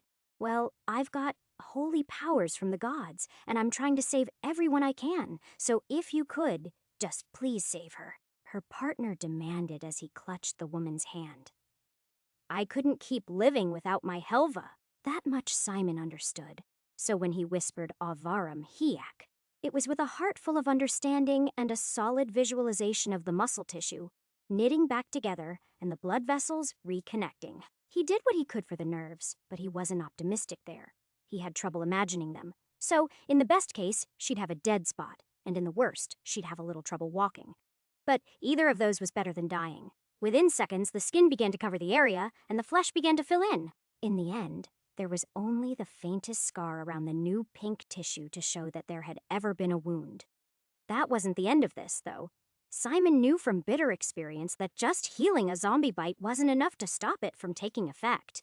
Honestly, He wasn't even sure that his cure word would be enough for this, but he was pretty sure it would work. Delzam, he whispered, willing the toxins or bacteria that caused the people to go mad to vanish. In the end, they both looked on in shock as he leaned back, exhausted. Simon had planned on trying to go out and save more people, but just this much had left him gasping. "All right, do you think you two can keep them out for a couple hours while I grab a nap?" he asked, not bothering to explain anything as he walked upstairs. Chapter 72. That was how Simon spent the better part of the week, more or less. They didn't linger in the dressmaker's shop long because it wasn't very defensible and because it didn't have much in the way of food. The fact that the room with the blood-covered dolls freaked him out was also a part of it, though. That was the same reason they didn't return to the inn. Even though there was food in there, somewhere in that place was Freya's corpse.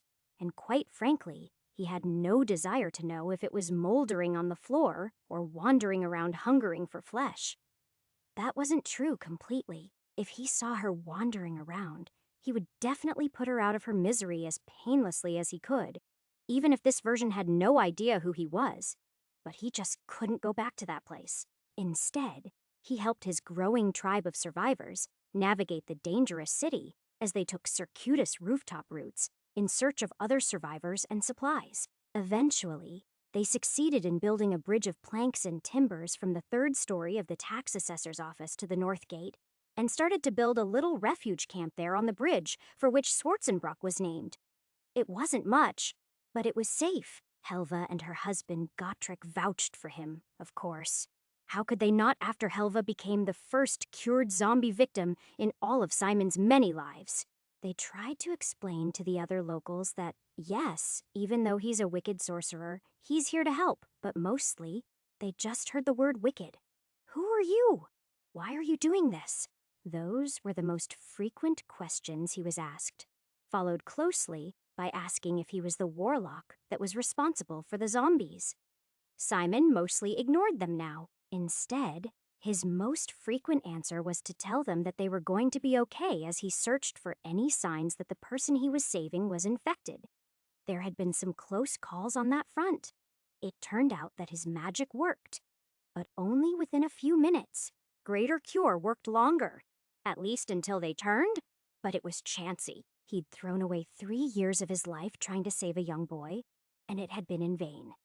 Each time, the magic had driven the child into remission, but each time, the pallid skin and flop sweat had returned with a vengeance. Simon would have gladly tried a 4th or a 5th time, but as it turned out, using Greater Anything 3 times in one day was enough to make him cough up blood and pass out himself. He'd slept for a day, and when he'd awoken, he was completely surprised that no one had taken the opportunity to drive a stake through his heart.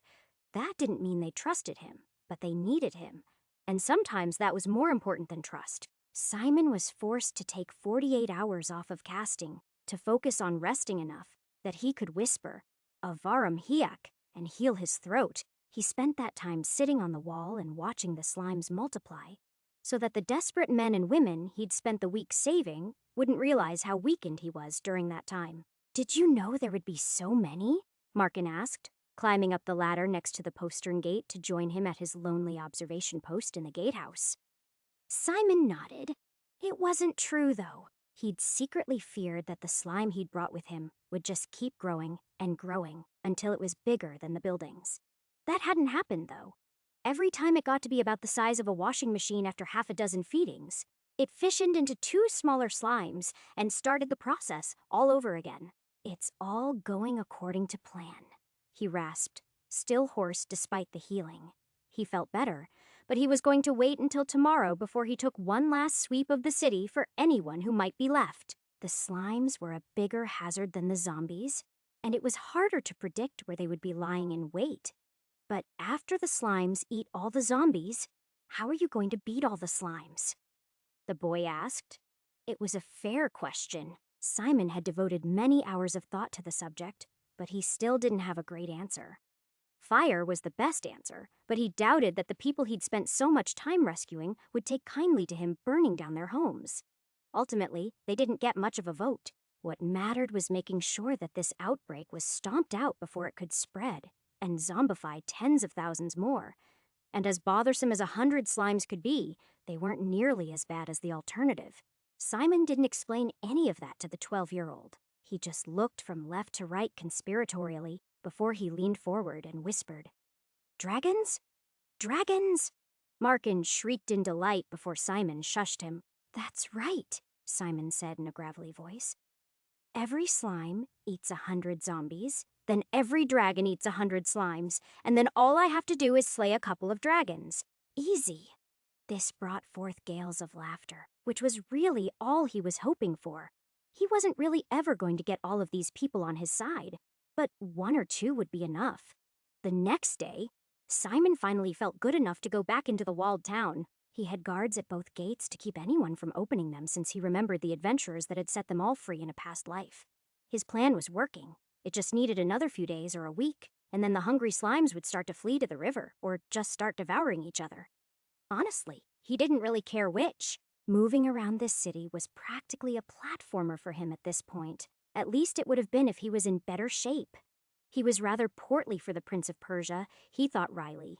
Still, with plenty of force and lesser force, he made his way around the city, calling out for help as he went. Sometimes, he'd taken locals with him since any trapped residents were more likely to respond to a familiar voice. But today, because of the increased danger, he hadn't bothered. He'd already saved 72 people, and that was definitely a high score for this level. It was only about 1% of the population that had lived in the busy trade town a few weeks before. But it wasn't his fault that Helades was always sending him to places a day late and $1 short. It was a number he could be proud of, even if he didn't think it likely he'd find any more today. He doubted that an actual superhero could have done much better. Shortly after noon, he stopped by the inn and tried to decide whether now would be the right time to leave. Perched on the eaves of a house across the street, he looked down at the nearly empty streets, and he was fairly sure he could step inside the second-story window with the help of a quick double jump and be out of there before anyone knew. He wasn't really in a hurry, but he also had no wish to stay here longer than he had to. This level, of all levels, had too many memories, and even though he would miss the opportunity to try to find Freya with every pass-through, he sincerely hoped that this was the last time he'd see this level again. He might have actually left if he hadn't heard the horn from the south gate. He'd given it to the small group of men that he had keeping a watch on it since Simon spent most of his time at the north gate, but this was the first time they'd actually used it.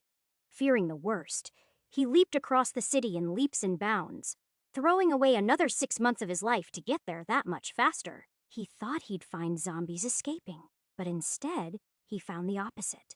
The men he'd left here were tussling with the small group of adventurers that he only had the faintest memory of. "What in the hell are you doing?" he said, landing behind the group just far enough away that he didn't feel the need to draw his sword yet. Leave that closed. The magical blade would definitely complicate things more than they already were. And so far, every resident of Schwarzenbruck that had seen the steaming blade and given him looks of fear or made warding gestures against the evil eye, and at this point, he rather regretted bringing it with him, even though he raised his hands to show he was unarmed. 3 of the adventurers immediately drew their weapons, while the 4th and 5th kept wrestling with the makeshift bar that Simon and a few men he gestured had attached to the outside of the city's main gates. "Well, what did I tell you, boys?" the tall blonde one said with a smile. "You come looking for an evil wizard, and you're going to find yourself an evil wizard. Listen. All I want is to," Simon tried to explain. But his opponent used the moment as an opening to launch himself forward, and Simon barely got his sword out of the scabbard in time to block the blade that was coming for his throat. He was skilled enough to see it coming and lock blades, but at this moment, he wasn't strong enough to hold the parry and was sent sprawling, though he managed to keep a grip on his weapon. "Unbatit," he whispered the word of force as the 3 men advanced on him like a pack of jackals, looking to take him down before he had a moment to explain. They had no idea how much restraint he was using. Rather than use his magic like a guillotine, he settled for giving them a quick shove back so he could rise to his feet. "Witchcraft!" one yelled. "Sorcery!" the 3rd man cried out. Both of them had been put on their butt by the unexpected shockwave, and they struggled to rise again under the weight of their own cowardice.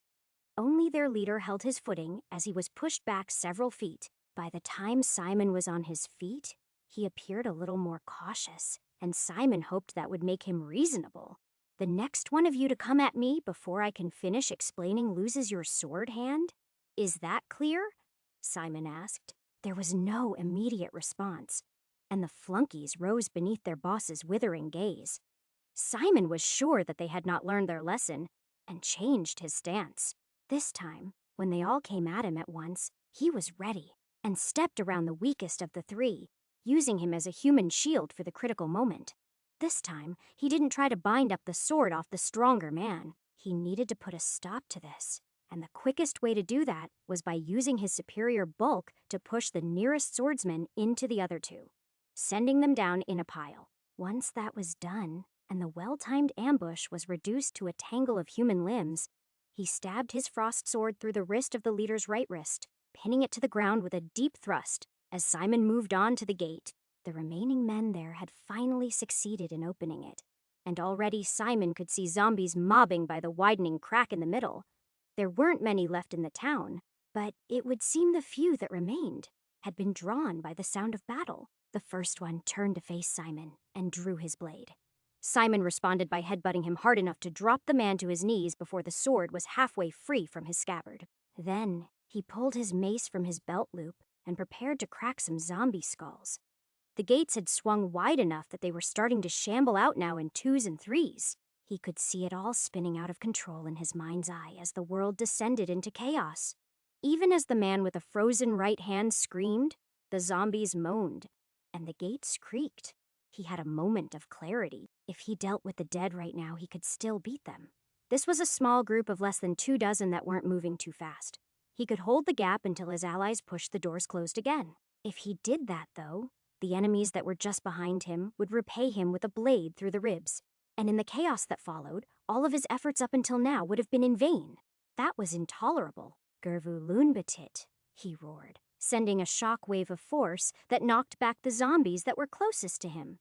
They were flung backward like they'd been struck by the backwash of a jet engine, along with the men they'd already gotten their teeth into. Simon cursed that, but he didn't have any choice. Not with a greater spell. It was raw power pouring out of him.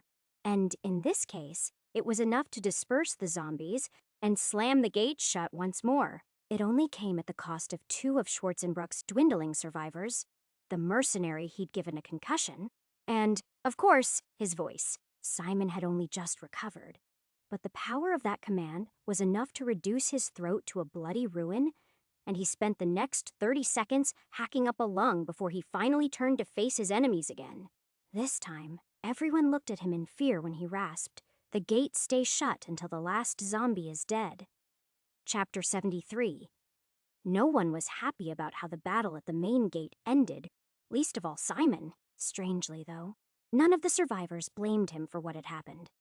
By this point, he was more than a little used to being the scapegoat whenever anything went bad. But this time, it was the adventurers who were forced to retreat with their tails between their legs. They'd come as heroes, but no one saw them that way. Least of all, Simon. He knew that in other versions of this same event, they were the ones that had unleashed the zombies across the land. They vowed to make him pay, of course, but down 2 men and an arm that was going to need to be amputated. He didn't see how that was going to happen. In spite of everything, he'd probably have been willing to heal that horribly frostbitten limb. He probably could have done it with a greater word of healing. But magic wasn't on the table for a few days, thanks to his heroics. These days, uttering a few words of power was no big deal, but back-to-back uses of a greater word felt like they were giving him throat cancer. That was only one of the reasons he hadn't tried the other words that had been burned into his memory, though. He reflected on that while he healed for a few more days and watched the zombies dwindle to almost nothing. The other was uncertainty. There was still so much he didn't know. He didn't even fully understand how the sword he carried was powered, and he could examine those runes whenever he wanted. He needed to learn more, and though there were a couple opportunities to do exactly that on this level, he had not yet decided which one would be more beneficial once he made sure the zombies were finally purged. Then, word came that an army was approaching. Simon thought he remembered this too, or at least a version of it. He certainly remembered fighting an army some nights. His nightmares would never let him quite forget something about an army losing, along with a castle and a mage. He was hoping to track that guy down one day. Honestly, if there was some officially sanctioned order he could learn from, that would be worth the mistakes of a dozen lives. But so far, he hadn't found his Hogwarts yet. That wasn't a mistake he was about to make this time, though. This time, he could already see the pieces fitting together. If the army was as big as the rumors in his memory said they were, then they'd almost certainly found the remaining adventurers he'd let flee with their lives. That meant that by now, their words had turned him into the devil himself, which meant that Simon needed to either prepare for a fight or make himself scarce. To him, it seemed straightforward. But the people he'd saved weren't very pleased when he told them he was going to have to disappear for a while. "You can't just leave," Markin had wailed. "We need you. You're the only one that can battle the zombies and the slimes." "I think the army can handle the cleanup at this point," he said confidently, "and I'll be back in a few weeks to make sure things turn out all right. So, if you need help, just keep ahead of them, and I'll be back to save all of you a second time if I have to." While that was true, it was incidental. He had to come back to take the gate to the next level. He just hoped the assholes didn't burn this place down first. He wasn't sure what would happen if that was gone. Simon could leave now, of course. He knew that. There were just enough embers left in Schwarzenbrook that part of him was worried that the zombie bonfire could reignite. And the last thing he wanted to do was come back here and do all of this over again. With his luck, he'd run into Freya, or zombie Freya, and have a complete meltdown. So, he was going to do what he'd been wanting to do for a long time. He was going to look for Patient Zero. A long time ago, Freya had told him of a necromancer somewhere to the north. And right now, that sounded like as good a place to start as any. If there was a secret order of mages somewhere in this world, he was sure they'd persist in most or all the levels. But the evidence of what had created the zombies would really only exist in this one point in time if it still existed at all. It wouldn't really change anything, of course, but maybe it would give him some understanding into how all of this started. And, with any luck at all, that might give him some insight into what was increasingly becoming the second most important question on his list. Why now? The first question was obvious. He thought of it every day, even if he could barely bring himself to put it into words. What happened with Freya? Did he hurt her? Was she faithful? Could I have done more? He knew the answer to the last one, of course, but the rest? Well, they didn't bear much thinking about. He would hold them way down deep like the terrible secrets that they were. And when he got to level 30, he'd ask Helids to answer them and give him what he deserved, whether that was absolution or condemnation. Those were the thoughts that preoccupied him as he slowly made his way north to a part of this world he'd never been to. He'd never crossed the Black Fork, but from what he'd heard, the land up here got rougher and rougher until civilization petered out entirely. At least until you got over the mountains, that is. The whole reason the bridge was there was for trade. But that had been a dying thing for a long time, and no one seemed to know why.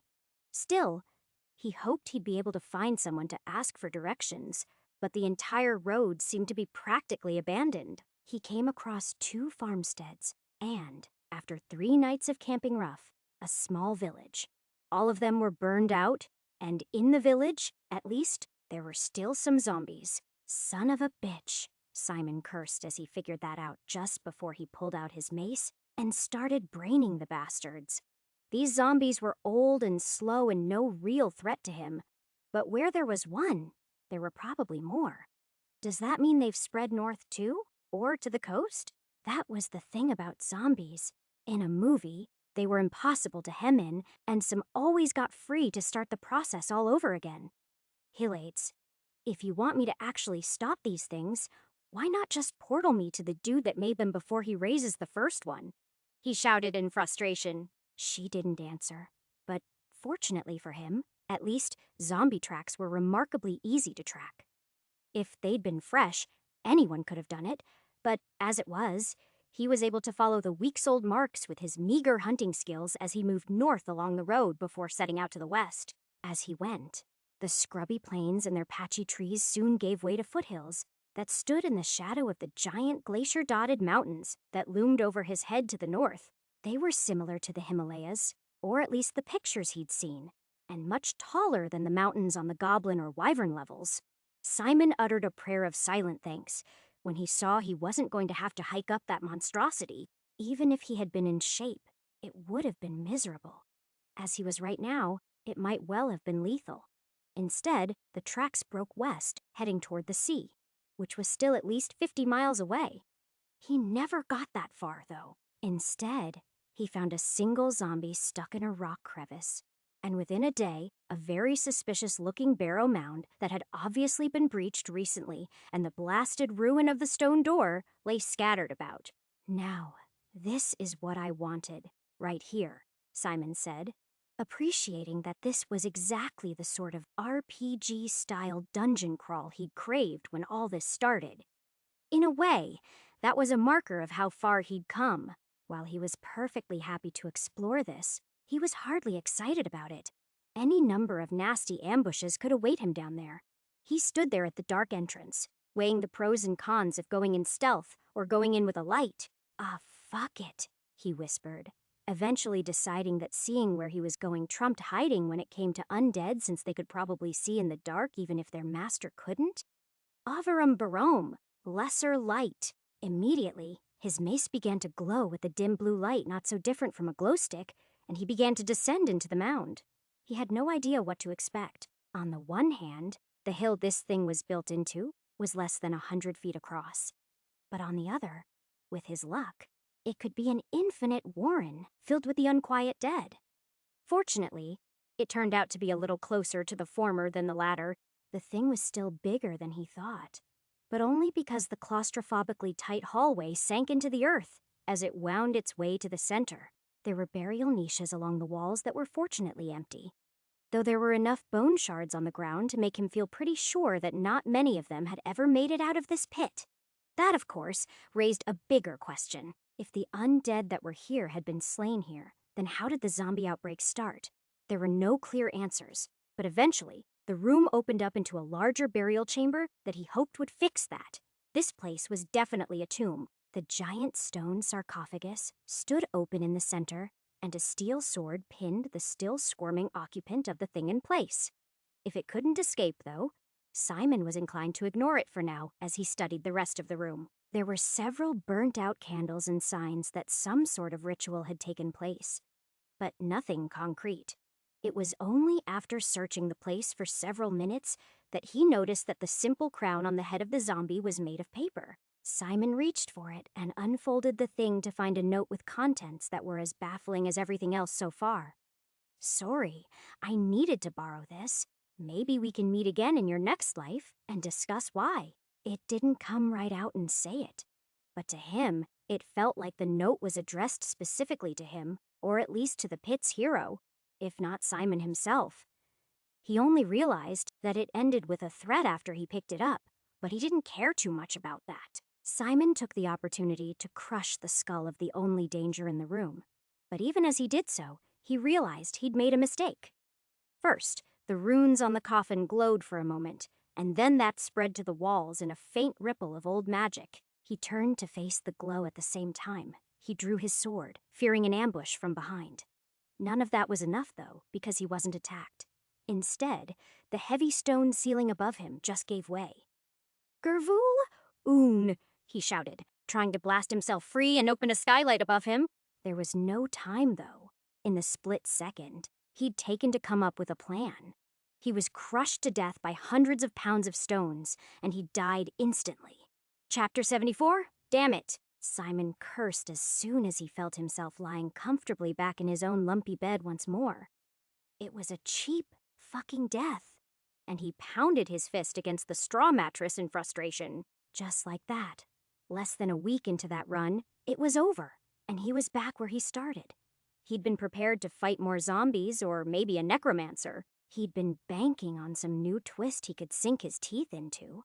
And, with any luck, a tome with a few new words of power. But a trap? Right now, he wanted to vent his frustrations on the bottle of wine, or even the mirror. But he forced himself to calm down and lay there with his eyes closed. While everything was still fresh, he took in every last detail and tried to make sense of a trap that felt like it had been laid especially for him, even though that should be impossible. "No one even knows I exist anymore besides Helates," he whispered to himself. That's half the problem of this damn place. Instead, he focused on the dead body and the magic at play. Obviously, his decision to kill the zombie in the coffin had triggered the whole thing. But was the result of the people who'd originally buried the man? Or had that spell been cast by whoever laid the trap? That was unknown, and more than likely unknowable. When Simon went back, he could always check the inscriptions he'd seen here and there on the stones. But those seemed more like prayers or little summaries about the deeds of the men that had been entombed in the barrow than anything that was actually useful. Had the paper crown replaced a real one? Is that what the author had meant? How could he have known that whoever found it would have a next life? He sighed, slowly sitting up before he reached for the bottle. Mirror, does anyone in the pit know that I'm not a part of their world? Like that I'm an outsider and doing this over and over again? He asked, expecting another complicated version of I don't know. Instead, he was pleasantly surprised to read. Some supernatural entities that dwell within the pit have realized that there is something unnatural occurring on their world, though they are rare. Interesting, he answered, leaning forward. Can you give me examples or tell me if... Apologies, I cannot, the mirror replied. Of course not, Simon shook his head. I thought you were going to be useful, but instead you go right back to being annoying like this. What can you tell me about those entities? I do not understand the question. Please clarify. It typed out. That was almost enough for Simon to break the damn thing, but instead, he turned his attention back to more productive things and started laying out the gear he planned on taking with him. Did he hope that he'd cleared the zombie level so he wouldn't have to go back again and could finally consider Freya laid to rest? Or did this new wrinkle make him hope it was still an option to go back to and explore? Simon wasn't totally sure, but he leaned to the former and not the latter. On his way out, he thought about asking the mirror if he'd actually cleared, but decided he'd rather be surprised. At this point, good surprises were rare in the pit, but he needed something to take his mind off the monotonous task that rat and goblin slaying was quickly becoming. Nothing on the upper levels was really hard anymore, and he both looked forward to and feared the challenges that inevitably awaited him when he got deeper into the pit. Of course, as soon as he entered the basement and shut the door behind him, he remembered what it was he'd been forgetting. He meant to bring the hatchet and try to force open the door above him. He could use magic, of course, he realized, but he shrugged it off. Next time, he said as he continued deeper.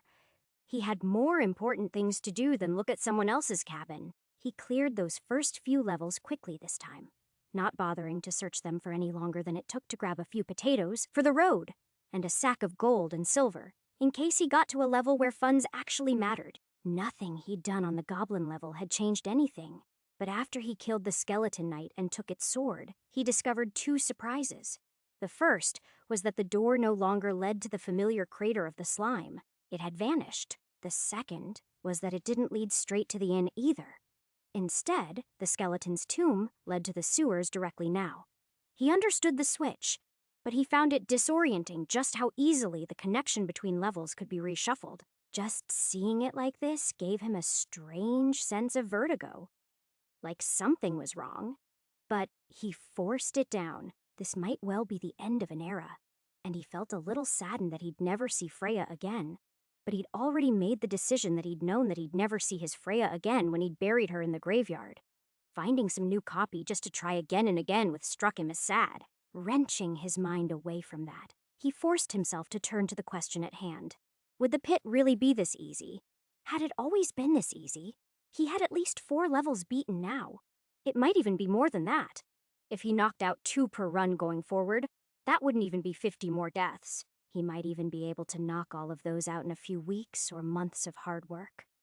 While he stood there contemplating all of this, he opted to take both swords with him this time. The frost sword wouldn't be useful in all cases, as he'd learned with the adventurers. And this time, he really wanted to hack the carrion crawler into pieces, but didn't see ice helping with that job. He could think of a level coming up he'd absolutely need it for, though. I never have actually killed this thing, have I? He asked himself as he strode into the sewer. Truthfully, he didn't think that he did. That made him smile. If all it took to never have to walk in this disgusting sewer again, he'd gladly kill 50 of the little bastards. In fact, maybe that's what he was supposed to do. He realized Maybe the giant pile of bodies, it retreated to each time he wounded. It was a nest of some kind. It was with that thought in mind, he entered the foul place with his torch and his sword at the ready before he whispered, "Avarum Barum." He wasn't sure exactly what to expect from minor light, but a gentle glow filled the surrounding tunnel. It wasn't enough to let him see all the way to the far end. That was fine. Even if it made hiding impossible, he thought with a nod.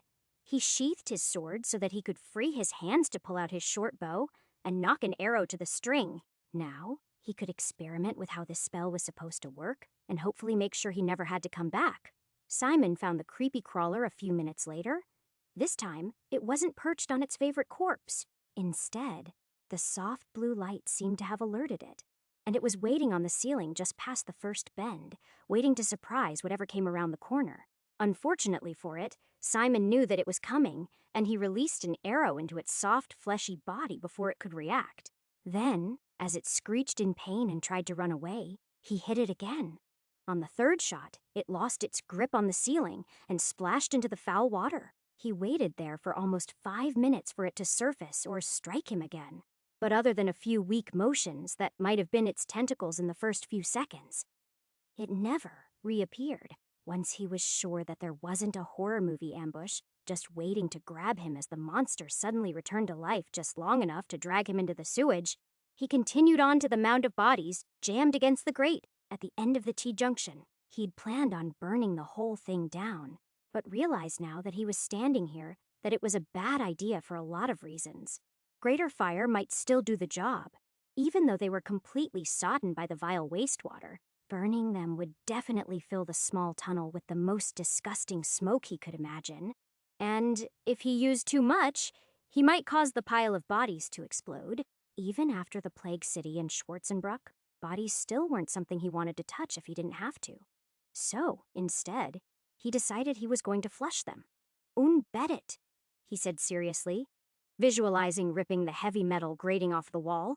Adding minor seemed like it would be too little, and major always felt like overkill. Just plain force would be sufficient, he decided. Strangely, though, nothing happened. He felt the magic course through him, and he heard the rusting bars creak under the invisible strength his will imposed on it. But it wasn't enough to actually do the job. "Huh," he said in bafflement. "Who would have thought?" Simon refocused and tried again, adding a bit more oomph to the spell.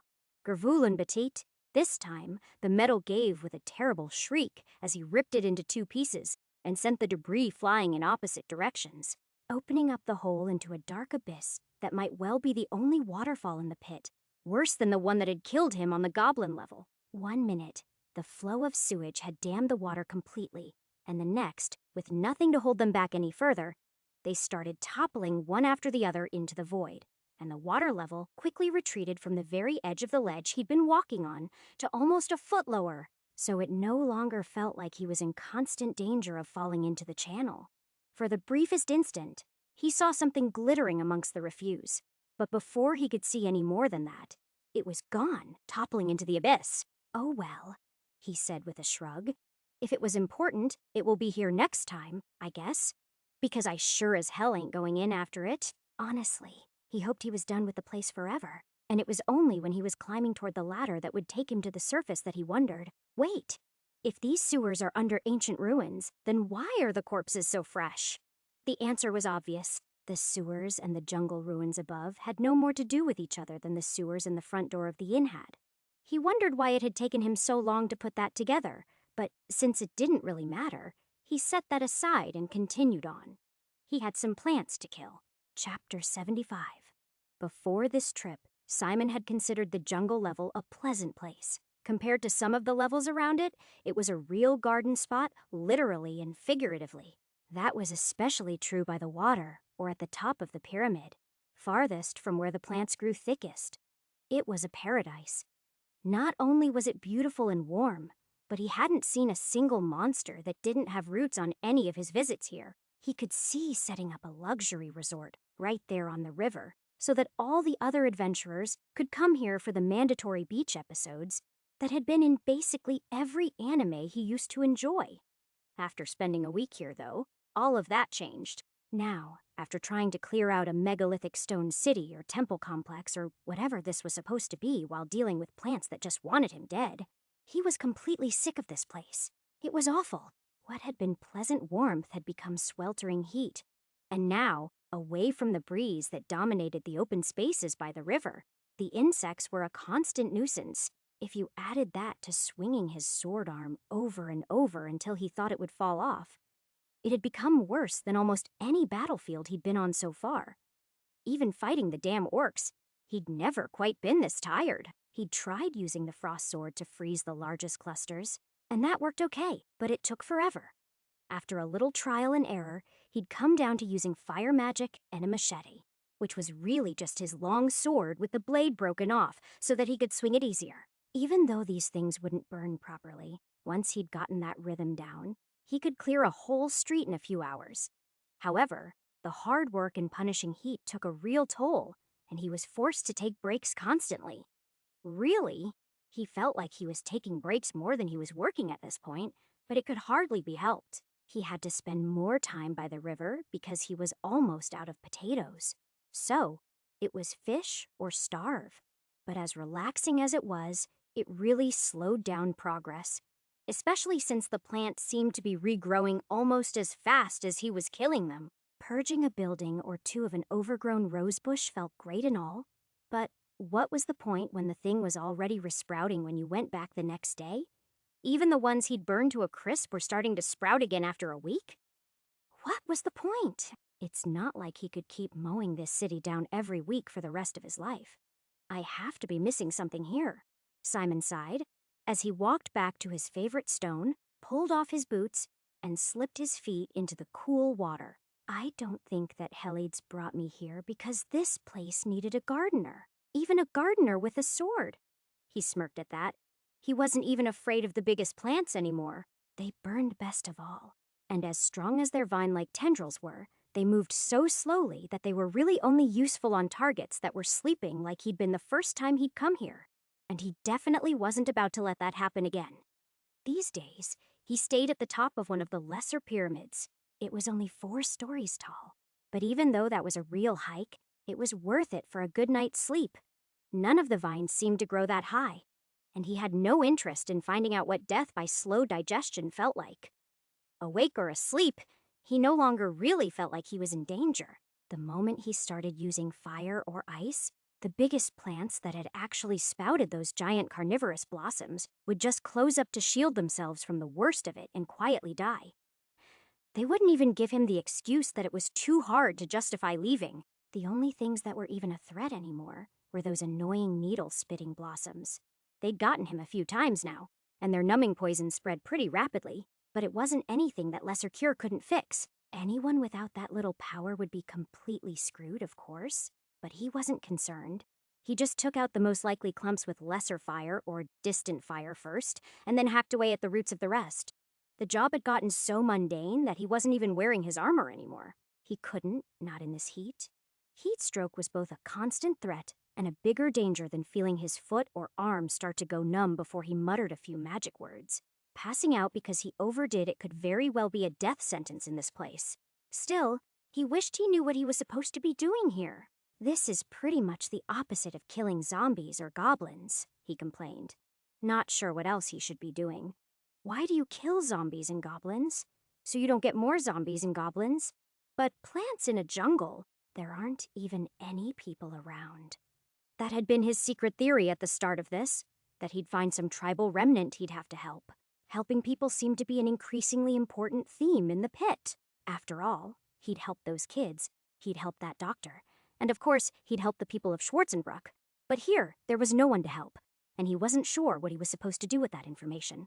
He supposed that the task could have just as easily been to knock over the giant pyramid that dominated this place. Honestly, that might have been easier than trying to kill all the carnivorous plants that swarmed it. Simon kept searching, though, certain that eventually he'd find some dark secret they had to be protecting. He wasn't sure if that was the right move, but it was the only one he had. If he didn't find something in another week, he promised himself that he'd move on and give one of the later levels a try. So, that's just what he did. Over the next 4 days, he made forays into different parts of the city. Each time he was looking for a secret door or an evil temple that might have spawned this little nightmare so that he could hack at its roots instead of its branches. But he never located one. Twice, he'd found crypts to descend into. There, the most interesting things he discovered were enough legible pictographs to figure out that this place had been the capital of a vast empire before it crumbled away. It was hard to make sense of everything, because he lacked the context to understand all the metaphors. But it was plain to see that the brighter the accomplishments, the older the sarcophagus. He got more of an Incan vibe than an Aztec vibe from them, though they were warlike, sure. But he hadn't found any evidence that they conducted ritual sacrifice on an industrial scale or anything. They hadn't seemed to have discovered words of power either, because he found no new ones in any of his reading sessions. Even when he pried open the tombs themselves, all he found were jade-decorated corpses that had long since decayed to bone and dust.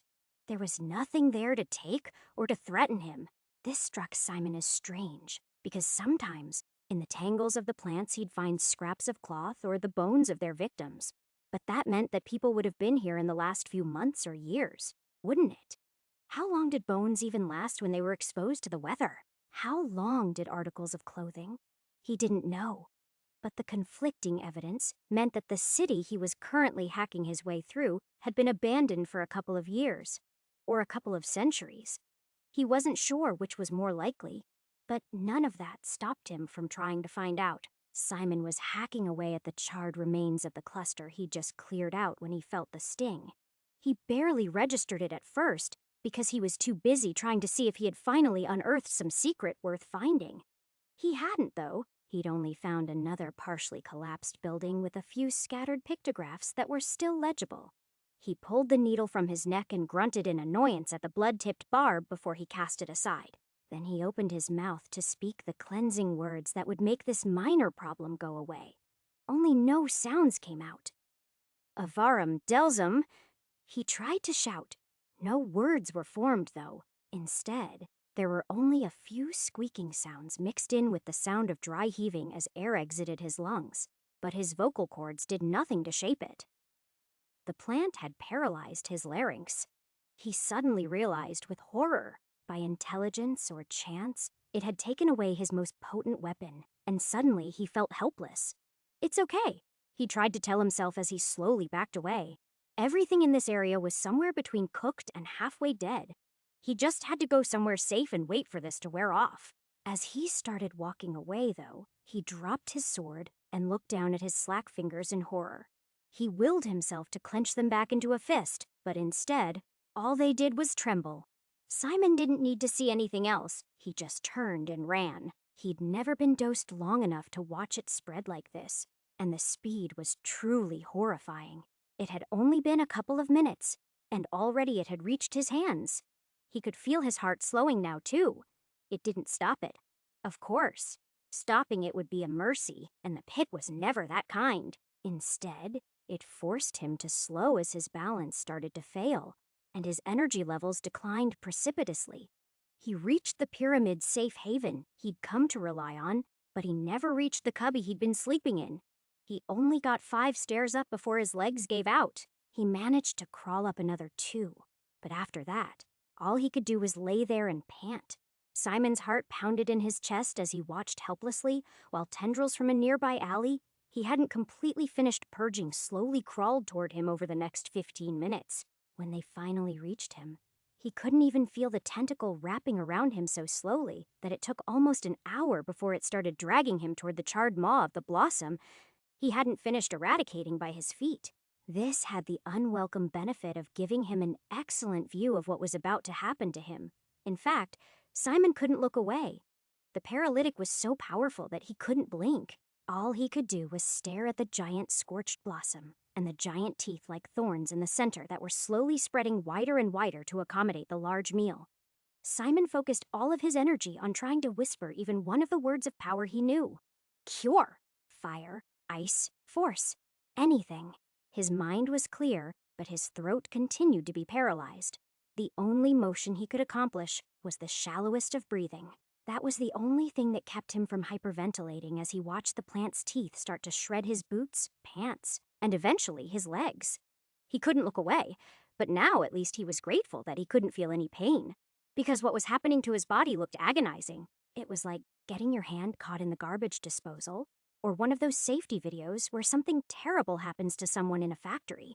He could only watch as the motion of the thorns drew him in abject horror. Fortunately, he passed out from blood loss before the thing had gotten past his knees, and he was finally freed from the horror of that ending.